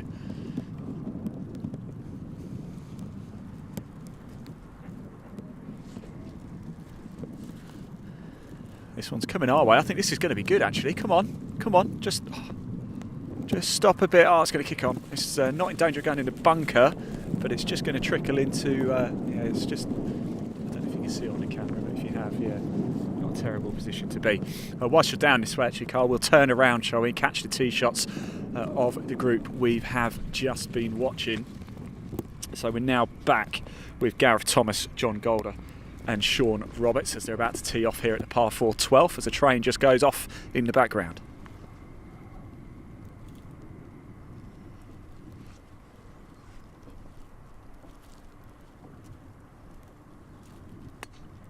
Well, a high drive that. It's quite windy now. Will it catch the wind? Wind is behind us though. I didn't see that land. I always thought a yellow ball would be quite easy to see, but actually it's the second time they just disappear now.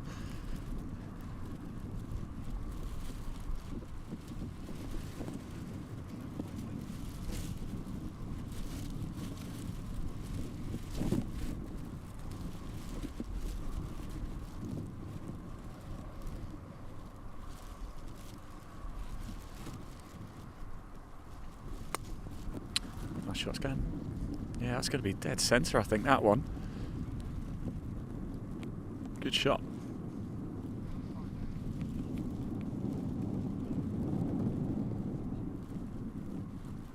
Gosh, really getting quite cold now, isn't it, Carl? I don't know about you, but blimey. I mean, I know it is the end of September in Scotland, but oh.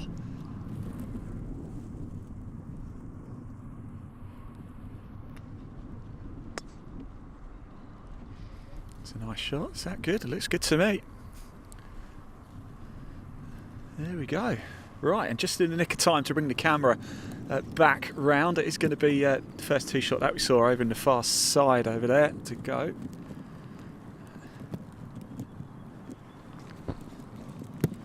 Go on, get up. Good. I'll tell you what, not bad at all. Just slow down a little bit. Slow down. It's going to just hit the upslope there and come to a stop.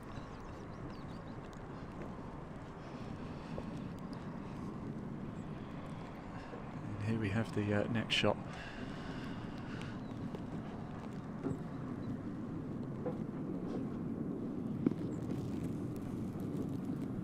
I like his shoes. Get the kick. He's going to get the kick. This is nice. Just stop a little bit. Come on, stop.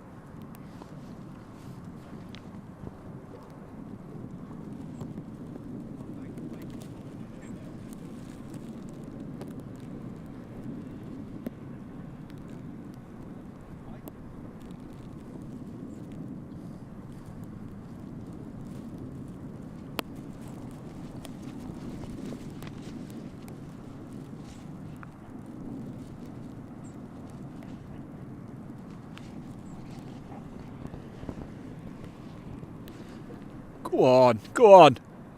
Oh, the line was perfect. Oh, that was a great effort though. Great effort.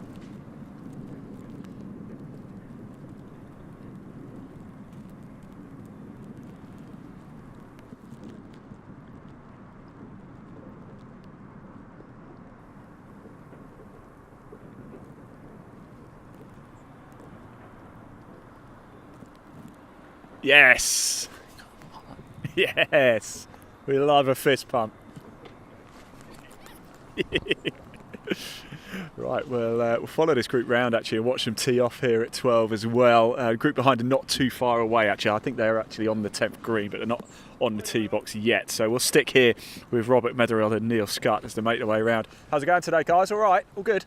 Yeah, good, yeah. Yeah? He did a few long putts on the par 3. Yeah, a few long putts on the par 3s. Looks like things are going quite well there for Robert Metherill. I haven't actually checked the leaderboard for a while, so let me have a quick look now. Well, I'm enjoying this bit up here. It's cracking, isn't it? Since we've had a little bit of a gap, but now we're into the thick of things. What do you make of it at home as well? A lot of you tuning in, so thank you very much. This is great stuff. Hope you're enjoying it as much as we are here. It may be cold, it may be windy and a little bit wet, but it's a Monday. I think there's nowhere else I'd rather be.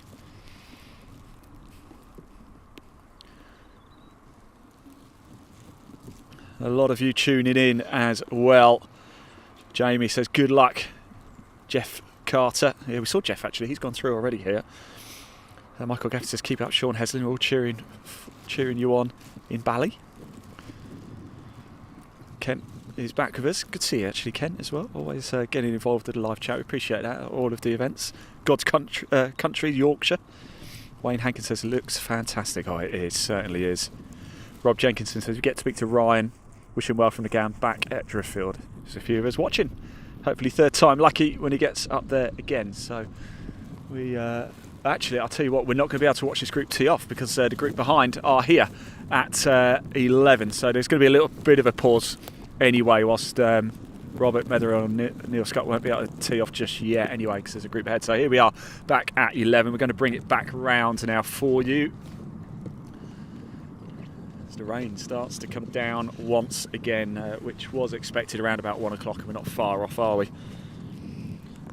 So this is Andrew Crowe, Tony Lewis and Andrew Crow is going well today, isn't he? We heard from Andrew a little bit earlier today. We also spoke to Tony as well.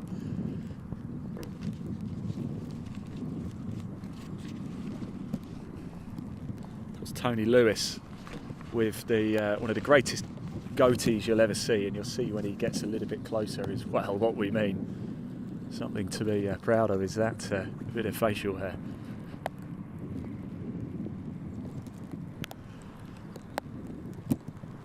So it looks like it's going to be Andrew Crow on the tee first.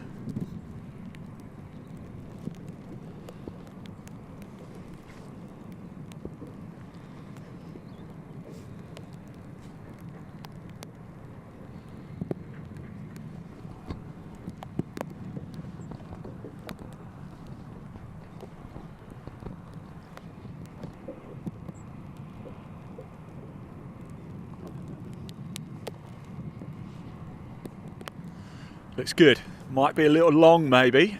Andrew Crow, I'm not too sure if he's overly happy about it. Oh, what a shot! Not long at all and almost nearest the pin. Well, what do I know? Not a lot. And Andrew Crow, this duo, just a two ball here, they've got a bit of a following coming along as well. This is Tony Lewis now.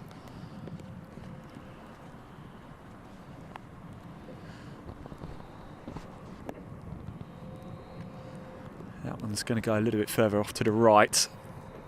There it goes. It's going to hold though. Come round. That might come around a little bit. That's on a downslope. It needs to have a little bit more momentum though to get closer to the hole. But two very, very good tee shots. And Andrew Crow with a golden opportunity to put a 2 on the board here and really put pressure on Sean Heslin at the top of the leaderboard. It is lighting up here at Dundonald.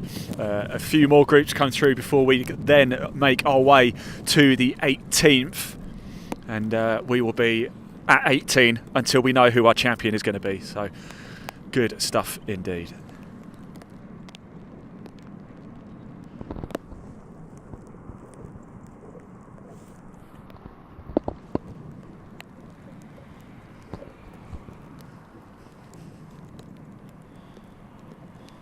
David Edwards goes to say great putt, ice cream Rob.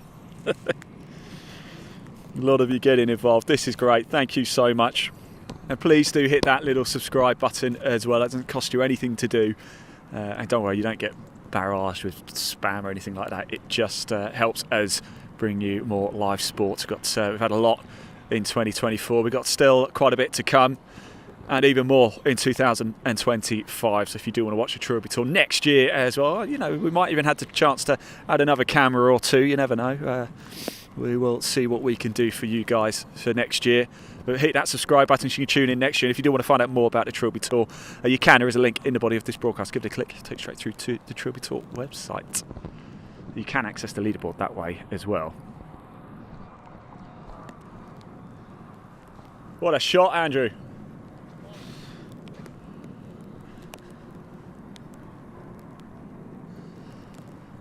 Good one from Tony Lewis as well. There he is, look. Tony Lewis on the left of your screen. Andrew Crow is on the right. It's going to be Tony Lewis to go first. He's furthest away from the pin. And a nice little following coming up here as well. Sort of 5 or 6 people, 5 or 6 spectators hanging around this group.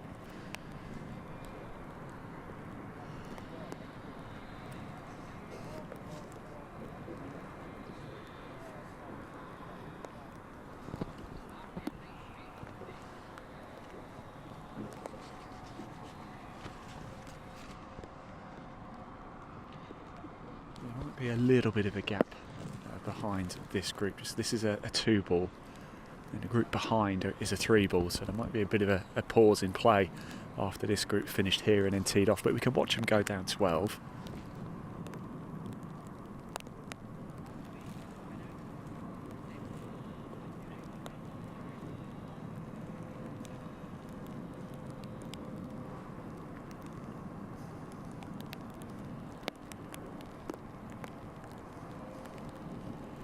Here is Tony Lewis. It's not going to break enough. It didn't quite have enough gas on it. It needed more momentum to break, really. That will still be for a 3.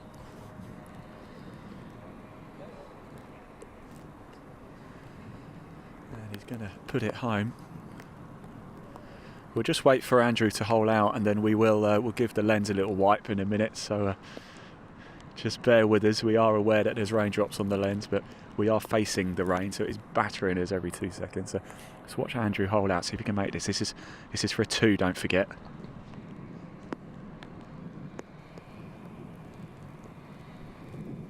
Oh no, it's missing left. It's always missing left. Oh, what a shame. Still for a 3. He's just going to take his time. No point in rushing. He's obviously aware that his round is going well.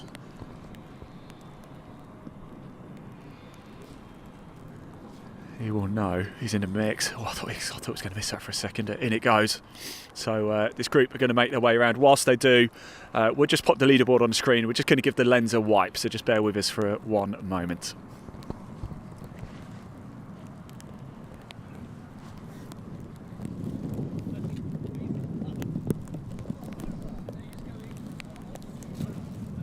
Getting a few nice comments about that on the online. Yeah, no, people like it. Yeah. Really? Yeah. No, not had any negative comments.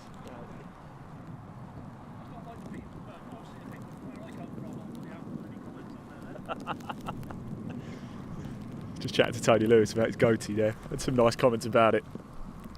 We'll stay with this group.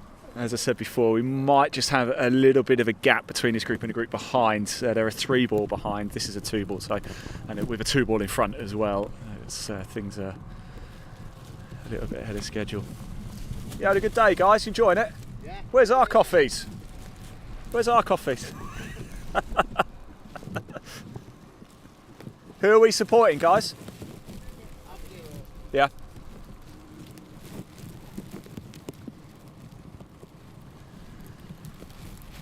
So turn our attention to the 12th now. We're just giving the lens a bit of a wipe. Should have a nice clear picture again. We're going to have to keep doing it. So don't panic if you do see a cloth just magically appear in front of your screen. It's only we're giving the lens a bit of a wipe. It's the beauty of being live, isn't it, Carl? You've just got to go with the flow and do these things, especially when we face the 11th tee box. We are literally bang into the wind. Now here at the 12th tee, the wind is coming at us from behind, so that'll help carry the ball a little bit for these players. Might get a few extra yards out of their tee shots. Such a nice shot as the train goes by, isn't it?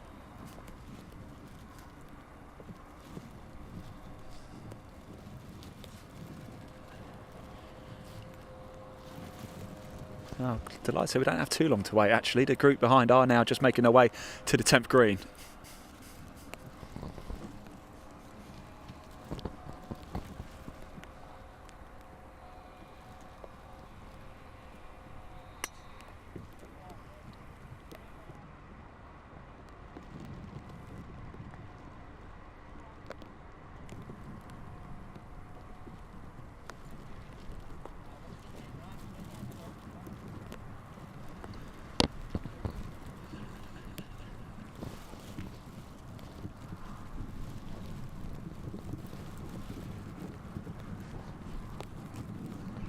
Here's Tony now on the tee.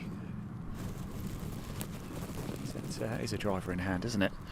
That's, what I say, 330-yard par 4. Actually, rather frustratingly, I think I left my scorecard in my gilet. And now I've got the waterproof on. And they're going to make their way down. We'll stay with this group whilst in fact, we do have a little gap, so we are talking about... we've got to say a big thank you, of course, to Motorcaddy. Motorcaddy are the ones putting up the prizes for the grand final winner. How about this for your top prize? So somebody today, could it be Sean Hesling, could it be Andrew Crow just down there in front of us, will win a brand new 2024 M5 GPS electric trolley and a Pro Series bag, as well as, of course, the coveted Trilby Tour trophy. And as well as a number of goodies and accessories. The players who get nearest the pin as well do get a GPS rangefinder, so there's plenty of prizes up there for grabs. But we must say a big thank you to Motorcaddy. So whilst we wait for the next group to come through, I think it's about time we heard from Motorcaddy and checked out some of their range. Let's roll VT.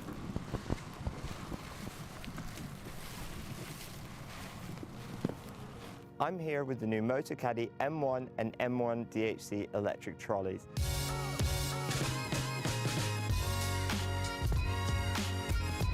M1 is the perfect option for an easy-to-use trolley that folds really small for convenient storage and transportation. The latest model benefits from new automotive-inspired styling, including a sleek new frame, low-profile tyres and ergonomic handle. It features the revolutionary new MotoCaddy Click and Connect cable-free lithium battery, which automatically turns the trolley off when folded with a pop-up port to charge the battery without having to remove it. The first thing you notice is how quiet it is. Powered by a 230 watt motor and next generation 28 volt technology, it has plenty of power. It features an impressive LCD widescreen display which includes 9 speed settings to easily match your perfect walking pace, a speed indicator and a battery meter to show the remaining battery. I love the adjustable distance control feature, where I can choose between a selection of distances I want to send the trolley down the fairway, and I can just press a button and go help my friend look for his ball. There's a USB charging port for charging phones or GPS devices while you play. And if you're looking for even more performance, we also have the M1 DHC, which adds 3 extra features. Downhill control automatically regulates the trolley's speed while moving down hills, helping you stay in complete hands-free control, all-terrain tyres, and an electronic parking brake which holds the trolley in place uphill or downhill while you play your shot. All MotoCaddy trolleys feature Easy Lock, which quickly connects any MotoCaddy bag without a lower bag strap. Great to get you onto the course ready for your tee time. I hope you've enjoyed learning about the all-new M1 and M1 DHC models.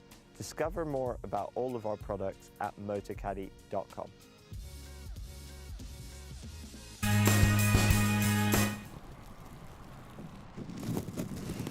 Yeah, big thank you to MotoCaddy. I know a few of you are asking how you can access the leaderboard as well. There is a way you can do it, so you can visit the Trilby Tour website, very, very simple. And to make your life even easier, just go to Google, type in Trilby Tour. If you don't want to do that, I have put a link in the body of this broadcast. So in the YouTube, in the description of this broadcast, there's a tracking link that will take you straight through to the Trilby Tour website. We're going to turn the camera around, actually, Carl, if that's okay, because the next group are making their way up to the 11th tee box now. Yeah, if you give that link a click, it'll take you straight through to the Trilby Tour website. And then what will happen if you just visit the championships page, give it a second or two to load up, but in Dundonald Links you'll see Dundonald Links Grand Final Trilby Tour. Just click that little results tab and that will give you full access to the entire live leaderboard as well. Of course, I know we keep putting it on screen, but I don't think we have the Stableford points showing on screen, do we? So that will give you a clear indication of where we are with the Stableford scoring. Next group now, here they come. On to the tee box as the wind and the rain is absolutely battering us up here. It's certainly a day to blow off the cobwebs, isn't it? It's Daniel Locking, Les Thompson and Mike Harding here at the par 3 11th. It's the Trilby Tour 2024 Grand Final, and we are now, I believe, the final group are probably just about to tee off at 10. So we're every group, the front 9 has been completed, almost completed for everybody. In fact, the final group probably actually on the 9th green at the minute. So we're almost finished with the front 9 for the Trilby Tour in 2024.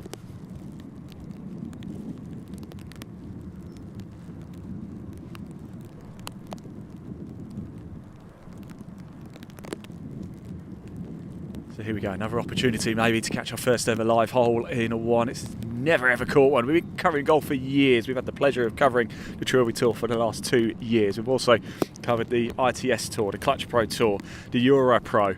We've covered England golf events, Faldo Series. We've even had the pleasure of covering the Challenge Tour. And we've done the Cairns Cup. And a number of pro-ams as well. Live golf here with Live Sport now. Please hit that like button, hit that subscribe button as well. It makes a big difference to us.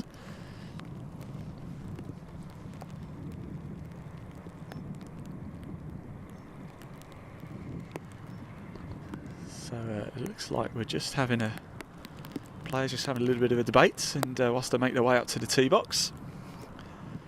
Trying to get a good read on this, and conditions have actually deteriorated since we've come up here. They've got worse and worse and worse, and we've just got a constant smattering of rain now. It's always this way, isn't it, Carl? When we come up, it rains. Can you see the sprinkler in the background as well, behind the tee box? Not so sure that's necessary today.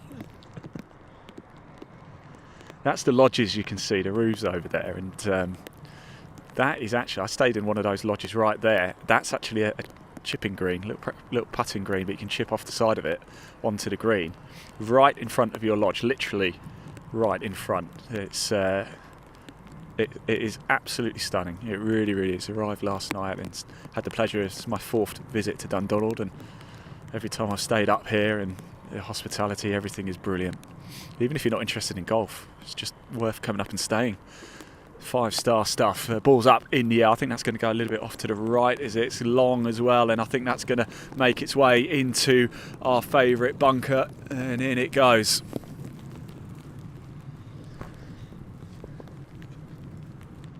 Well, the pot bunker, since we've been up here as well, there was a number of groups who went through before. The first group we saw here was the group that teed off at 9 o'clock. First group went out at 8 o'clock. That's the 3rd victim that pot bunker has snared since we've been up here this afternoon.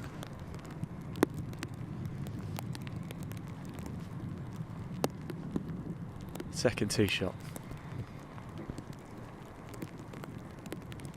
It's coming our way.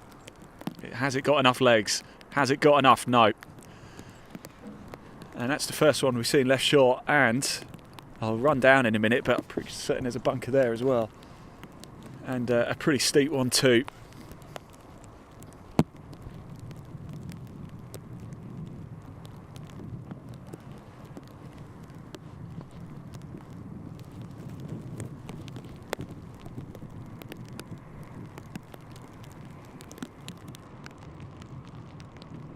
This one looks good. It's high. Wind suddenly decides to drop. It's landed right in front of us, actually. Literally right in front of us. And literally in here in front of us is where I'm trying to say. Let me just run down and see if I can find it and see where that first ball landed.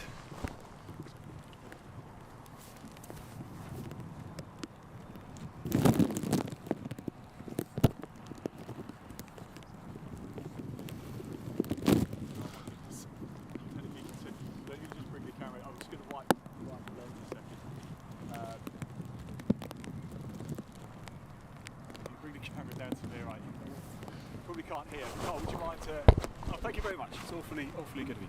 Thank you. Appreciate that. Right, we've got enough wire for it to come down. So here I am. This is the banking, literally right in front of the camera. The ball is plugged in here. Literally, it is in there. I can see the Titleist too. Yeah, I have no idea how you're going to get that. Let me just go run down, see if I can find the other ball at the top. I'll just pop that there.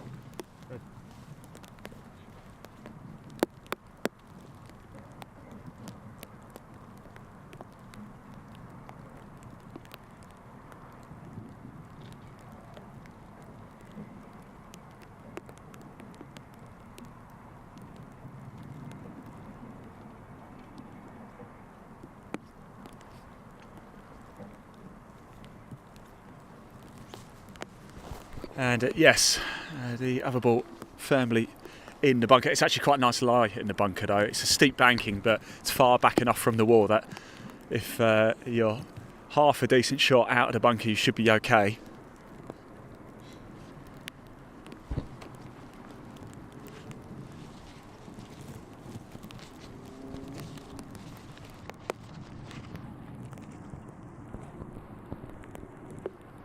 And again, that just goes to show how steep it is. That is in the bunker down there, 3 pot bunkers at the front of this green.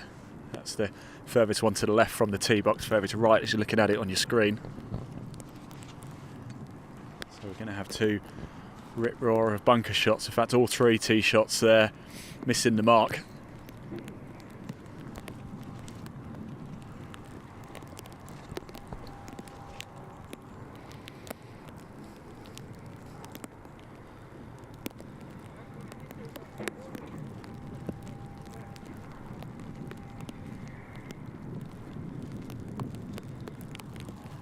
It's going to be long, and that could go to the other bunker. No, it's going to hold. It's going to hold. That's all right.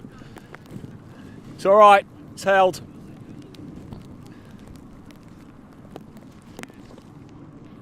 It's held.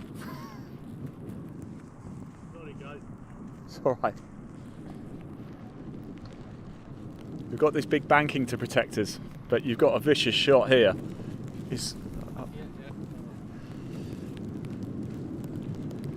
So here we are. Second shot out the sand. Can he get it out first time? Victim number 3 in that pot bunker since we've come up to our position here at 11. Yes. Go on, slow down, slow down, slow down. Stop, stop, please stop, please stop. It is going to hold, I think. Yep, it is. Not bad effort, not bad at all. So, what are we doing here, Mike? What are we thinking? Yeah, come up here. You can talk us through what you're thinking here. Look, what's in your hand? What you got? What you got there? What you got in your hand? It says divine intervention. It says 60 degree, and also divine intervention. Yeah, absolutely.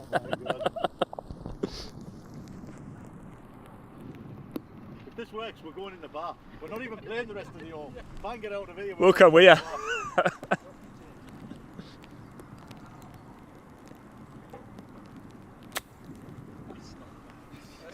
I'll tell you what, that's all right from where that was plugged in.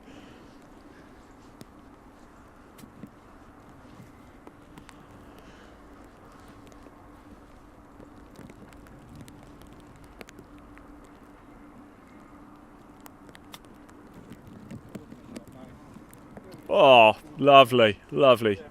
That was worth it. Yeah, I'll see you in there, yeah?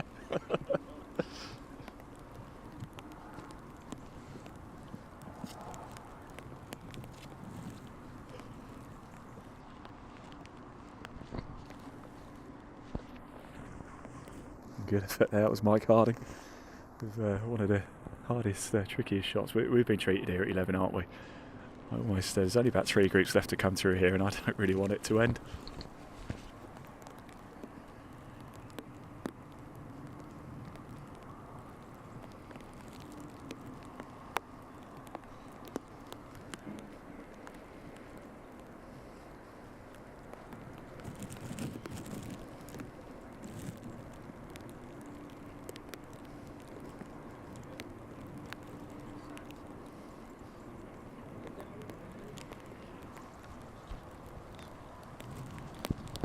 Some more of you getting in touch. Good question actually, Chris Pinn. Is the caddy allowed to touch the line in front of a player showing him where to putt? Because we saw that a couple of groups ago, didn't we? We'll have to check that one. Gordon played Dundonald yesterday. Course was great. Nice course. Played Dundonald. It's a gem. Good to see the manor on the leaderboard. Courses up there are brilliant. Oh, Troon, Western Gales, Glasgow Gales, obviously Dundonald. Kent's asking, have I covered the 2020 tour run by Chris Hansen? Yeah, we actually used to cover it for a couple of years for the boys. Still good friends with Chris and Adam. Great effort out there, brilliant.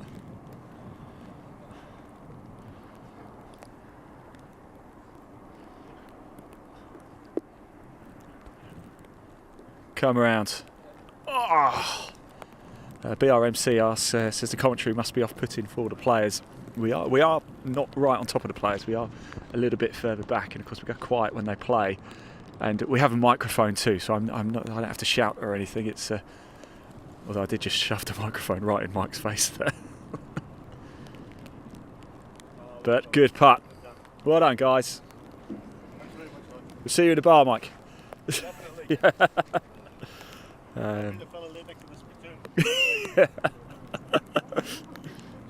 Yeah, we try not to be too intrusive, but equally we also want you to bring you the live action as best as we can, as close to the players as we possibly can. We've been covering golf for a few years, so when they putt, we'll always go quiet, or if we're quite away, when I do talk when they're putting, we are far away enough that they won't be able to hear us, because I do have a microphone right in front of me. Sometimes it must be quite, I do agree with you, actually sometimes it must be quite daunting for the players to be faced with a camera and a microphone shoved in front of the face just before they're about to tee off sometimes. That's part of the game.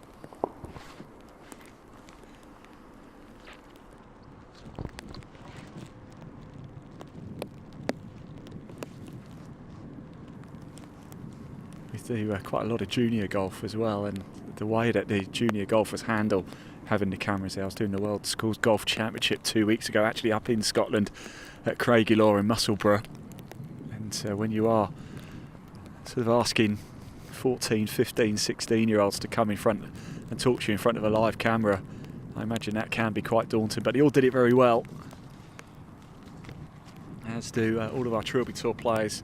And here is our next group. That's Stuart Little, Dave Wilby and Sean Timmins on the tee box here at the par 3 11th.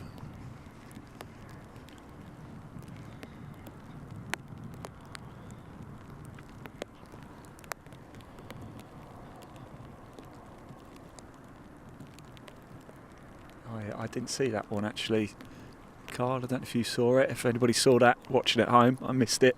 Had my eyes off it.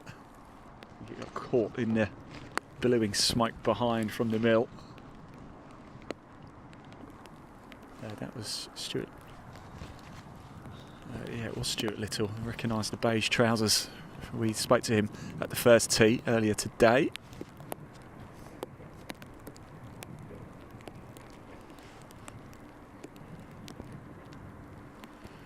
Okay, this one's up. That's come near our position as well. Just stop. Don't go too close to the edge. You just got away with that one.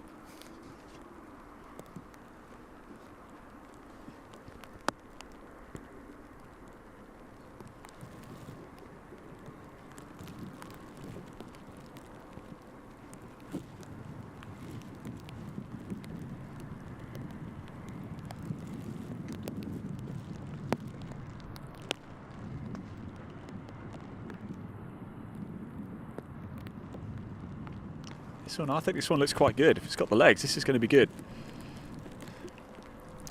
It's the only one on the dance floor. There it lands. And this group now will make their way round. We probably will stay here actually. The final player in the group ahead are about to oh, we're going again, yes. So Stuart Little's going to play a provisional here. Neither of us saw where the first ball went actually, did we? So I guess maybe Stuart didn't either, and it went a bit awry. This one looks better. It's high, it's up, and it's on the green. Good stuff. We will just park the camera for a second and pop the leaderboard on screen whilst we give it another wipe for you. We're going to have to keep doing that, I'm afraid, so don't worry if you do keep seeing a cough. We are literally, the wind is blowing into us from this position with the rain sort of almost horizontal onto us here. We are getting a bit of a battering, but not in a bad way. It's a great place to be, isn't it? We're going to stick around because the group behind are almost coming through as well. That's the penultimate group. And then after here, once if there's a bit of a gap between the final group, we might make our way straight to 18 from here. So there won't be anywhere near as big a gap as we had before. We'll probably have about a 20-minute gap whilst we just go move the camera. But then we'll be at 18 all the way to the finish, where we will be revealing your 2024 Trilby Tour Grand Final champion.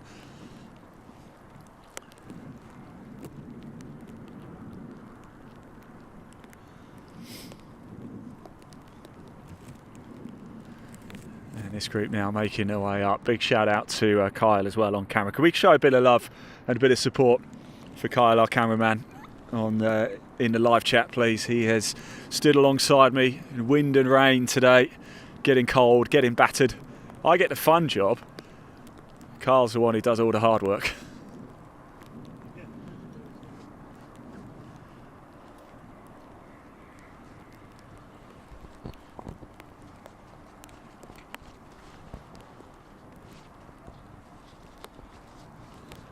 So here we are now.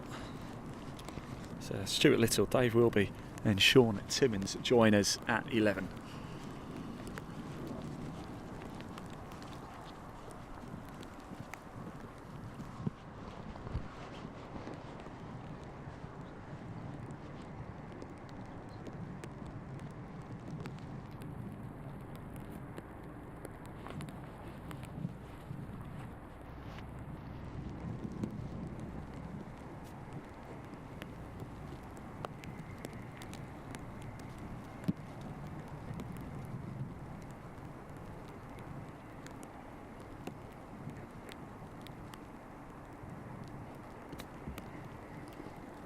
Get up. Go on, catch it. Yeah, that will do, indeed. Not bad. It looks like Stuart Little has just let that first ball go wherever it was. He's going to continue with what was his provisional.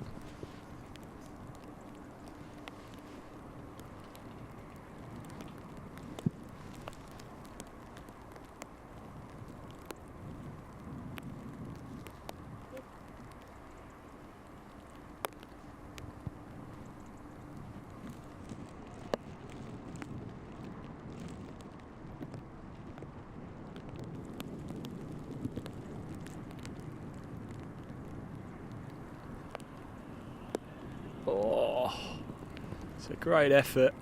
Just missing left of the cup. And these greens, they are punishing. They just roll on and on and on.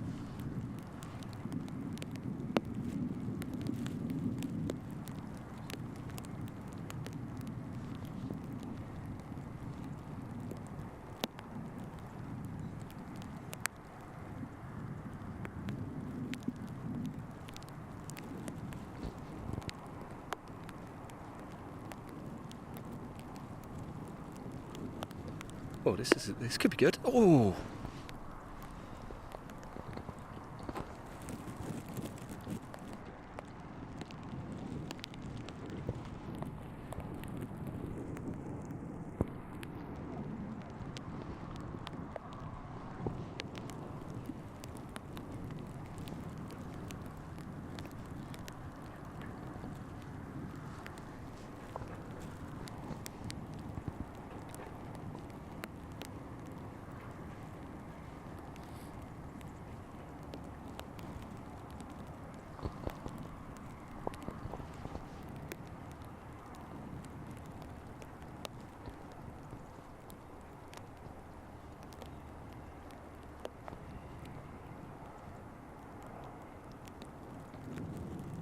Oh, came through like a freight train.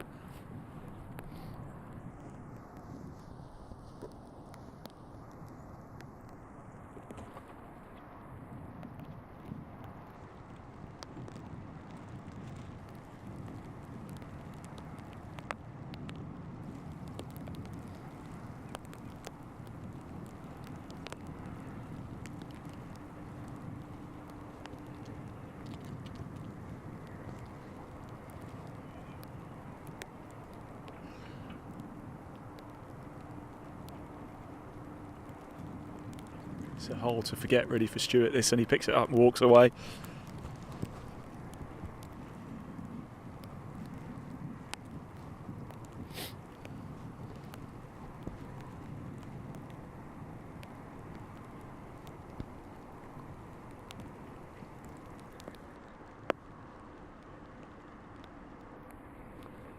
Oh, I don't think he could quite believe it either.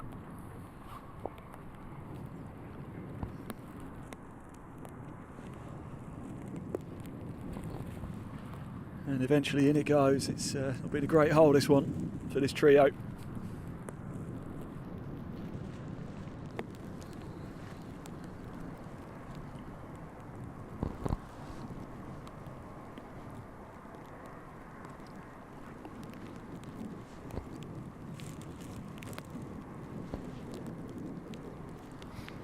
There we go, and it drops. Right, next group, we're going to stay here for one final group to come through. It's actually the penultimate group of the day, only because the final group, the final group, teed off at 10:30, Mark Miller, Tom Coles and Karen Beattie. No sign of them actually down 10, so we're just going to wipe the lens. We're going to stick around here for one more group, and it is Stephen Horrocks, of course, our champion of Greater Manchester, John Stott and Mark Sumner.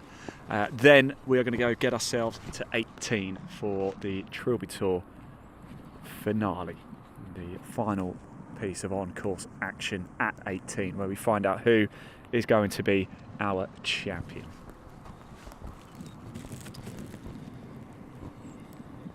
Well, the action has been great. I've really enjoyed this section. It's been superb, hasn't it? The action has come thick and fast. Plenty of you tuning in as well. Thank you very, very much.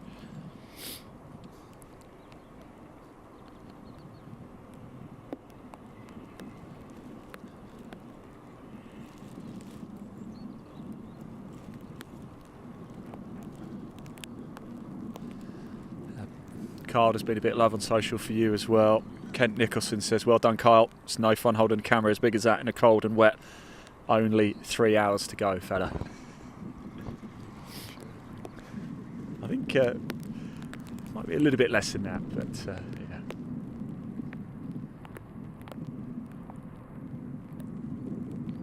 So here we go. Back at 11 for our final group. There is one more group behind this, but no sign of them down 10 yet. So we do have to get ourselves up to 18 soon.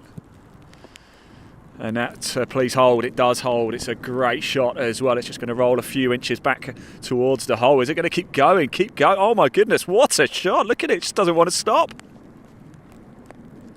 Oh, brilliant. One of the best we've seen here at 11. Nearest to pin hasn't moved though, so it came in one of the groups. He teed off between 8 a.m. and 8:50 this morning. I haven't actually run down to have a look. I will do before we go.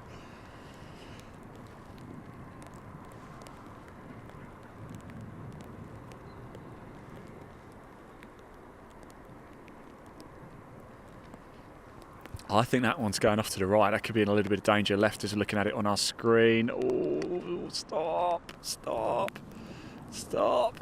Oh, we're just going to see the little white ball trickle down and into the bunker. Fourth victim here for our whopping great pot bunker at the back of the 11th.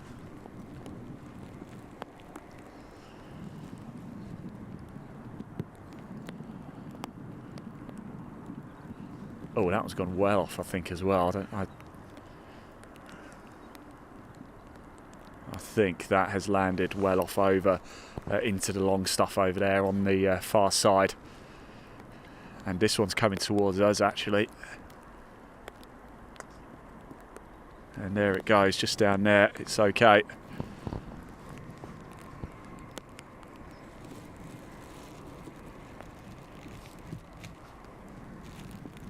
We did have a provisional hit there, didn't we? One went well off to the right, disappeared. One's in the bunker. It was actually the first shot, which was the best. And there is that one in a little bit of trouble in the heavy rough there.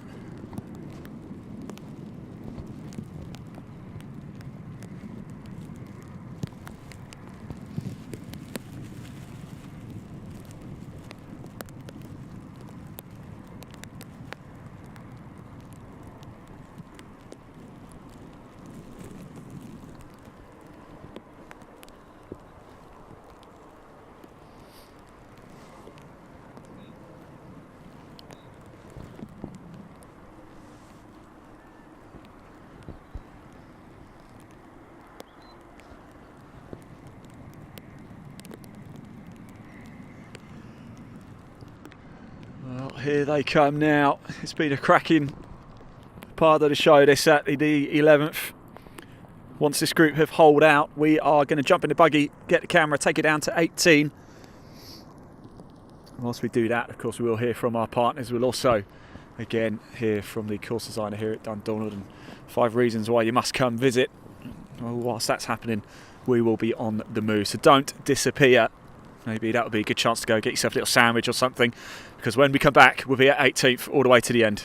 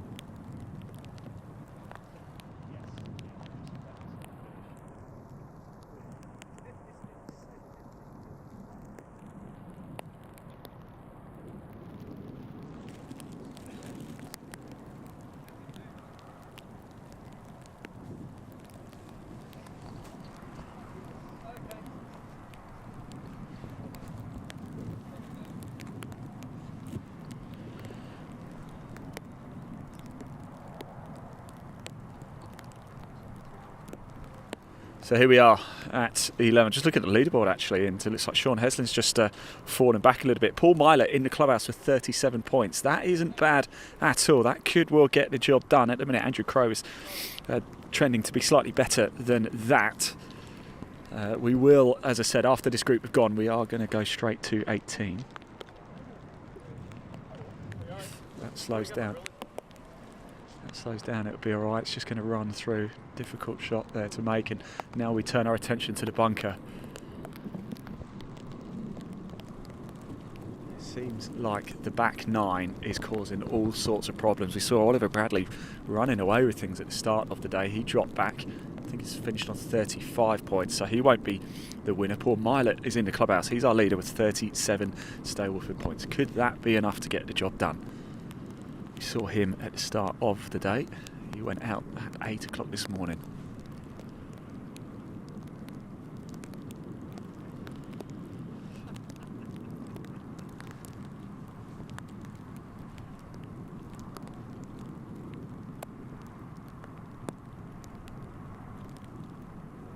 Oh, well up.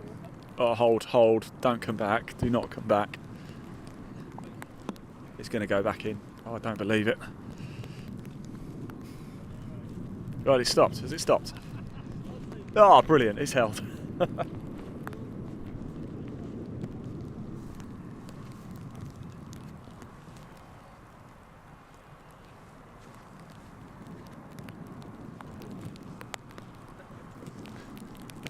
Take that.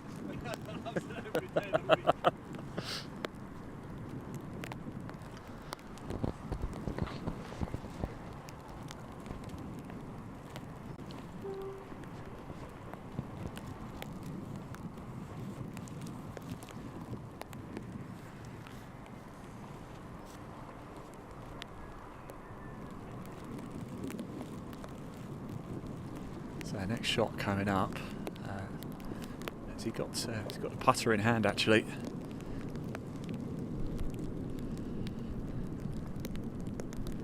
Go on, just slow down from there. It's going to whiz all the way through. Just stop. It's going to be okay because there's an upslope at the back there.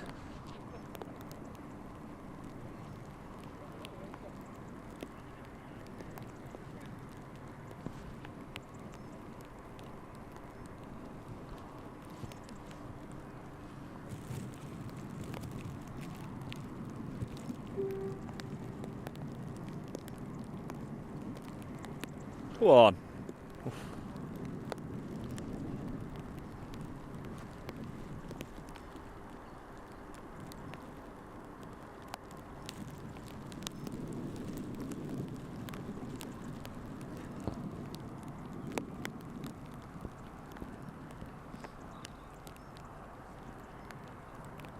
Final group are making their way up to the tee box, so we'll watch their tee shots for the final group before we make our way to 18.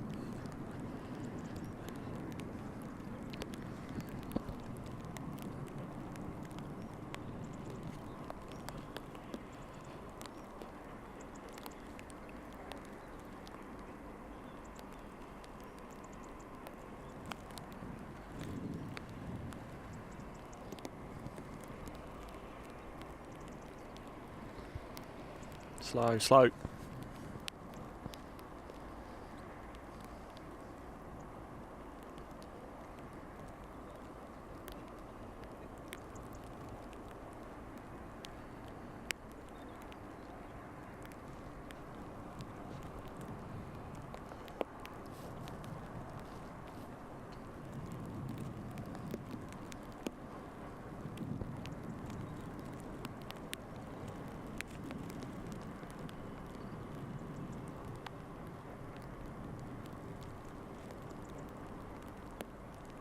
Go on, yes!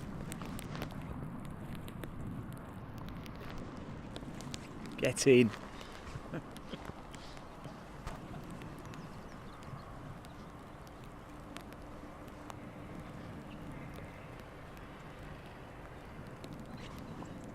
And to pick up and walk away. Right, just stick around for the tee shots. The final group now are making their way up. One last chance to see if we can catch a hole in one here, and this is Of course, Mark Miller, Tom Coles, and your 2023 Trilby Tour overall champion, Karen Beattie.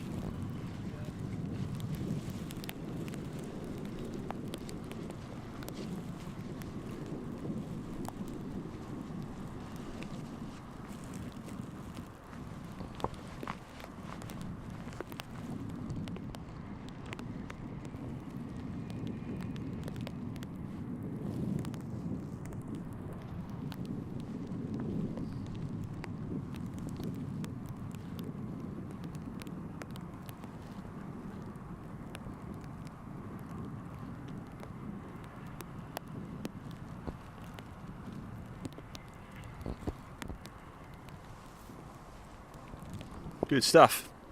You might have hoped that might have just rolled a couple of feet back towards the hole, but it's safe, it's good, it's on the green.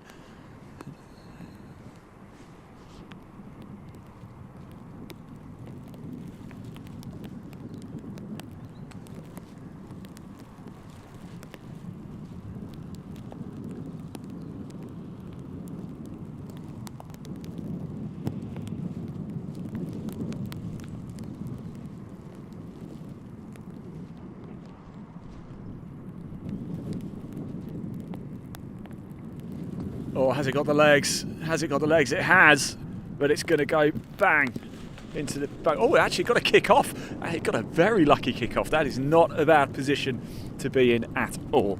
Now we just wait for Karen Beattie to make her way to the tee box, so we're going to watch her tee shot. Then, as I said before, we are going to head to the 18th, and at the 18th we will be there right until the very end. We will obviously need to move the camera, so there'll be a little break from us for about 20 minutes. It won't be as long as we had earlier, so don't worry about that. Please don't disappear, stick with it, because when we're back at 18 with the camera, we'll be there right until the very end, and we know, or at least right until we can crown your champion.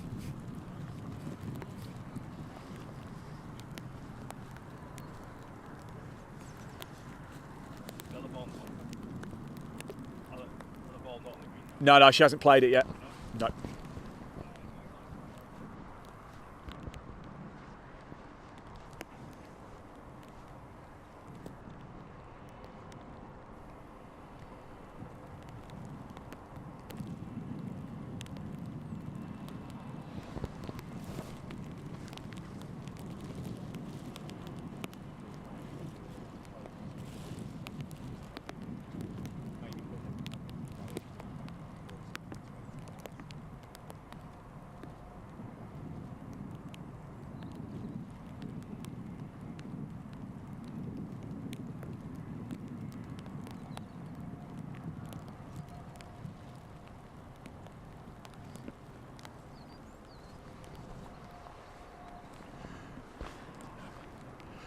Right, there we go. That is the final group teed off here at 11. That rounds out our little segment here as well at the 11th. Fantastic stuff indeed.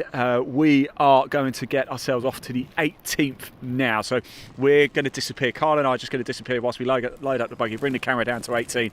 But we're not going to break for that long. When we come back, we'll be at the 18th until we know who our champion is going to be in 2024. Right, don't disappear. Hit that like button, hit that subscribe button. We're going to hear from some of our partners. We'll have the leaderboard for you. And when we come back at 18, just give us 20 minutes. We'll be back soon. Don't go far in the glorious rain here at Dundonald Links. We'll see you soon.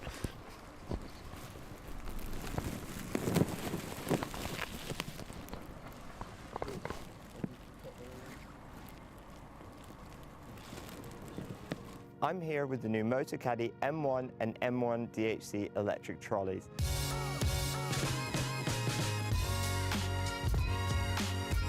The M1 is the perfect option for an easy-to-use trolley that folds really small for convenient storage and transportation. The latest model benefits from new automotive-inspired styling, including a sleek new frame, low-profile tyres and ergonomic handle. It features the revolutionary new MotoCaddy Click and Connect cable-free lithium battery, which automatically turns the trolley off when folded with a pop-up port to charge the battery without having to remove it. The first thing you notice is how quiet it is. Powered by a 230 watt motor and next generation 28 volt technology, it has plenty of power. It features an impressive LCD widescreen display which includes 9 speed settings to easily match your perfect walking pace, a speed indicator and a battery meter to show the remaining battery. I love the adjustable distance control feature, where I can choose between a selection of distances I want to send the trolley down the fairway, and I can just press a button and go help my friend look for his ball. There's a USB charging port for charging phones or GPS devices while you play. And if you're looking for even more performance, we also have the M1 DHC, which adds 3 extra features. Downhill control automatically regulates the trolley speed while moving down hills, helping you stay in complete hands-free control, all-terrain tyres, and an electronic parking brake which holds the trolley in place uphill or downhill while you play your shot. All MotoCaddy trolleys feature Easy Lock, which quickly connects any MotoCaddy bag without a lower bag strap. Great to get you onto the course ready for your tee time. I hope you've enjoyed learning about the all-new M1 and M1 DHC models. Discover more about all of our products at motocaddy.com.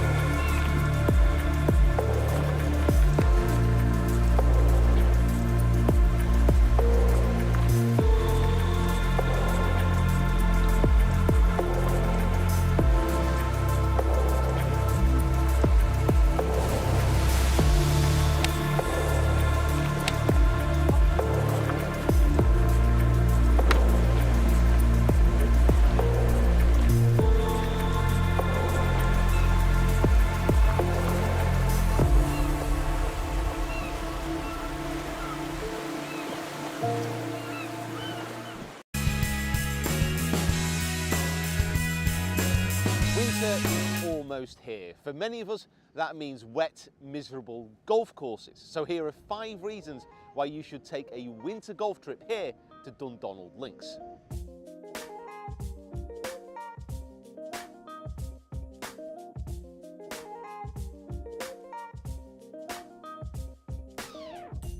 The course is amazing. Never go on winter greens, never go on winter tees, and you never have to use mats off the fairway. This is just fantastic all year round.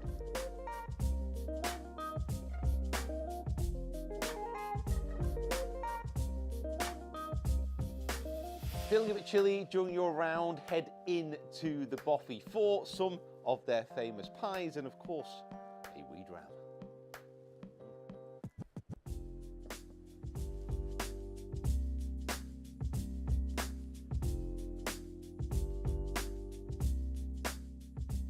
After your round, come into this amazing clubhouse. Grab yourself a sauna or a steam before coming up here to the Canny Crow restaurant. Grab yourself a game of pool, a beer, and get stuck into the new menu.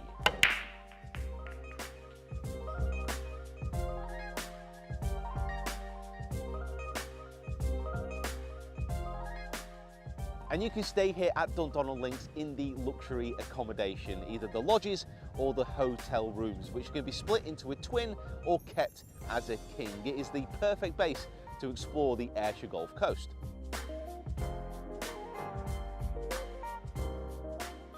And finally, because the cost is significantly lower in the off-season, it gives you plenty of spare cash to spend here in the Pro Shop on golf goodies.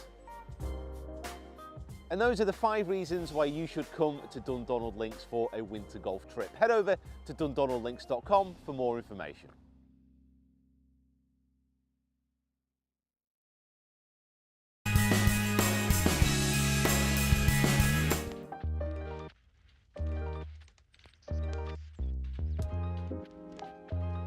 It's amazing, really, when you see this all come together and things that we've talked about, you know, for quite some time, and to see them all realized, to see the style of architecture, how it all slides together into the landscape. Really, it's turned out great. Congratulations.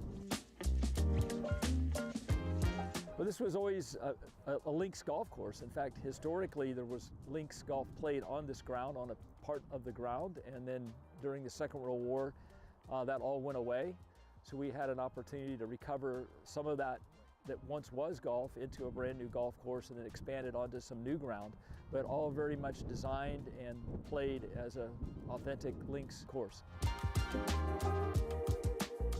The ones that really stand out for me, the first hole that comes to mind is the par 5 5th hole. I love the way that approach comes into the green and the way the green's tucked up around the corner, and a fun one strategically to be able to reach into. And I think probably most people, at least what I hear from players, is they really enjoy the 11th, standing on the tee, short little par 3, always have the wind moving some direction into your face normally, and a short but yet really fun, challenging hole. And then of course the turn 15, 16, 17, 18, that's just a great finish.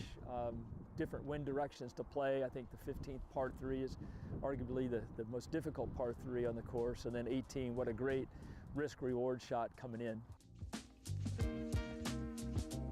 That's where you want to be. You can walk out of the place with your friends, meet your friends here if you're in a group of several friends, or even meet new friends around the putting greens.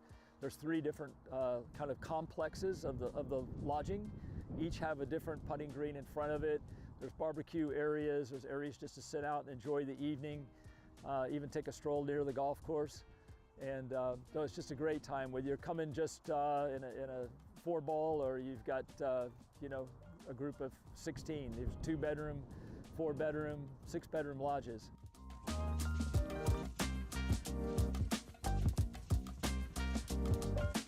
Well, I think what people describe to me is the variety of the shots that they play throughout the round, and more so than just is there a great hole or a couple of great holes. It's just the rhythm of the golf course and how much they enjoy the variety of shot making within the course. And certainly the breezes that come off the sea always have a big factor in who the ultimate winner is and how they manage that.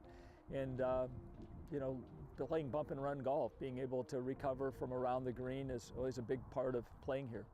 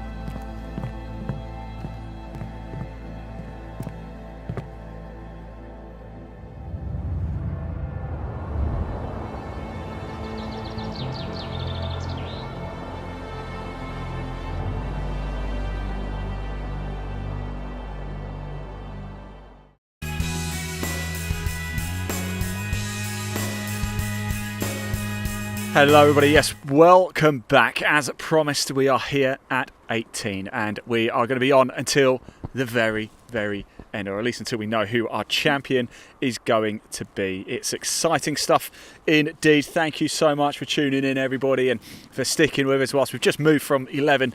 Now we're at the 18th green right here, right now. So get yourselves ready, strap yourselves in, because this is the final broadcast. We will know soon who our 2024 Trilby Tour Grand Final winner is. So stick around, don't go anywhere. Get those comments coming in. Who do you think's going to win it? Sean Heslin is going well at the top. He's not too far behind, actually. In fact, we're going to catch up with him very soon. Now, if I've done my mathematics correctly here, this, I believe, is our 9-10 group, actually. Steve Munzer, Lecky Robinson and Simon Battensby. It's actually the group we started with in the last broadcast, wasn't it? So the earlier groups, a lot of them have already finished, but Sean Heslin going very well, but Lecky Robinson in this group, and we should be able to, a bit closer to the players this time, so we should be able to grab a couple of them for a word after they have finished their rounds.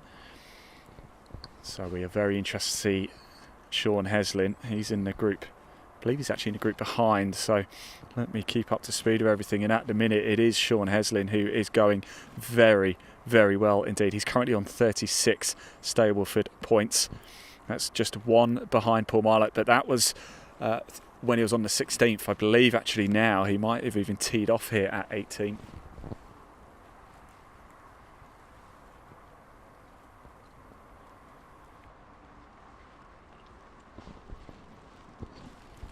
So it'll be interesting to see, but Sean Heslin is a man on a mission. He might even break into the 40s here as well today. He was a champion of Yorkshire. Is he going to be a champion here today on the Trilby Tour? We're going to find out, and I think we're going to find out sooner rather than later, actually. Mainly because Sean Heslin is in the group behind as well.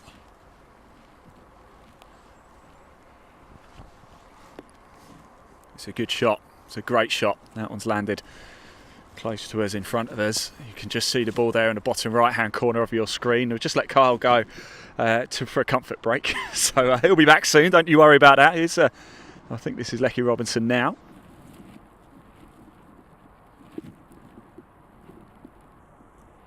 Go on, get up. Get over that ditch. There is a ditch there. It's a good shot as well. Nice. Will it just roll back a little bit? Has that landed in your screen? It's literally just at the bottom of your screen, actually. I wonder if I can...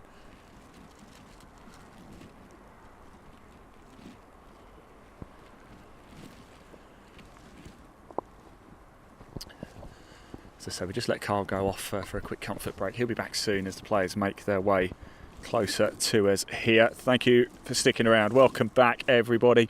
Please hit that like button. Please hit that subscribe button as well. As ever, we just want to hear from you. You're right, Ken, in that video, it's decent drone piloting. It really was very good.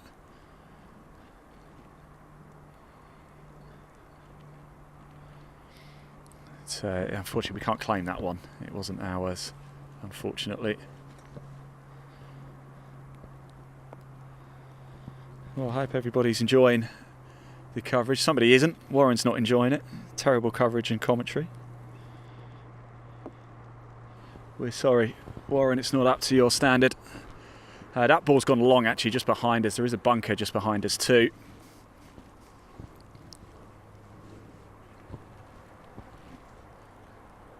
So this group making their way down 18 now.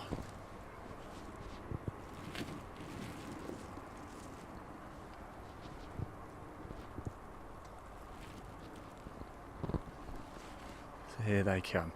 Lecky Robinson on the right. We can have some good shots right here in front of us.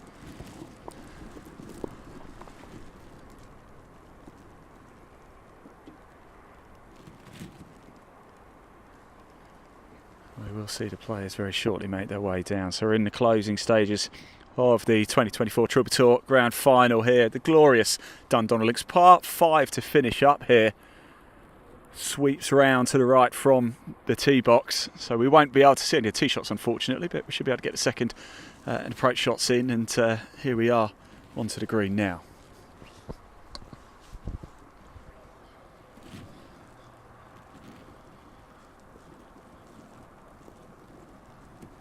Jamie Sylvester says I've got a bet going with Jeff. If he doesn't win, he has to run around the hole naked. Make sure he does it. It's true, Warren. We only have one camera over the whole 18 holes. Remember, this is the Trilby Tour. This isn't PGA Tour or anything like that. But if there is a budget that we have to work towards, so we can't unfortunately have. This isn't Sky Sports. We can't have 35 cameras covering a golf course. We've got one.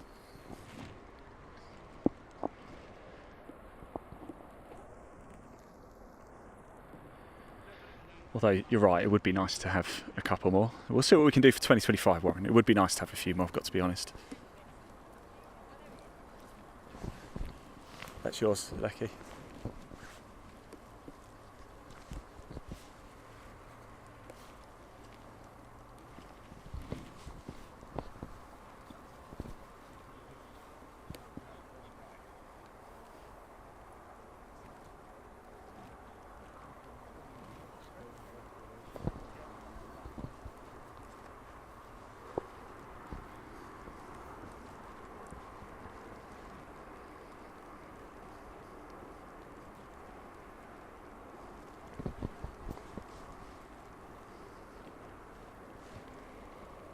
So Simon's just off to my left. I'll call you through it.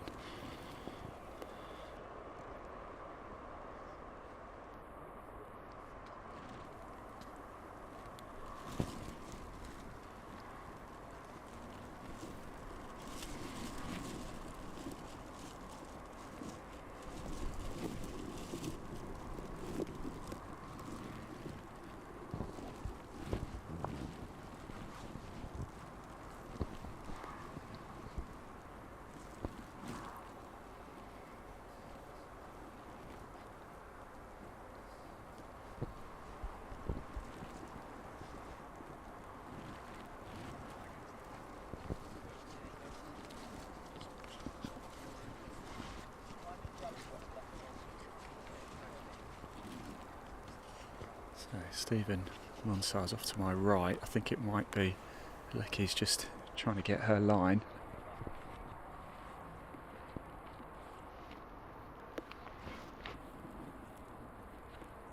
Stephen going off to the right on your screen here.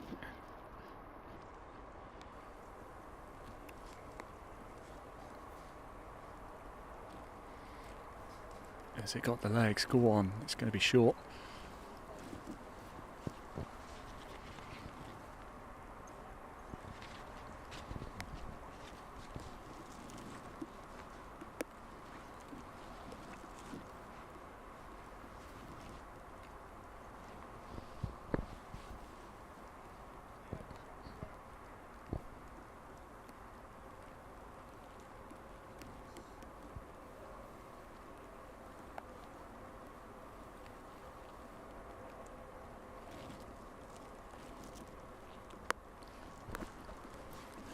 Kyle's come back as well. Good man. Oh, it's a good effort there by Simon.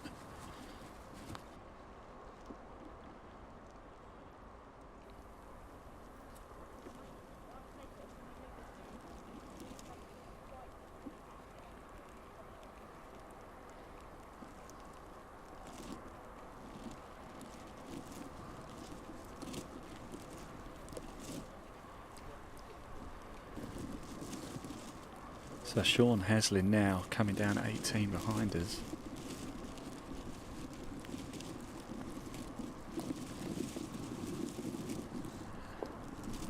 Oh, has 39 points.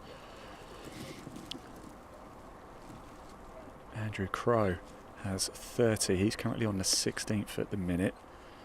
So it looks like that is where our winner is going to come from. Dave Wilby, work to do. He's on 26, but he's on the 15th. So it looks like really it is between Sean Haslin and Andrew Crow at the minute.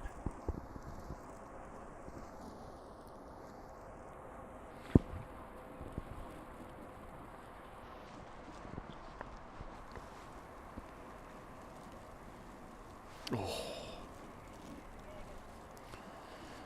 We hear you as well, guys. We'll see if we can squeeze some more budget for next year and get some more cameras out. That would be brilliant, wouldn't it?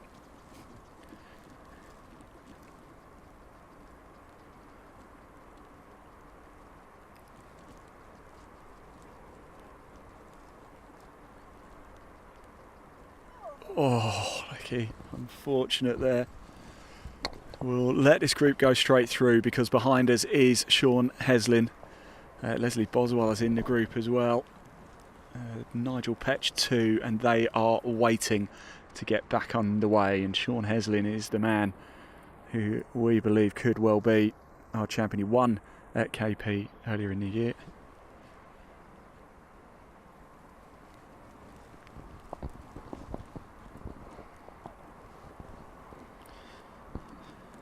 In it goes, and actually it's only Paul Milet and Sean Heslin, the players who are under par. Stableford points to par. Sean Heslin has 39. Paul Milet in second in the clubhouse on 37. So it's all on Sean at the minute, and Andrew Crowe has an opportunity. Thank you guys. See you later. But we're straight into the action here, so we're not going to be able to grab a word with them. Let's let them go through and wait for this group here, because we definitely want to speak to Sean Heslin, don't we? He has a golden opportunity. He could be our man. He is on the right hand side. This is Nigel Petch playing.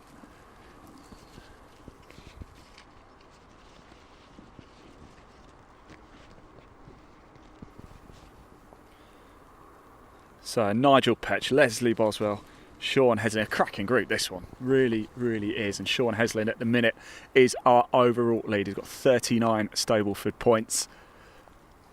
Can he add something? It's par 5. We've seen plenty of points scored here over the last few years. It's our 4th visit to Dundonald Links with the Trilby Tour in the last sort of 18 months or so.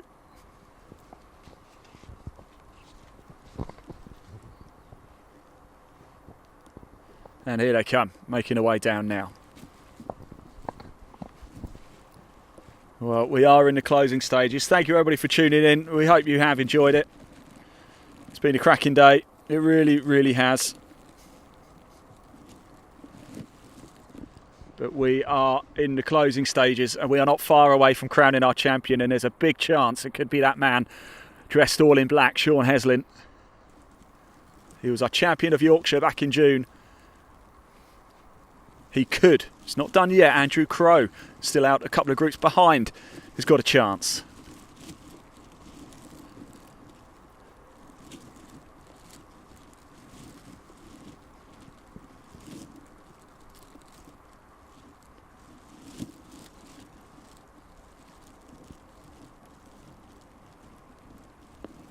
Good shot. Nice. Right. Beautiful. That was Leslie Boswell there.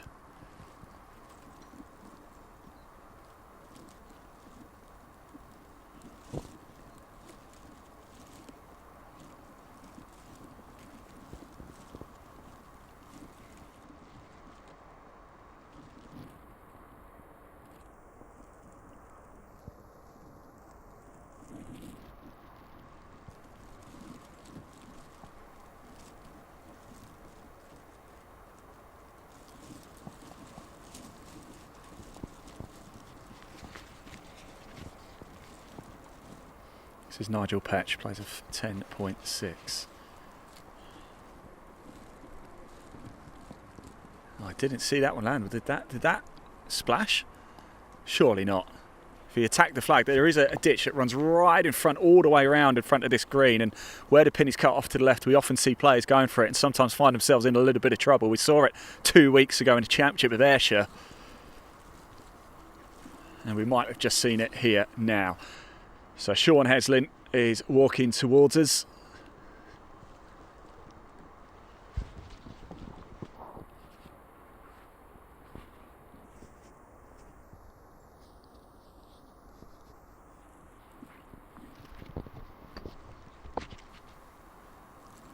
This will be his, I'm sure this will be his 3rd shot onto the green. So Sean Heslin, your outright leader on 39. 5 under total. Paul Milot 1 under. Then Nigel Petch actually has been going very well. He's in this group too. He's level par 34 Stableford points for him.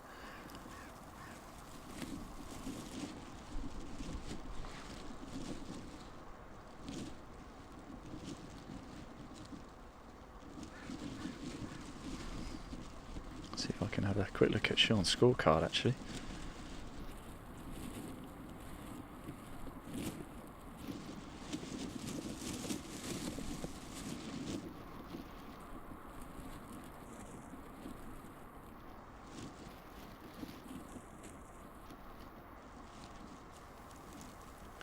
If you do want to check out the player scorecards, you can. There is a link in the body of this broadcast. It takes you straight through to the Trilby Tour website, or just type it in, trilbytour.com. Great effort by Sean Heslin there. That is why he is at the top of the leaderboard right now.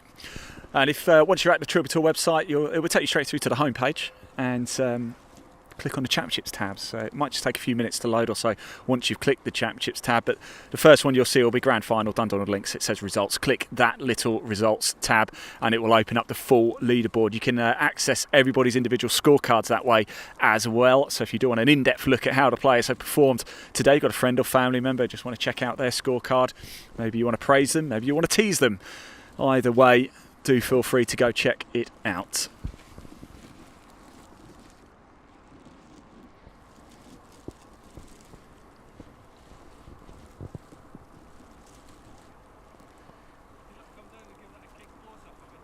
I already did, Leslie. It was over there. Leslie just having a joke, saying, "Do you not come down and kick it closer for me?"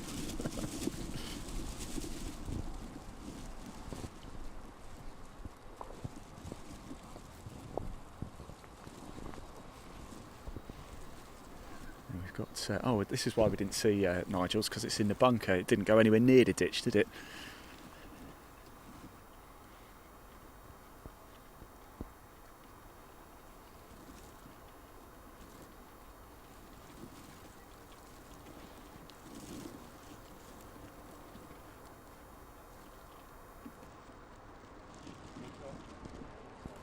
Here's a nice shot as well, slow down and it will, great shot.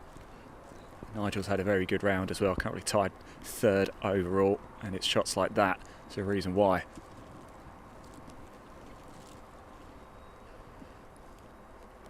So it's going to be Leslie now to go.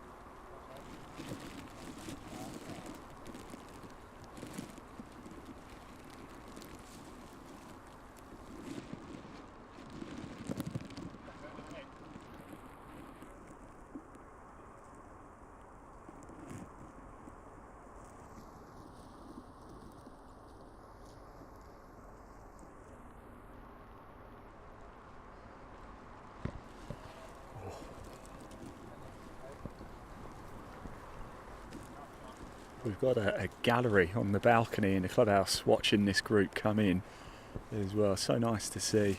A lot of people come out to watch today, as well as you lot tuning in. We really do appreciate it. Thank you very much. So this is, I believe this is for a 4 at the par 5 here for Sean. It's missing off to the right.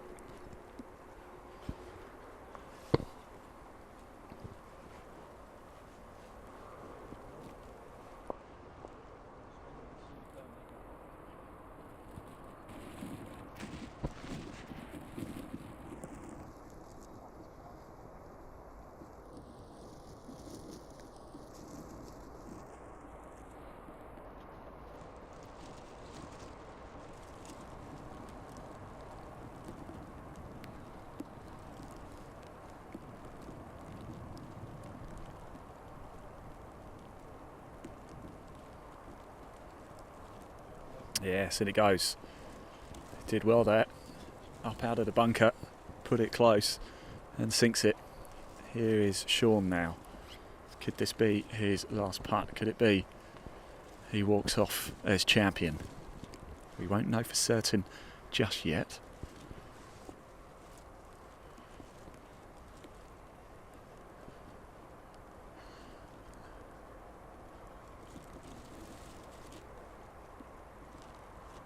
Oh.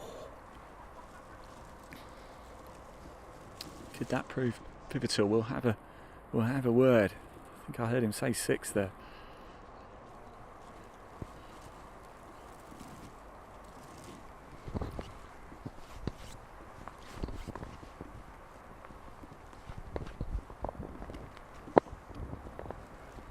Right, let's go grab Sean for a quick chat, shall we? If well, we certainly will be able to.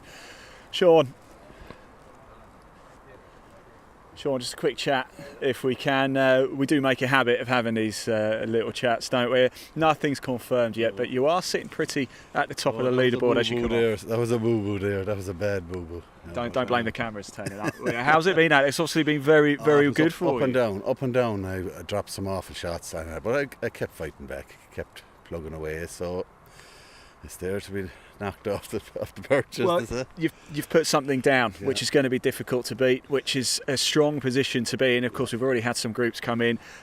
We can't confirm it yet, of course. If it is enough, what would it mean to you to be the overall champion? Sure, I'm coming over here 3 years now, and I just love coming here. It's fabulous courses, and you guys there's a bit of fun with you guys, and the lads inside, and every one of the participants are great.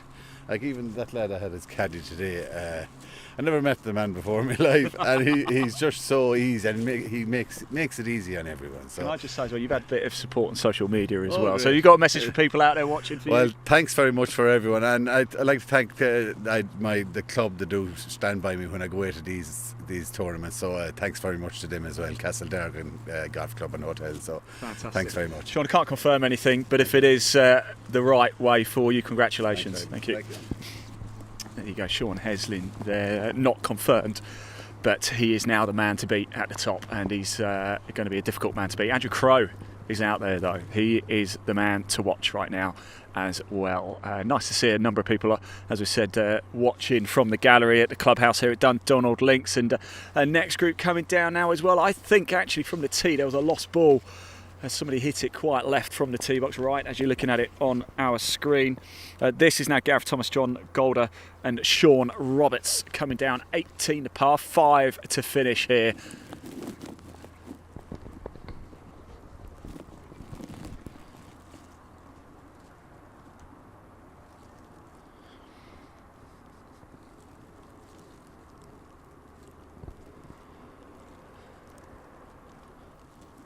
So there we go. Sean actually plays, as he just said there, Castledargan Irish club.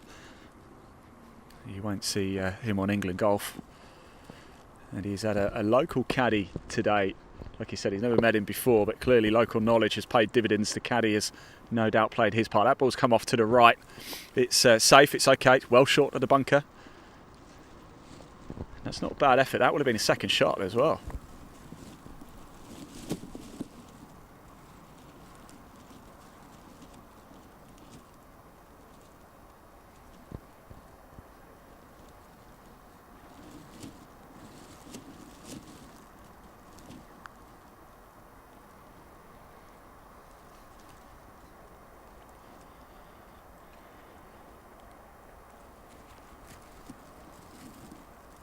So Sean Heslin in the clubhouse, the man to beat.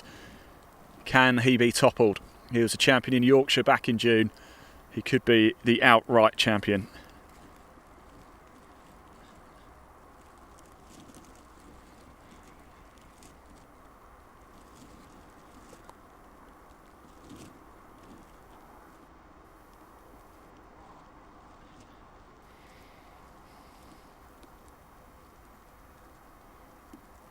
So Sean Heslin in the clubhouse, 40 points to his name. Sean Roberts coming down now actually is in third. He's had a good day. He's currently level par Stableford points, 34 for him. And just looking a bit further down, Gareth Thomas is coming down. He's currently tied 8th. Andrew Crow's just dropped back a little bit. He's on 17 right now. He's on 30 Stableford points with 2 to play. So it does have to be said, doesn't it? It looks very, very difficult. Mark Sumner is not completely out of it yet either, but things are looking very good for Sean Heslin.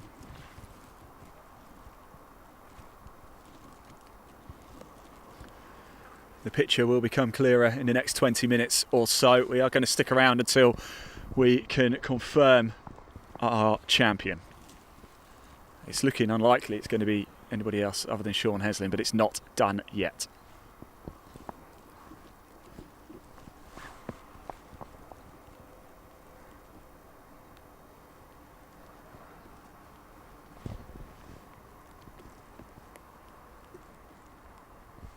And that just trickles onto the green. Nice front edge, good stuff. Now and ever, final hole. And this has gone for it, but could it be a little bit of danger from the ditch, or is it going to land? Oh, nice. Oh, what a shot. Stop, stop, stop. Beautiful.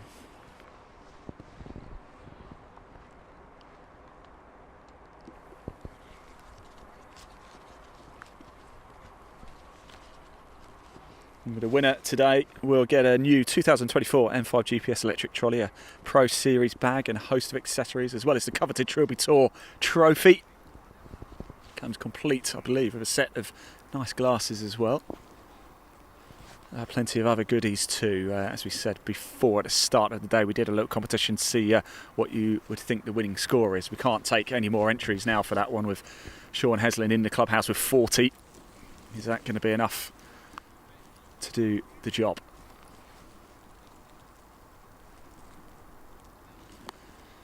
And here we go, the group making their way to us now. My poor tee sheet has taken a bit of a battering today, but it's done. It's still just about holding together. Gareth Thomas, John Golder, Sean Roberts. Sean's off 12.7, John off 10.5, Gareth off 10.8. Gareth's out of Cambridge Meridian, John's out of Shirehampton, and Sean, I don't know which club he's attached to. If he is, of course, he might not even be attached.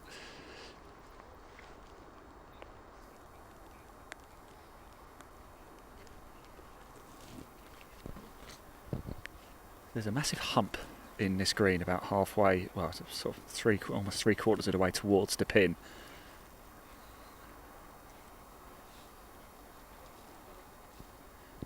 All the times I've visited here, I've never actually managed to get around in. Maybe one day, maybe next year.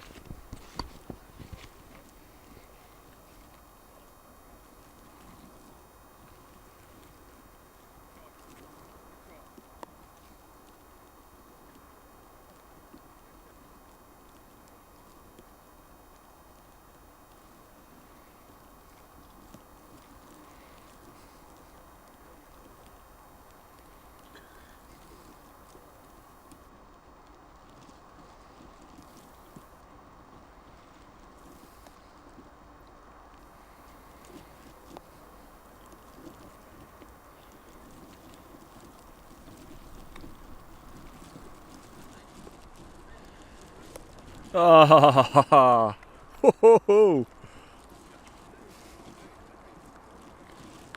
So I think that's that'll be what, 1, 2. That'll be the third shot. So that'll actually be for a 4 here at the par. I believe so, anyway, because we can't. The problem is, it sweeps around to the right from the tee box, so we can't actually see the tee shots. But I believe that could well be for a 4 here at the par 5. Ah, that was a shot and a half, mate. Is that for a 4?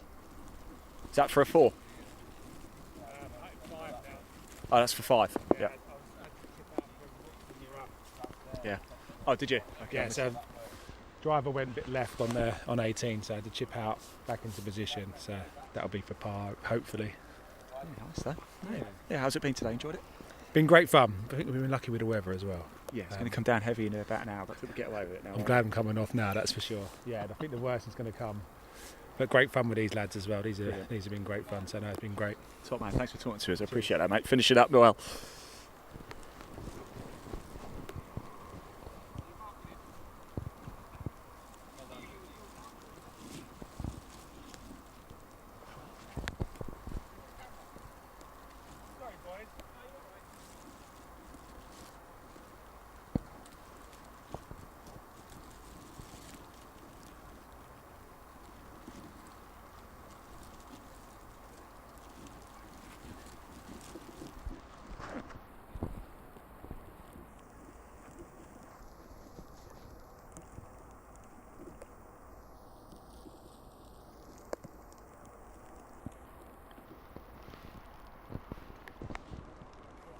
Go on.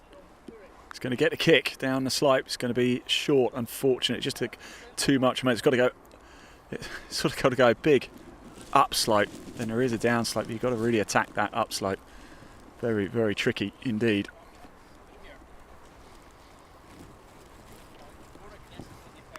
We did have a lot of people talking about with caddies for the touch point of where to play the ball.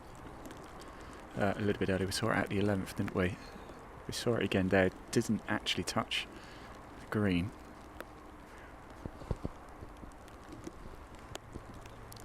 That was missing right.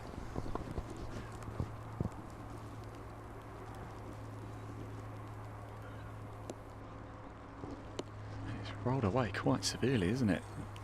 It's going to be another tricky one.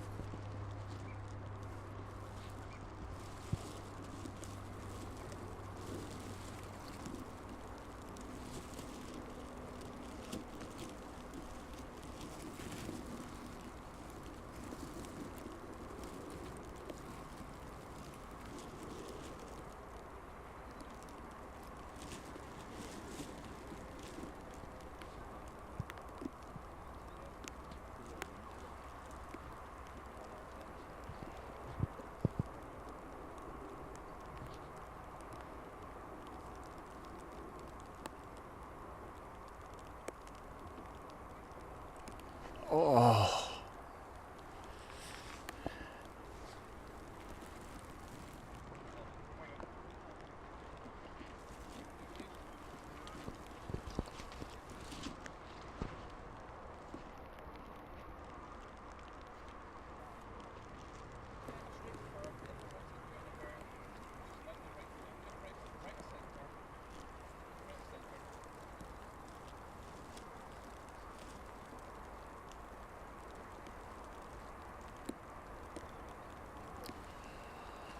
What an agonising miss here. This is for that 5 to get up and down. He was off the green, short of the bunker on the right side. It was a long chip on. It was a great chip on. Look how close it is, and this is to get off with a 5 at the par 5.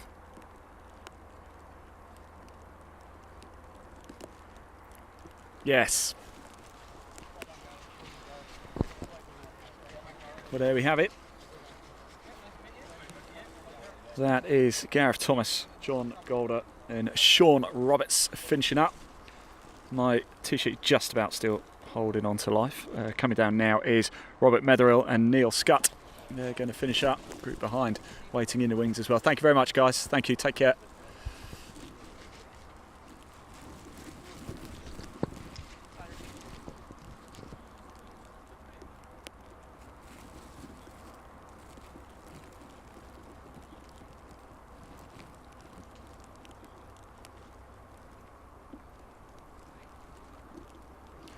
Lots of you tuning in now. Please hit that like button, hit that subscribe. Great play, everybody.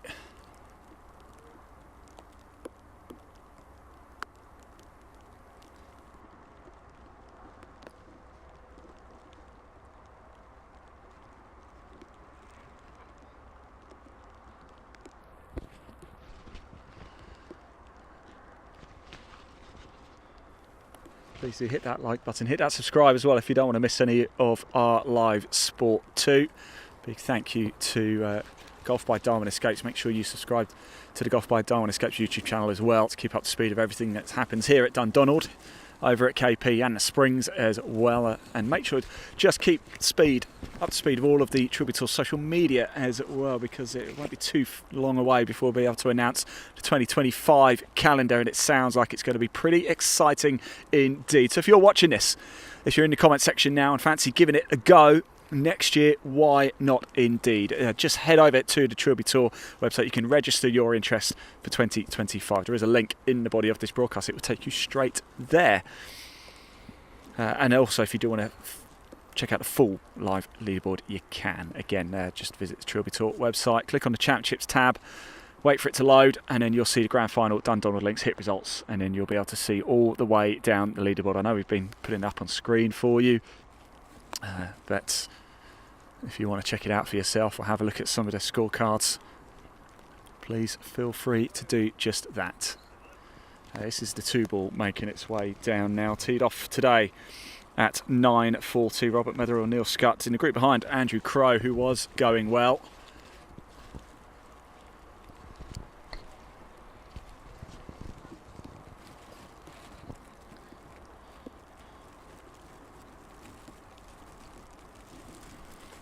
I'm hearing that Sean Heslin, our current clubhouse leader, he held a 30-foot putt on the 8th. Some days things just go your way.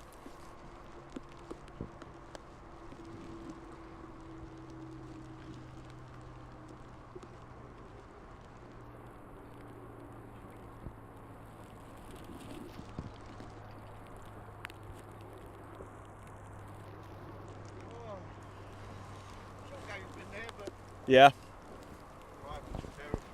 That was a nice shot. What's that for? What did we go? How many we hit here? How many we've hit here? It was 5. Yeah, I had to put one out or put one to the rough and then dink one back in. So putting for 6. Yeah, how you doing? All right? I'm very well. What have you made of your experience Trilby Tour Loved this it. year? Yeah, loved it. Yeah, I loved every minute of it. You know, played really well at the Springs. Yep. You know, that was really good. Great track as well. Come in, great track. Yeah. Oh, difficult. The greens are rapid. But, you know, I've done really well on the greens. It's just the driving has let me down. But, you know, loved it. Loved every minute. You're still smiling. That's what really matters, good. yeah. Exactly. There's a nice warm clubhouse in there in a minute. No, I can't wait. Yeah. Nice Thanks one. for coming Thank out. I you very much. really No appreciate problem. it. Good man. Thank you.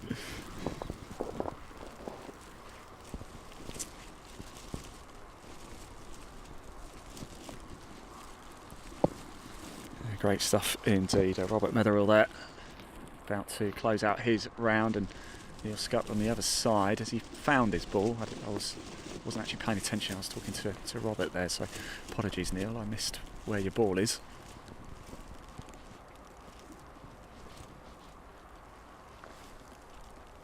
And I was just about to check the leaderboard for myself, actually. Yeah.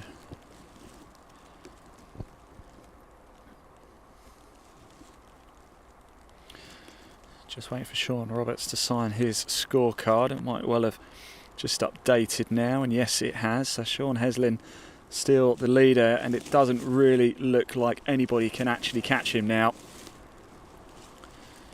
We'll just keep an eye on Mark Sumner. He's on 26 on the 15th.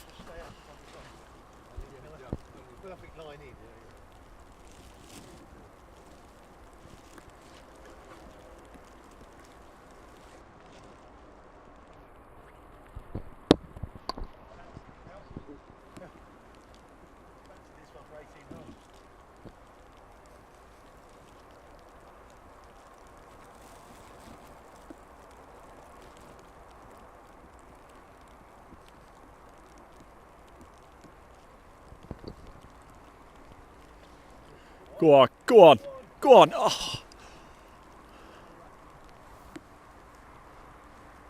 Oh, a whisker away.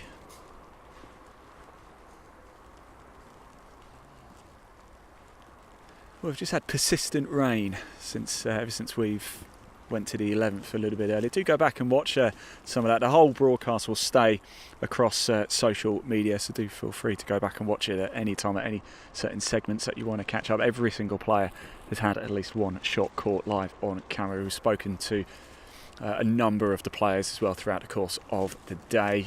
Great section in the middle where we're at that 11th, so if you fancy seeing some great shots, some not so great shots, some difficult shots, I'd implore you to go watch the middle section of our on-course broadcast. But we're here at 18 now for the closing stages, and I'm not so sure Sean Heslin can really be caught.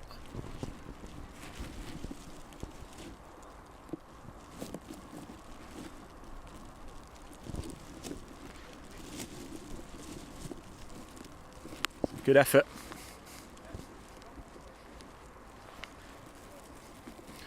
Just rolling a little bit back as well onto.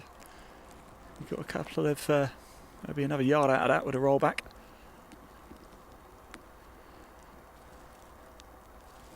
That was Andrew Crow with that shot. Now we wait for Tony Lewis, the man with the eye-catching goatee.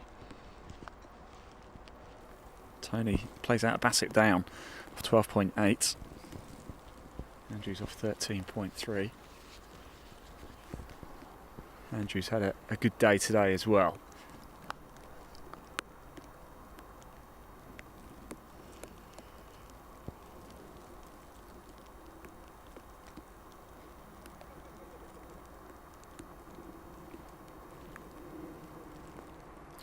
Good shot, right to the heart of the green.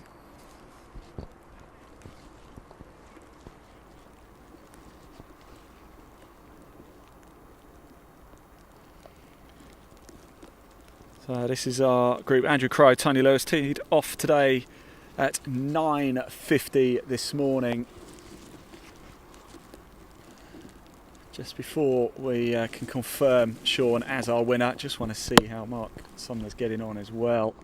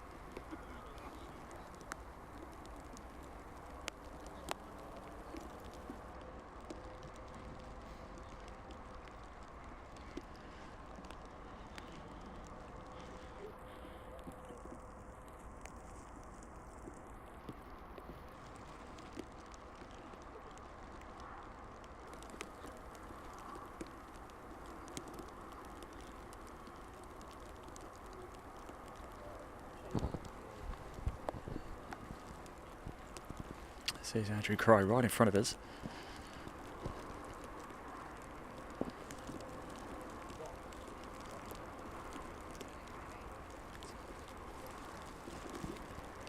Rain coming down even harder now.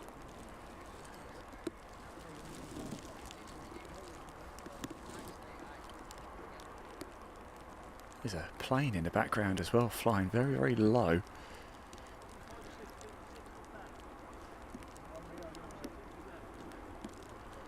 I've no idea what airport that might be. Kyle might be able to tell us. He's from Glasgow, but Glasgow's the other way, I think, isn't it?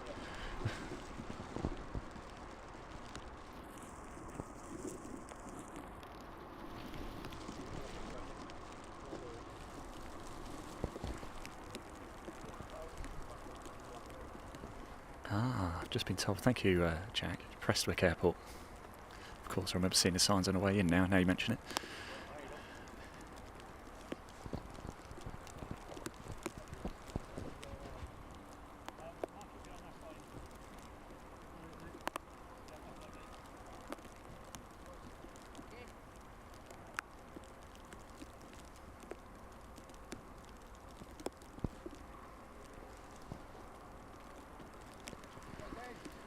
Slow down, slow down. It's Tony Lewis there.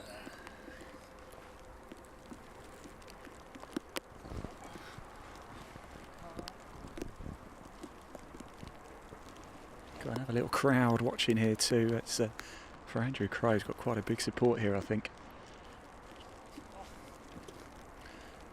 He won't be happy with the way he's finished.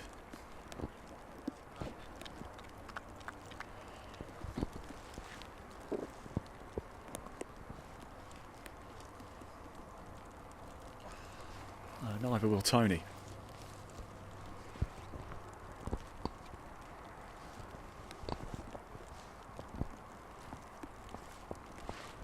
Yes. Let's grab Tony, shall we, for a quick chat. Find out if he's enjoyed his experience. Tony, let's grab you for a quick chat if we can. Is that your bag over there? I don't know whose bag. Is that yours? It's, right. What have you made of your day? You enjoyed yourself? Yes. It's the weather's been very kind to us today, and the course has played quite well. Which hole have you enjoyed the most around here? I quite like the little par 3 that you were filming on earlier. The 11th. It's dangerous, isn't it? Par, yeah. But yeah. Yes. Yeah, it was. Yeah. No, I enjoyed that one. Yeah. Fantastic. What would you come back, Trilby Tour? You come back next year? Oh yeah, I think I will. Yeah. Yeah. I think I scored the same today as I did in the qualifier, so I think 3 over at the end of it. Obviously went a bit mad with the putter on the last. Easy done. Easy done, as you say. But thank you very much. No, thank you for coming down. Nice warm clubhouse up there, Tony. There you go. Look, good stuff. Tony Lewis back next year. If you want to play next year, you can just visit Trilby Tour website, register your interest, and we might be, I can't confirm anything, but there might be at least one new course added for next year. So just make sure you do follow the Trilby Tour social media, certainly on Instagram and X, formerly known as Twitter, of course, to keep up to speed of everything. Maybe bookmark the website as well. You can also access the full leaderboard from the website too. There's a link in the body of this broadcast. Give it a click, it will take you straight through. Another group coming through. We're just going to stick around a little bit longer until we can confirm Sean Heslin as your outright champion. The weather is starting to deteriorate a little bit here now, but it's looking like it is over. And Sean Heslin is going to be your champion.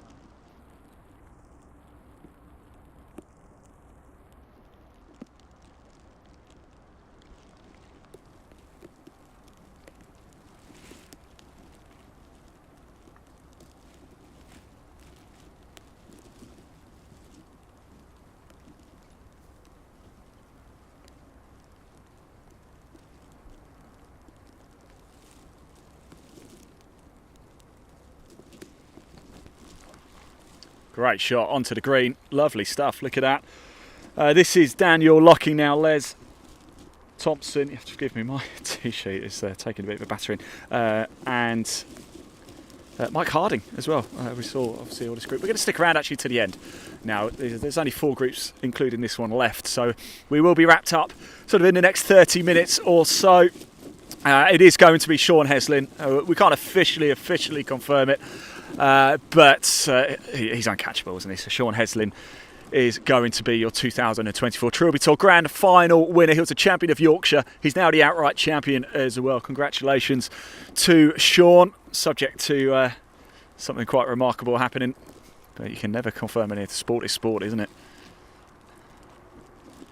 We certainly don't want to give commentators curse on this one. Where's this one going? This is a lovely shot as well. Can it get to the top? It can, and just rolls back down. It's a nice putt he's got there. Good shot. And this group make their way towards 18.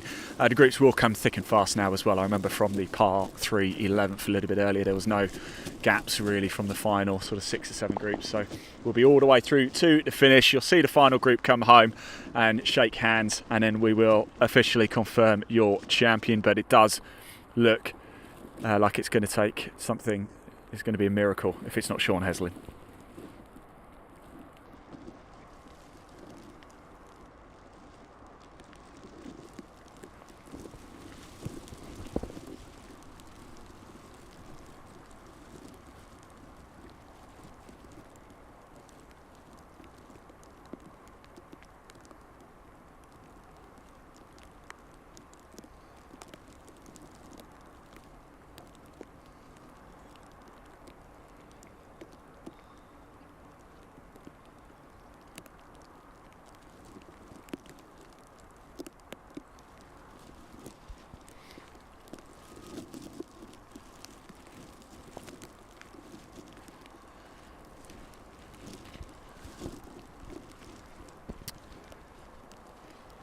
So on they come.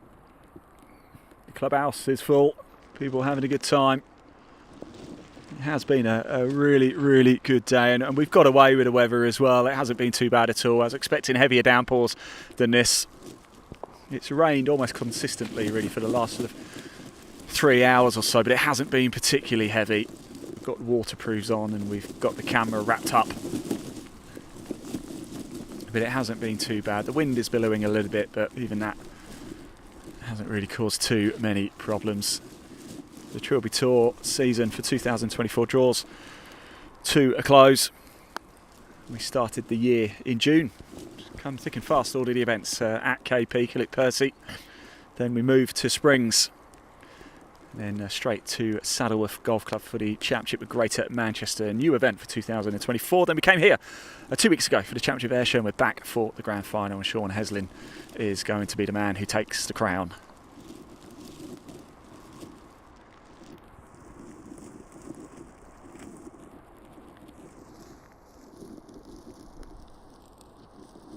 Oh no, that's gone into the ditch. What a shame, he just didn't get enough on it. Almost got put it too high. Too much loft on the club.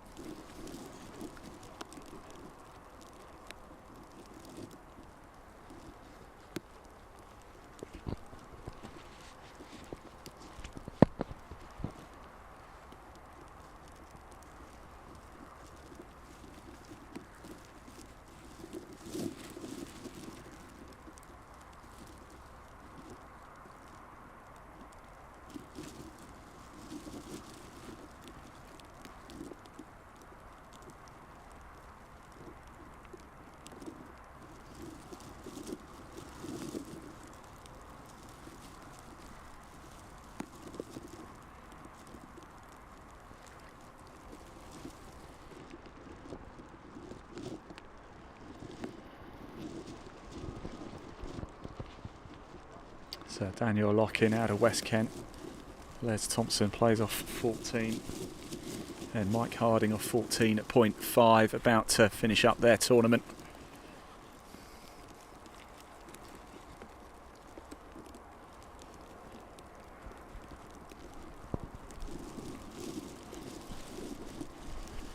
There's the guy fishing for the ball. Very apt in the weather that we're having right now. But it has been a superb day. It's been a superb year with the Trilby Tour.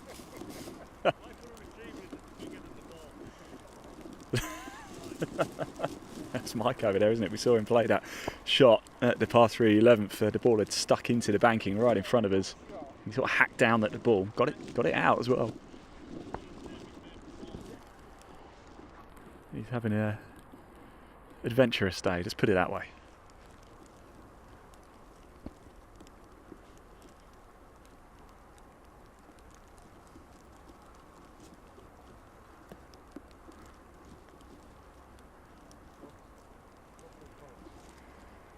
Oh, wonderful.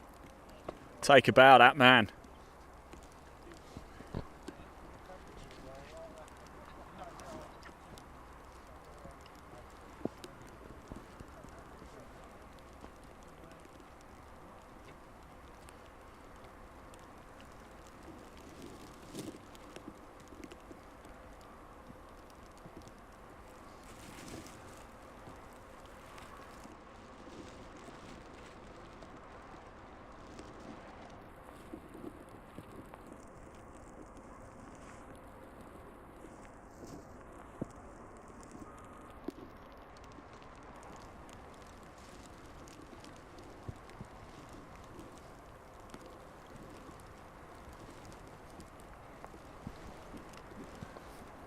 Not a bad effort at all. So Daniel Lockin, Les Thompson, Mike Harding.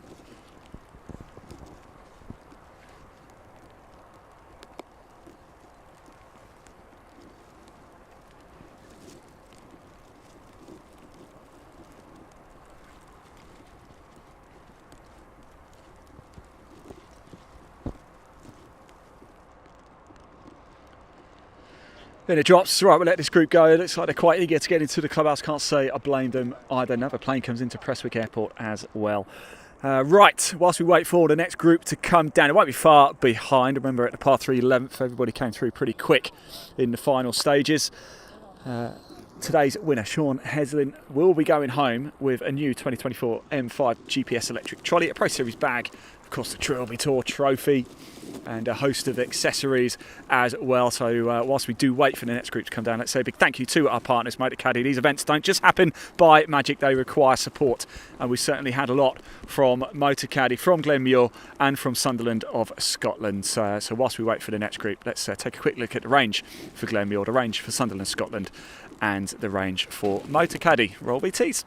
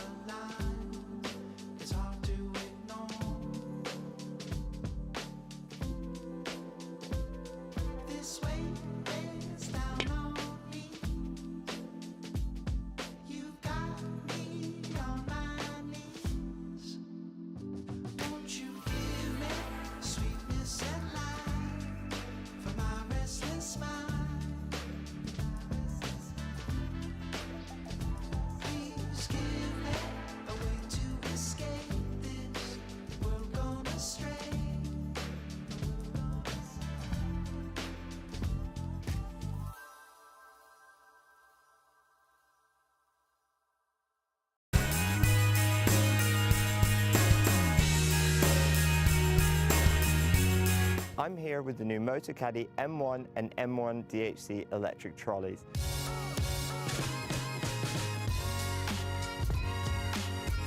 The M1 is the perfect option for an easy-to-use trolley that folds really small for convenient storage and transportation. The latest model benefits from new automotive-inspired styling, including a sleek new frame, low-profile tyres and ergonomic handle. It features the revolutionary new Motorcaddy Click and Connect cable-free lithium battery, which automatically turns the trolley off when folded with a pop-up port to charge the battery without having to remove it. The first thing you notice is how quiet it is. Powered by a 230 watt motor and next generation 28 volt technology, it has plenty of power. It features an impressive LCD widescreen display which includes 9 speed settings to easily match your perfect walking pace, a speed indicator and a battery meter to show the remaining battery. I love the adjustable distance control feature, where I can choose between a selection of distances I want to send the trolley down the fairway, and I can just press a button and go help my friend look for his ball. There's a USB charging port for charging phones or GPS devices while you play. And if you're looking for even more performance, we also have the M1 DHC, which adds 3 extra features. Downhill control automatically regulates the trolley's speed while moving downhills, helping you stay in complete hands-free control. All-terrain tyres and an electronic parking brake, which holds the trolley in place uphill or downhill while you play your shot. All Motorcaddy trolleys feature Easy Lock, which quickly connects any Motorcaddy bag without a lower bag strap. Great to get you onto the course ready for your tee time. I hope you've enjoyed learning about the all-new M1 and M1 DHC models. Discover more about all of our products at motorcaddy.com.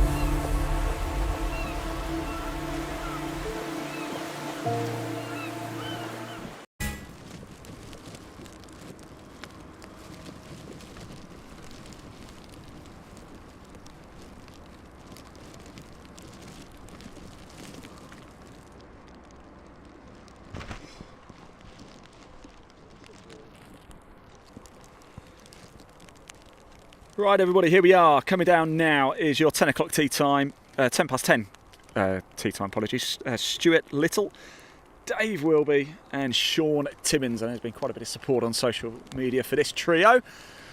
Sean Heslin is going to be your champion, but we thought, why not stick around right to the very end? There's only 3 groups, including this one, left to come down 18. So we're going to see them all home because we can.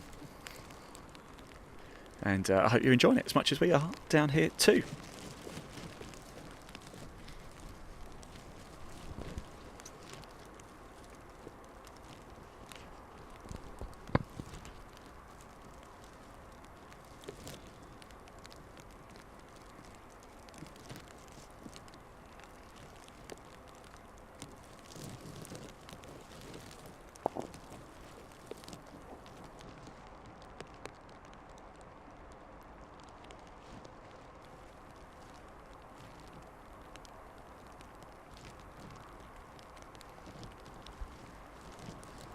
So approach shots coming in here at 18. Par 5 to finish at Dundonald Links.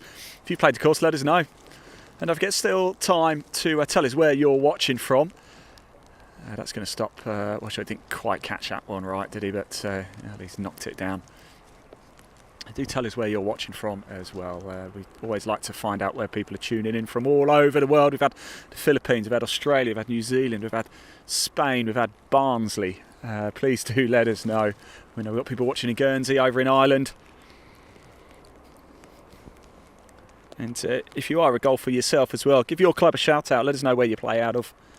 We'll do some shout outs. Sean Heslin is your champion. He's your 2024 Trilby Tour Grand Final winner. But we are going to stay right to the very end to see the final group come home, which will be Mark Miller, Tom Coles, and last year's champion, Karen Beattie. So stick around. There's just 9 players left to come home. 3 of them are right in front of us. And it is Sean Timmins, Dave Wilby and Stuart Little finishing up their 2024 Trilby Tour campaign.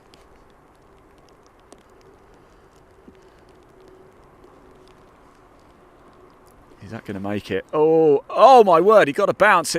We saw a splash of water. It kicked back up again. Unfortunately knocked onto the banking and went back into the water again. So we've got another one in the drink here, right in front of the green.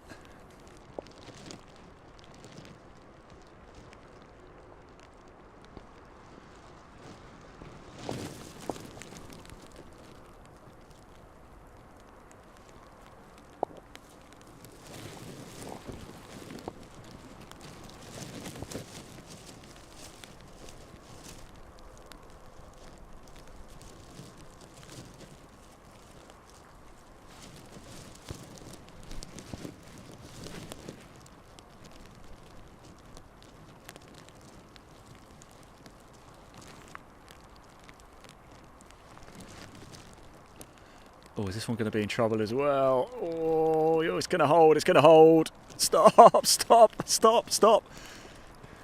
Lucky there's long grass there to keep hold of the ball.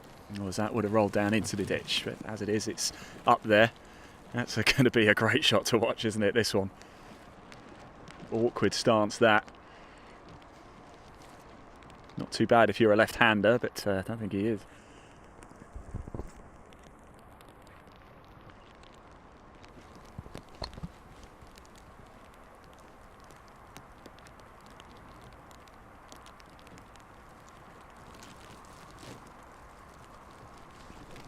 I'll say a big thank you to everybody for tuning in as well. We've had a great reception. It's nice to see so many of you watching today.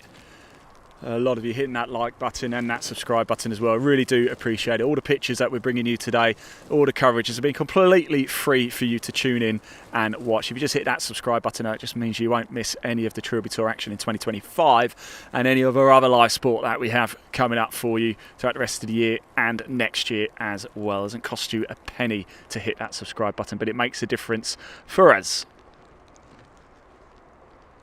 And if you don't want to do it for me, do it for Kyle, who's been stood out in the freezing cold with me all day today. Kick back, go on, kick back. It's landed in front of the motor caddy board and just come to a halt there.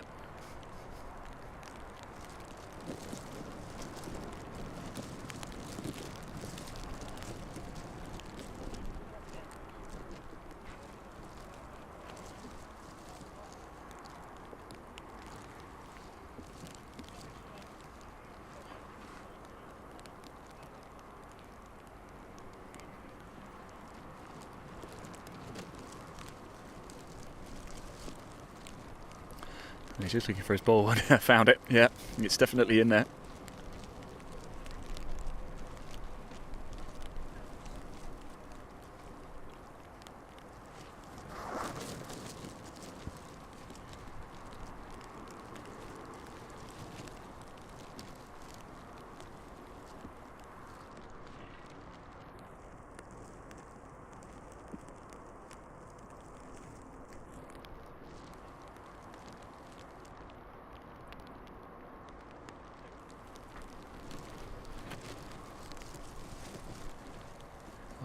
It's getting really chilly now. It's getting into the bones a little bit. We've been out here all day. We went live at about 10 to 8 this morning. We're going to see them all home. The group behind are just making their way down 18 as well. They've teed off as well. So the penultimate group are on 18.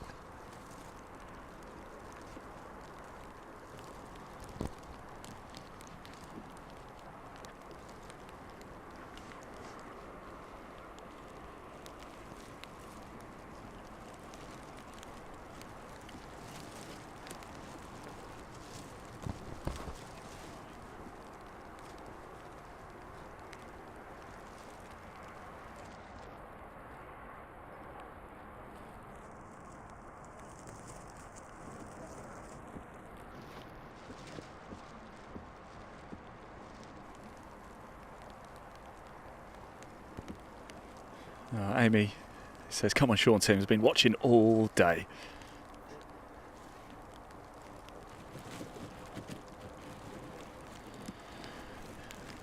Warren has got in touch as well. He says, hopefully there's a course in the Midlands actually for next year. Yes, I'm with you, Warren. That would be good. Where would you suggest, Warren? If you could bring the Trilby Tour somewhere in the Midlands, where would you bring it to?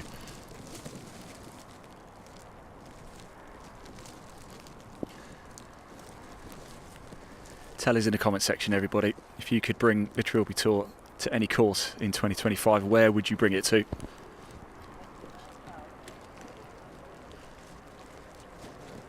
Ashley, I know you're listening in there. Nice trip to Dubai would be quite nice.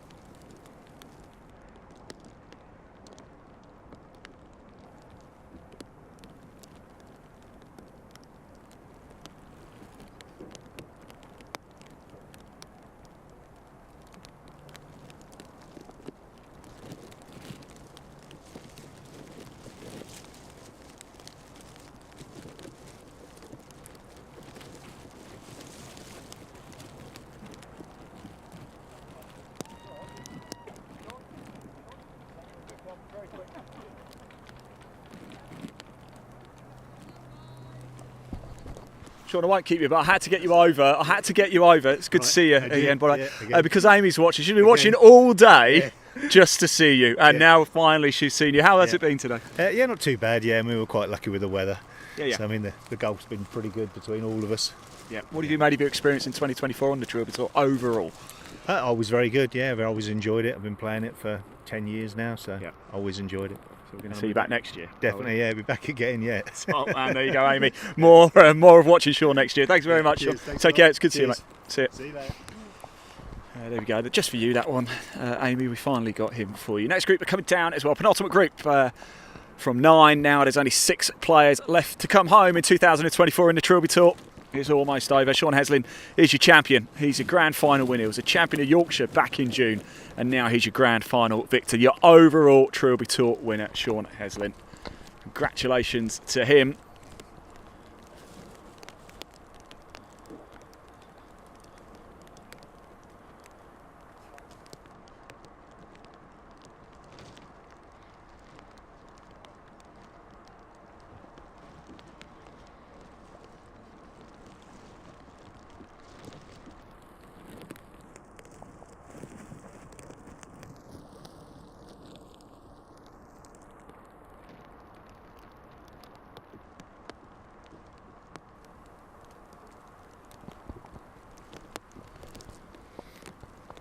And in fact, I think actually the group behind her might be making their way to the 18th tee box as well. So we are 17 holes down. Just one left to go here. We are at the 18th, par 5 to finish up. No arguments as to who is going to be your champion. Sean Heslin with stable foot points of 40. That is going to be enough to get the job done. Did anybody comment 40 at the start of the day? I'm not so sure actually. Did have a Trilby Tour hat up for grabs for anybody who got it right. Well, I'll go back through the comments and have a look, and if anybody did put 40 this morning, then we will get you a hat sent out.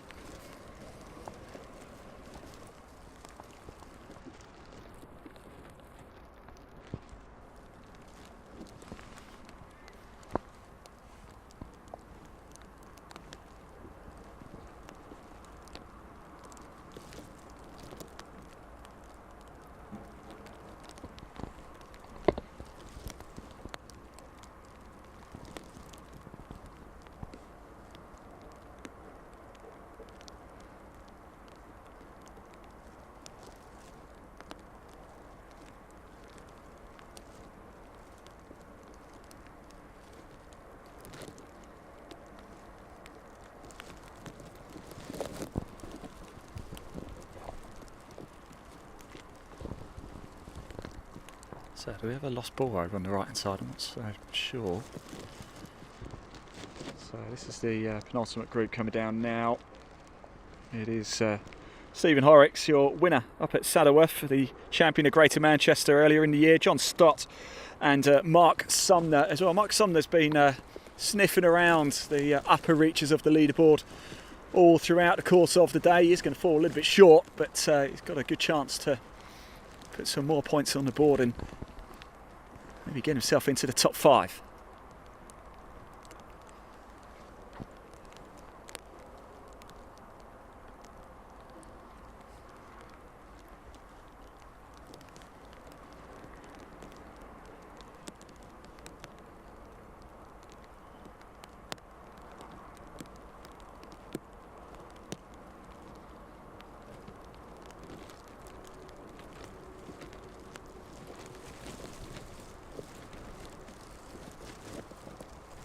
Oh, it's gone into the bunker, just onto the right side of us here. It's just dropped in, took a bit of a wicked bounce actually, and propelled into the bunker.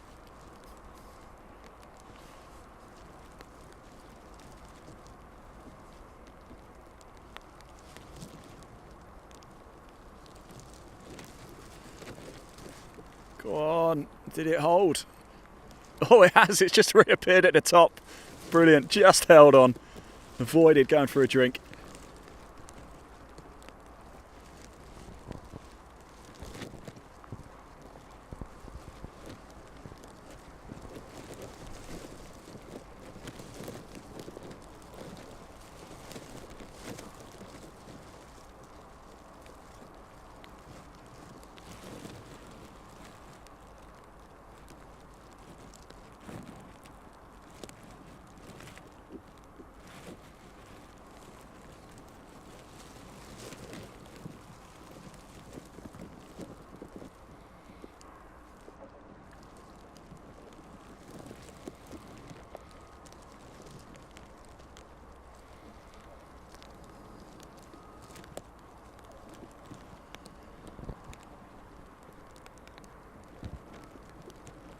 Go on, get on. Good stuff.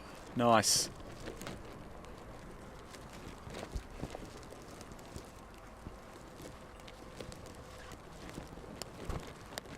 So we've got one in the bunker off to our right, one just holding on to the fringe in front of the ditch, and one on the dance floor.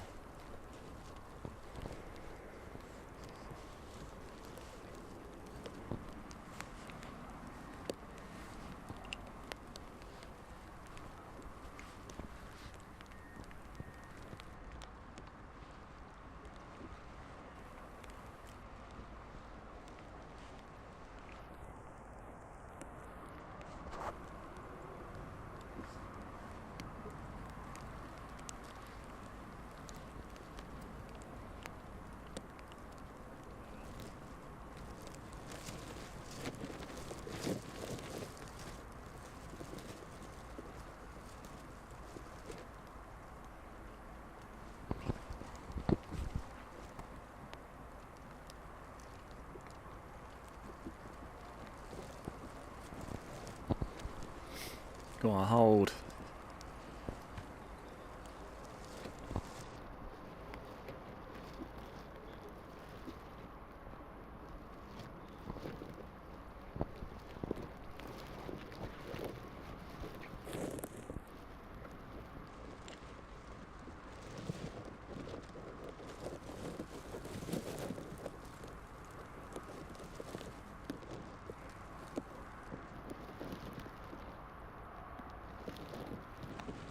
Oh, that's come off hot. That's come off really hot. That's going to run all the way away off the back edge of the green net.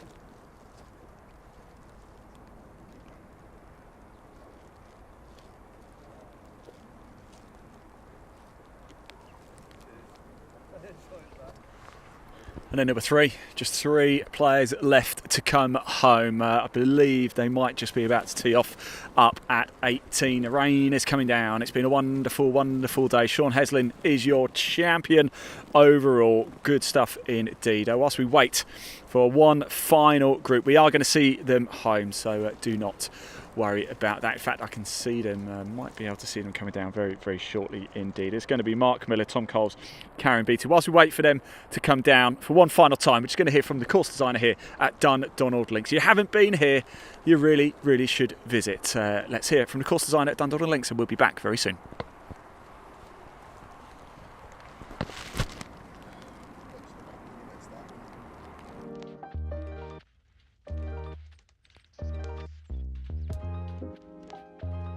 It's amazing, really, when you see this all come together and things that we've talked about, you know, for quite some time, and to see them all realized, to see the style of architecture, how it all slides together into the landscape. Really, it's turned out great. Congratulations. Well, this was always a links golf course. In fact, historically, there was links golf played on this ground, on a part of the ground, and then during the Second World War, that all went away. So we had an opportunity to recover some of that once was golf into a brand new golf course, and then expand it onto some new ground, but all very much designed and played as an authentic links course.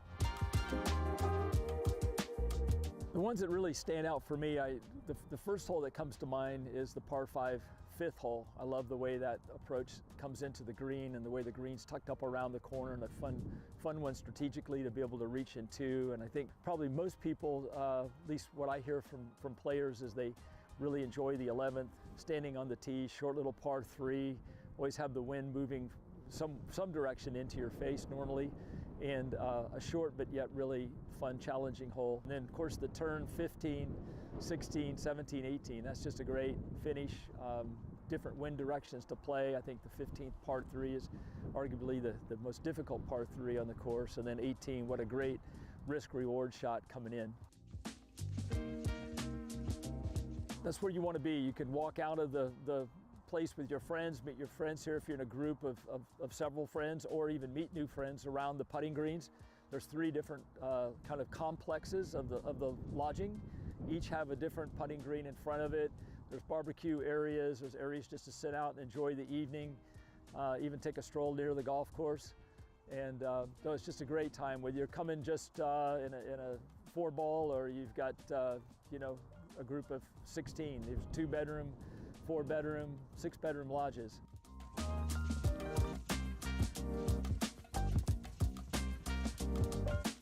Well, I think what people describe to me is the variety of the shots that they play throughout the round, and more so than just is there a great hole or a couple of great holes. It's just the rhythm of the golf course and how much they enjoy the variety of shot making within the course. And certainly the breezes that come off the sea always have a big factor in who the ultimate winner is and how they manage that. And you know, playing bump and run golf, being able to recover from around the green is always a big part of playing here.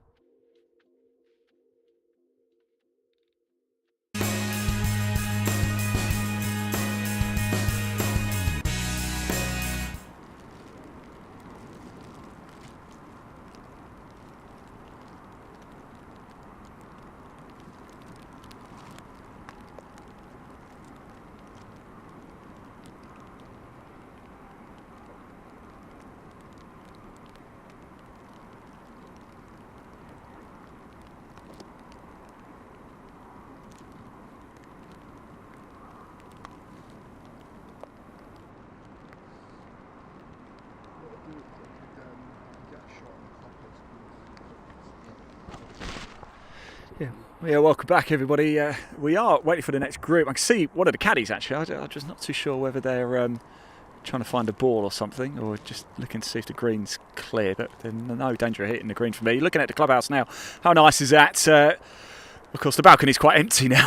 as you can understand, it is raining and it's quite cold, but inside, oh, it's nice and warm. Jack is in there, our director, Jack Oliphant. Big thank you to him as well. He's the one who's pressing the buttons to make sure the videos come on, so you can access the leaderboard and can give Carl and I a little break every now and again. So thank you to Jack. Thank you to Carl as well, who's been on the course with me all day out in the elements, bringing you the pictures live. Thank you to everybody at 24/7 as well back in Solihull, who provide us with the infrastructure to be able to bring you these live pictures. Thank you to the whole team. There is Jack. I can see him now. In fact, let's put the camera on Jack. Can we get the picture on Jack? Look, he's waving up there now. He obviously heard. There is Jack Oliphant.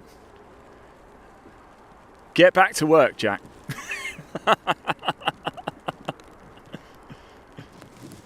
There he is. Give us a cheeky smile. There he is. Now go do some work, Jack Oliphant. Go do some work. Right, final group, I'm delighted to say, are now coming down 18. 3 left to come home for the Trilby Tour in 2024. That is it. Here they come now. And it is Mark Miller, Tom Coles and Karen Beattie. We can now, of course, confirm that Sean Heslin is your champion. The winner of Yorkshire is now the winner overall.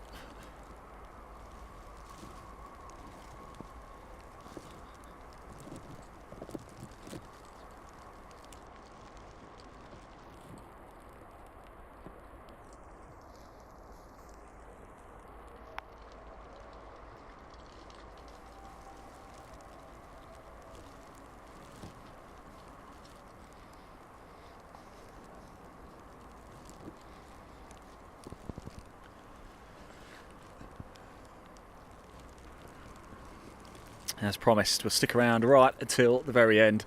That's what we'll do until the very last putt has taken place, the final handshake. We are right at the end now. Thank you everybody for tuning in and sticking around all day with us and keeping us company and getting involved in the live chat. We do appreciate it. We do try and make these shows as interactive as possible. We want you to get involved. We want you to give us your comments as well, positive and negative.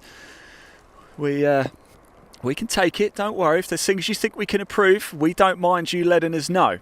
And just do remember, though, we work towards budgets as well. So we would love to have 20 cameras out there, but we are not Sky Sports, so we cannot cover every single hole.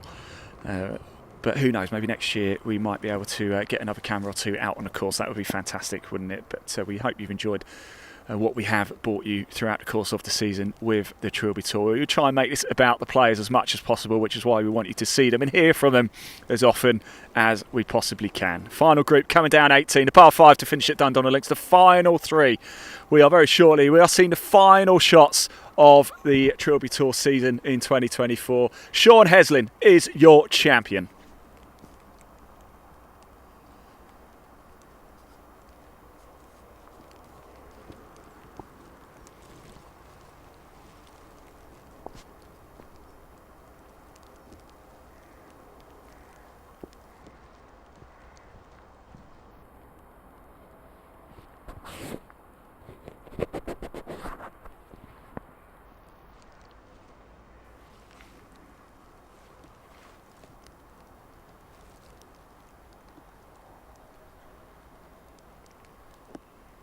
No, I'm not sure why. It looks like Karen Beattie and Caddy are watching behind what's going on. There was a group, but just a 2-ball.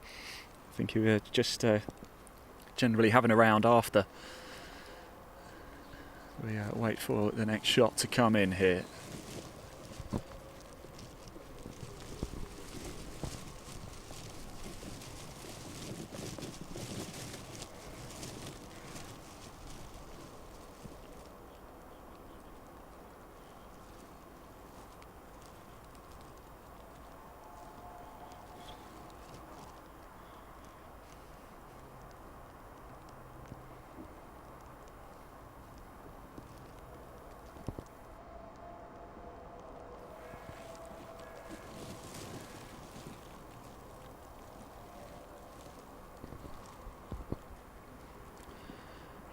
Oh, I didn't see that one at all.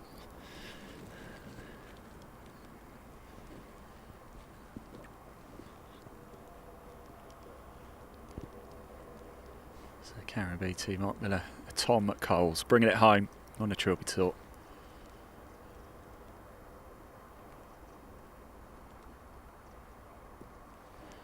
Oh, stop. Yes, it does. It stops. It's not going to go for a drink, that one.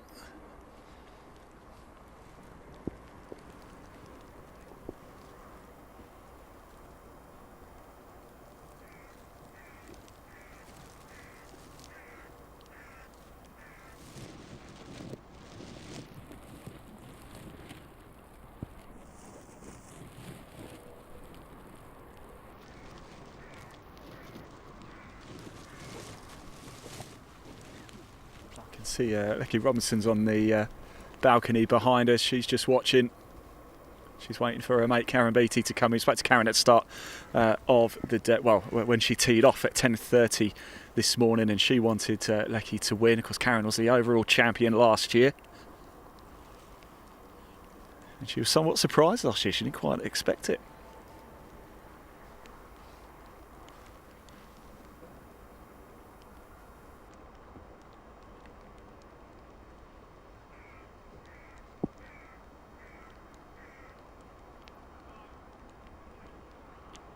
I didn't see that one either. I don't know if you saw that, did you? I went off to the right screen as you're looking at it, left from the club.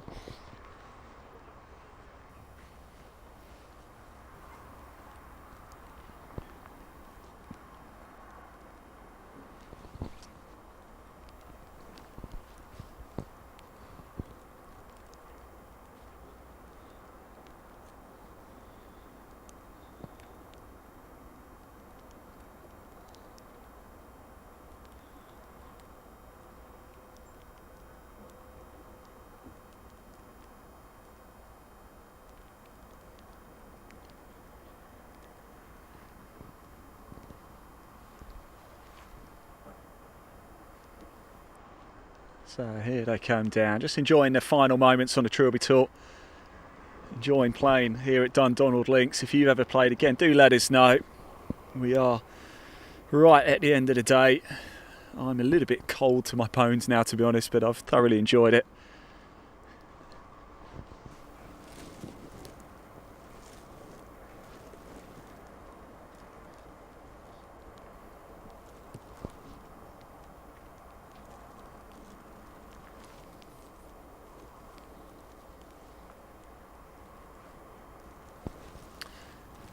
Here's Karen Beattie now. She's playing her next shot into the green, her approach shot on. She's going to attack the pin.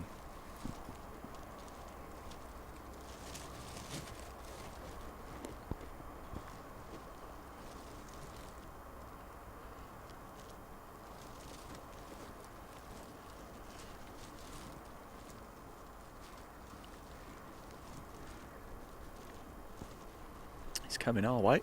It's going to be okay. Good stuff. Nice shot.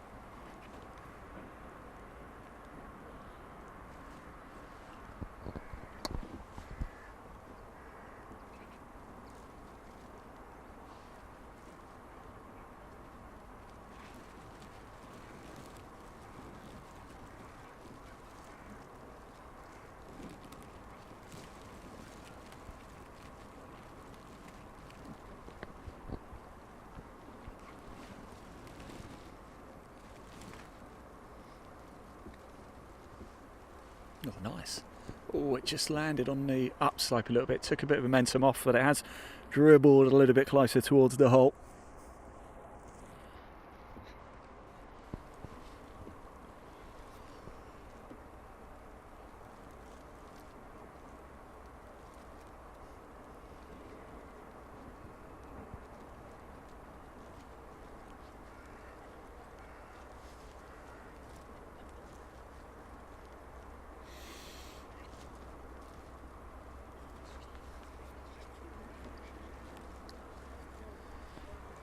does look like it's just a 2 and to finish off here. We've had one pick up.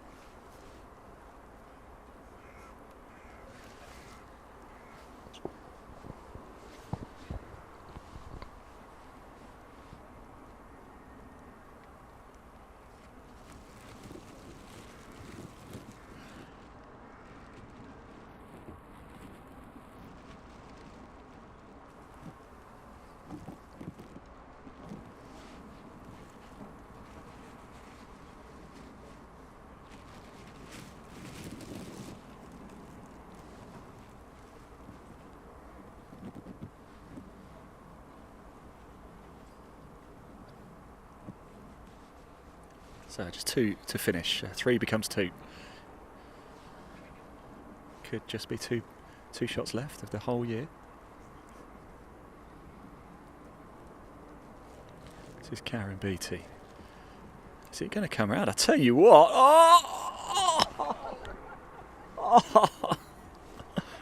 Oh, I don't believe it. What a way to finish that would have been. Well, Karen Beattie wraps up, the defending champion. I won't be going home with a crown today. That was brilliant though.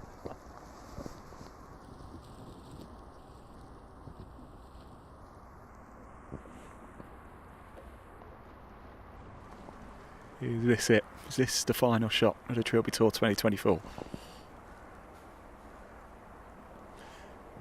One more. Tap it home. And that, everybody, is a wrap. Well done, guys. Karen, oh, that was almost the best finish ever, wasn't it? And there we go. Shaking of the hands. And it's a very emotional time indeed, because that is it. Trilby Tour 2024 draws to a close. Congratulations to Sean Hesley. Not only is he the champion of Yorkshire, he's now the outright champion as well with 40 Stableford points. It is done. Thank you to you for tuning in, everybody, and getting involved in that live chat and hitting that like button, hitting that subscribe button as well. Makes a big difference to us. Thank you, of course, to Kyle, who's been operating the camera all day in these conditions. Big thank you to Jack inside as well, managing the buttons and making sure everything goes out. Big thank you to 24/7 TV as well for the infrastructure. And that is it. 2024 for Trilby Tour draws to a close. Sean Heslin is your overall champion, but guess what? We will be back in 2025. I've been Ian Waterhouse. Thank you so much, everybody, for tuning in. Until next year, take care.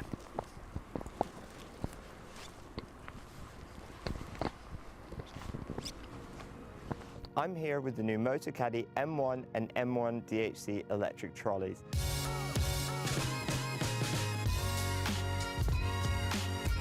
The M1 is the perfect option for an easy-to-use trolley that folds really small for convenient storage and transportation. The latest model benefits from new automotive-inspired styling, including a sleek new frame, low-profile tyres and ergonomic handle. It features the revolutionary new Motocaddy Click and Connect cable-free lithium battery, which automatically turns the trolley off when folded with a pop-up port to charge the battery without having to remove it. The first thing you notice is how quiet it is. Powered by a 230 watt motor and next generation 28 volt technology, it has plenty of power. It features an impressive LCD widescreen display, which includes 9 speed settings to easily match your perfect walking pace, a speed indicator and a battery meter to show the remaining battery.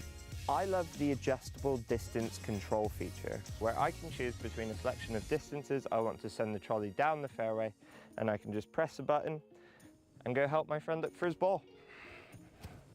There's a USB charging port for charging phones or GPS devices while you play. And if you're looking for even more performance, we also have the M1 DHC, which adds 3 extra features.